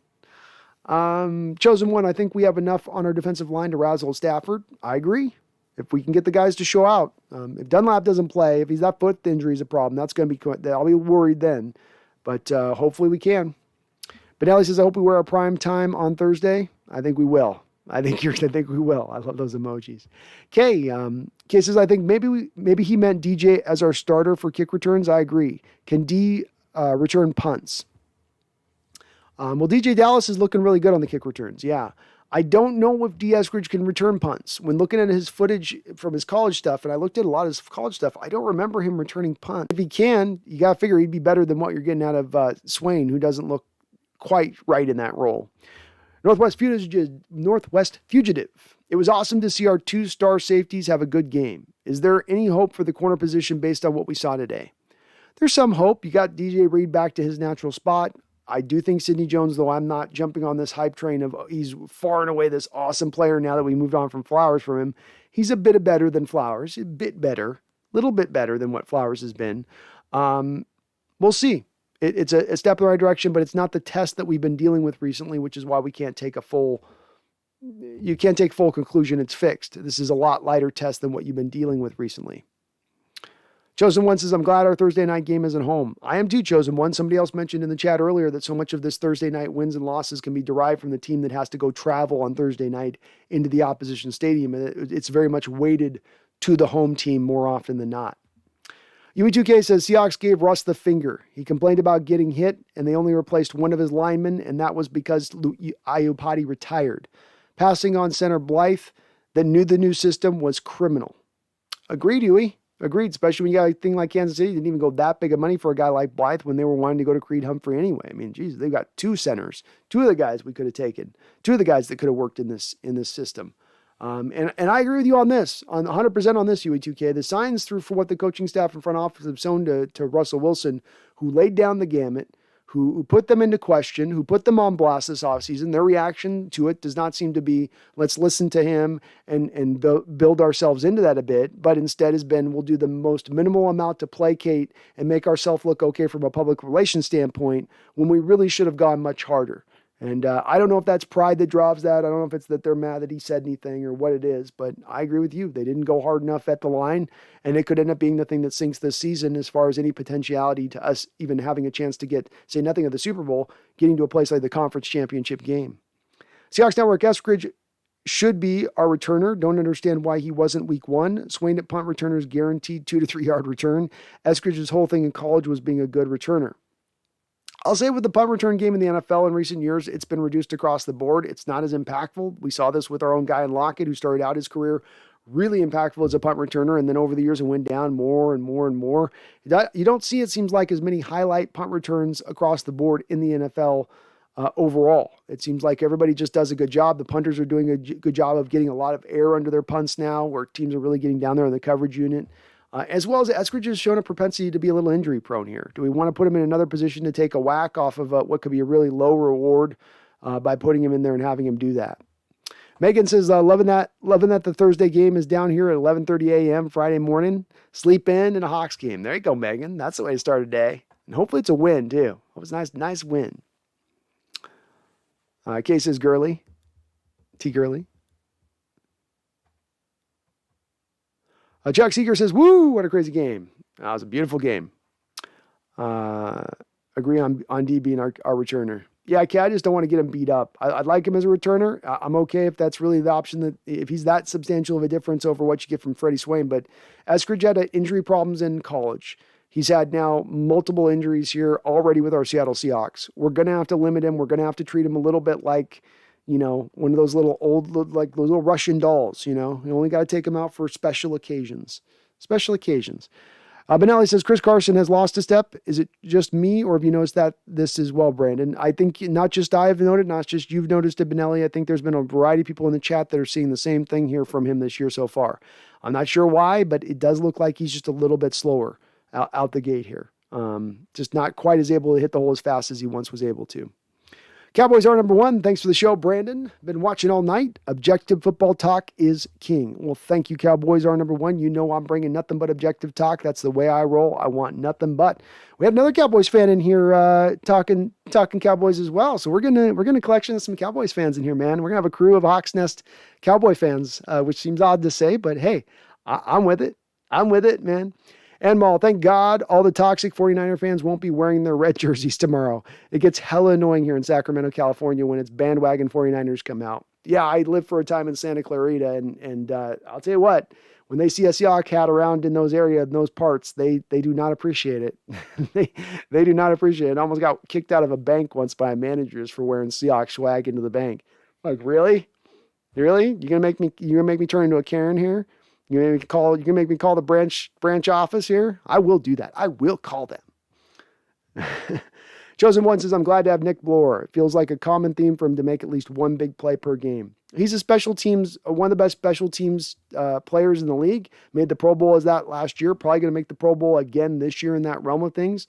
And you need it. You need it as part of what makes our special teams unit one of the best in football is partly come Dixon, partly by your kicker, partly by your coverage unit. And a big part of it is guys like Nick Bloor or Cody Barton, who caused the fumble on the kickoff return, I believe, earlier. So he's playing great. And boy, has he laid some sticks, Chosen. He has laid some hits out there on the football field. Megan says, Eskridge as a babushka doll paints a delightful image. Thanks, Brandon. Exactly. You see what I was thinking on that. Tony LG, Carson did get jacked this season. Maybe the extra muscle weight is holding him back. Could be he took on a couple extra pounds, and that's the way running backs do tend to do is they get into the league and then they add a little bit of extra weight every single year, it looks like, and then you get to about year 30 and then you lose all that weight to get a last couple of years out of your belt as a running back, get a last couple of years of productivity, a little bit of that juice back, a little bit of that spring back to your step. You have a little bit more of an ability now to take more punishment and get knocked out a little easier. But that's usually how running backs roll like that. The guy that really stood out to me is a guy like LaDainian Tomlinson like that. LaDainian would just get a little bit more, and they went to the Jets for a year, shed all that weight, and got one more last really good year of productivity out of him by doing that. Northwest Fugitive says, even in a win, Russ did get bashed around. It feels like if that continues, the offseason Russ trade drama will return in a real way if there isn't a deep playoff run. I continue to say that is the stance of where I stand on it, Northwest Fugitive. I mean, look at this game beyond just getting bashed around, which to your point, he did. You ended up in this game running the ball, I believe, like 28 times, 29 times. Russ threw the ball 23 times. Does Russ want to stay? And a guy that talks about legacy and all that stuff, how much can you secure your legacy throwing the ball 23 times a football game? It is going in that direction. It's unfortunate. Outside of, to your point, a great, magnificent playoff run, you will arrive there. And it will be a very sad thing to see. Brian21 says, you do a collab with Galileo? I don't know who Galileo is. I don't know who that is. To me, but I'm open to it, Brian. Oh, for Loki. I'm open. I'm always open to all collabs. So I potentially will. Whammy Bard, to me, Russ seems more mature this year in his decision-making and game management. Still no INTs. He's playing better than he did the back 8 games of the schedule last year. No doubt about it. Having a new offensive scheme that makes the game easier on him helps. But I do think in addition to that, Russell is playing the game really, really well. So, I mean, he's not playing perfect. Can he do better? Yeah, but for a guy who's onboarding a new offensive scheme, first of his career, really, since he entered the league, I'm happy with what I'm seeing from him. Megan says, I am part Russian on my mother's side. Enough said. Oh, okay. Maybe that's the case, Megan. I got to come with a Russian accent to pronounce that last name. That's the key. Flag, who knew doing flips with a skylark tied to you would slow you down? That's right. Who would have known? I don't know, but it did. All right, well, we are 6 hours on into the chat. I have finally caught up. We are awesome with that respect. I do believe, though, I will go ahead and wrap this up right now. A nice win here today, folks. Encouraging. It's a step in the right direction. Nothing is wholly solved here. Sidney Jones is not now suddenly the answer over the flowers, and we don't need to look elsewhere. This team still needs to put this pedal down to the floor. You still need to go out there and make some more trades, make some more moves. You do not need to be standing pat saying, let's just ride this out. It still is annoying to me that you're sitting on this $13 million of cap space. It's still annoying to me you haven't converted Russell's base to bonus. Adding more parts and pieces to this team would absolutely help at this point. Nobody cannot sell me on that fact. We'll see what the team does from an aggressive standpoint. We're not going to get any moves probably this week. We got the Rams game coming up here. We'll see how that goes here. It's going to be a big game as far as swinging probably what this front office does from a standpoint of aggressiveness moving forward versus winning versus losing and where they stand. And if they can think it only takes a couple more players to bring in here and get this thing going back in the right direction and where we want to see it, which is getting to a conference championship and or a Super Bowl. Because if you're not going to give Russell the stats, not going to give him the passing attempts to get him out there to be even an MVP candidate, the only other way to hold on to him through this season, the only way to hold on to him into the future now is getting into that conference championship, is pushing into new heights you haven't been before to make him think that you can push back in even further moving into the year beyond this year. Early season, to one of the guys that we get in the chat, like Randall McDaniel says, anything can happen. There's a lot of games to be played. We're not even a quarter of a way yet here through the year. So there's a lot of football to happen here. Nothing is assured. Nothing is solidly put. Let's see what our Seahawks can do. This is part of what makes the NFL so much fun. It's so unpredictable. It's so hard to tell which way this is going to go, but it is a good step in the right direction. I thank all of you guys for watching the show. If you do like what you're hearing either live right now or even in a replay, either way, please do hit that like button for me. It helps this channel grow, helps me show out on other channels. And one last note on this, of course, too, the show this month has been sponsored by Manscaped. They were great enough, kind enough to reach out to me and sponsor the show. They've also given me a discount code. So if you have any manscaping needs below, any nose hair trimmer needs, looking for some good beard oil, and they got all over their site. It's the You for Man, set up to take care of you. It's a site for the men. You go to their site, use my code 20%. You get 20% off using my code NEST. You also get free shipping. You also help out the channel. I'm calling it a win-win-win-win-win. A lot like today. Win-win-win-win-win. So go over there. Please use that code for me. You help this channel out a lot by doing so. I thank you guys all again. Another just great interaction with you guys in the chat. The best part I like about it is that there was so much disagreement here in the chat today, yet everybody's still remaining so respectful, so willing to have the disagreement and just go back and forth and pick each other's brains to understand where the other person's perspective is coming from in that disagreement. It's the best kind of a disagreement. It's the stuff that I think is, when this channel is at its best, it's you guys doing that in the chat. You guys doing that with me when we're going back and forth. Sometimes it gets hot and heavy. Sometimes it gets a little tense, but we always learn a little bit more, don't we? Thank you to all of you out there. I appreciate you. I love you. If you're not already subscribed, subscribe to this channel. And it's not easy for me to tell you this now because nobody's forgetting after a win. Everybody's remember after a win. Oh, well, wait, before I sign off, I got to thank Nolan, who's finishing this night off right. Nolan is finishing it off solid and strong. I've had donos coming from every angle today. You guys just dropping dimes left and right. I appreciate that. And Nolan says, I'm going to finish this off strong. I'm going to finish this off hard. Nolan coming in hard with the $20 donation. Well, thank you, Nolan. You've had multiple donations, not only on this stream, you've donated multiple times before the channel, a big supporter of the channel and a member. I do appreciate you for that. You are awesome for having done that. Nolan says, have a great night. Really appreciate the conversation. Well, thank you so much, Nolan. I love this conversation. This is the height of my week, being able to get on here with you guys and talk football, talk shop, get just super nerdy with it. And I appreciate you guys for doing that. I probably should as well. Nolan, you do remind me on this. I want to do a shout out to the members of the channel: Seahawks Brendan Nelson, Robert Jimenez, Thomas Cox, Robin Hayhurst, Big Mac, V Tiger, Jason McEwart, Versace Big Boy Python, Robert, my brother Pennington, Leland Kimball, Go Hawks 2021, Roxanne Roll, who also come in with a big donation, Phil Freeman, Ryan B, Mr. Kane, brother from another mother, Barry Soitoro, also coming with the dono game today and the membership. Appreciate you. Spencer Smith, Tim Schumi, Joey Mendez, Preston Morrow, my two-time man who's a doubling down on his membership on the channel, Doyle Robertson, Nolan R. Vance, Charles Riley, Matthias 23451, and my patrons Devin Martzall, Carmen D. Costanzo, my VIP patron, and James Tomlinson, new patron over on the channel. All of you are awesome for your support on the channel, helping this channel grow, helping me eventually get to the place where we want to arrive on this channel is me doing this full time, me coming on every day talking with you guys, not twice a week, not 3 times a week, every single day. We're going to get there eventually, and we're getting to for you folks with your support out there in this way. I really do thank you so much for doing that. And like I said before, I know I don't have to remind you right now, but you know that's not going to stop me. I sign off right now, riding high on a win, about to take on the Rams at home. We're going to have Roxanne Roll, a member in the house. You know it's going to be just a little extra loud this week. So let's get stoked. Let's get hyped. Let's all try to be a little more optimistic, myself included, and let's not ever, ever, ever, ever forget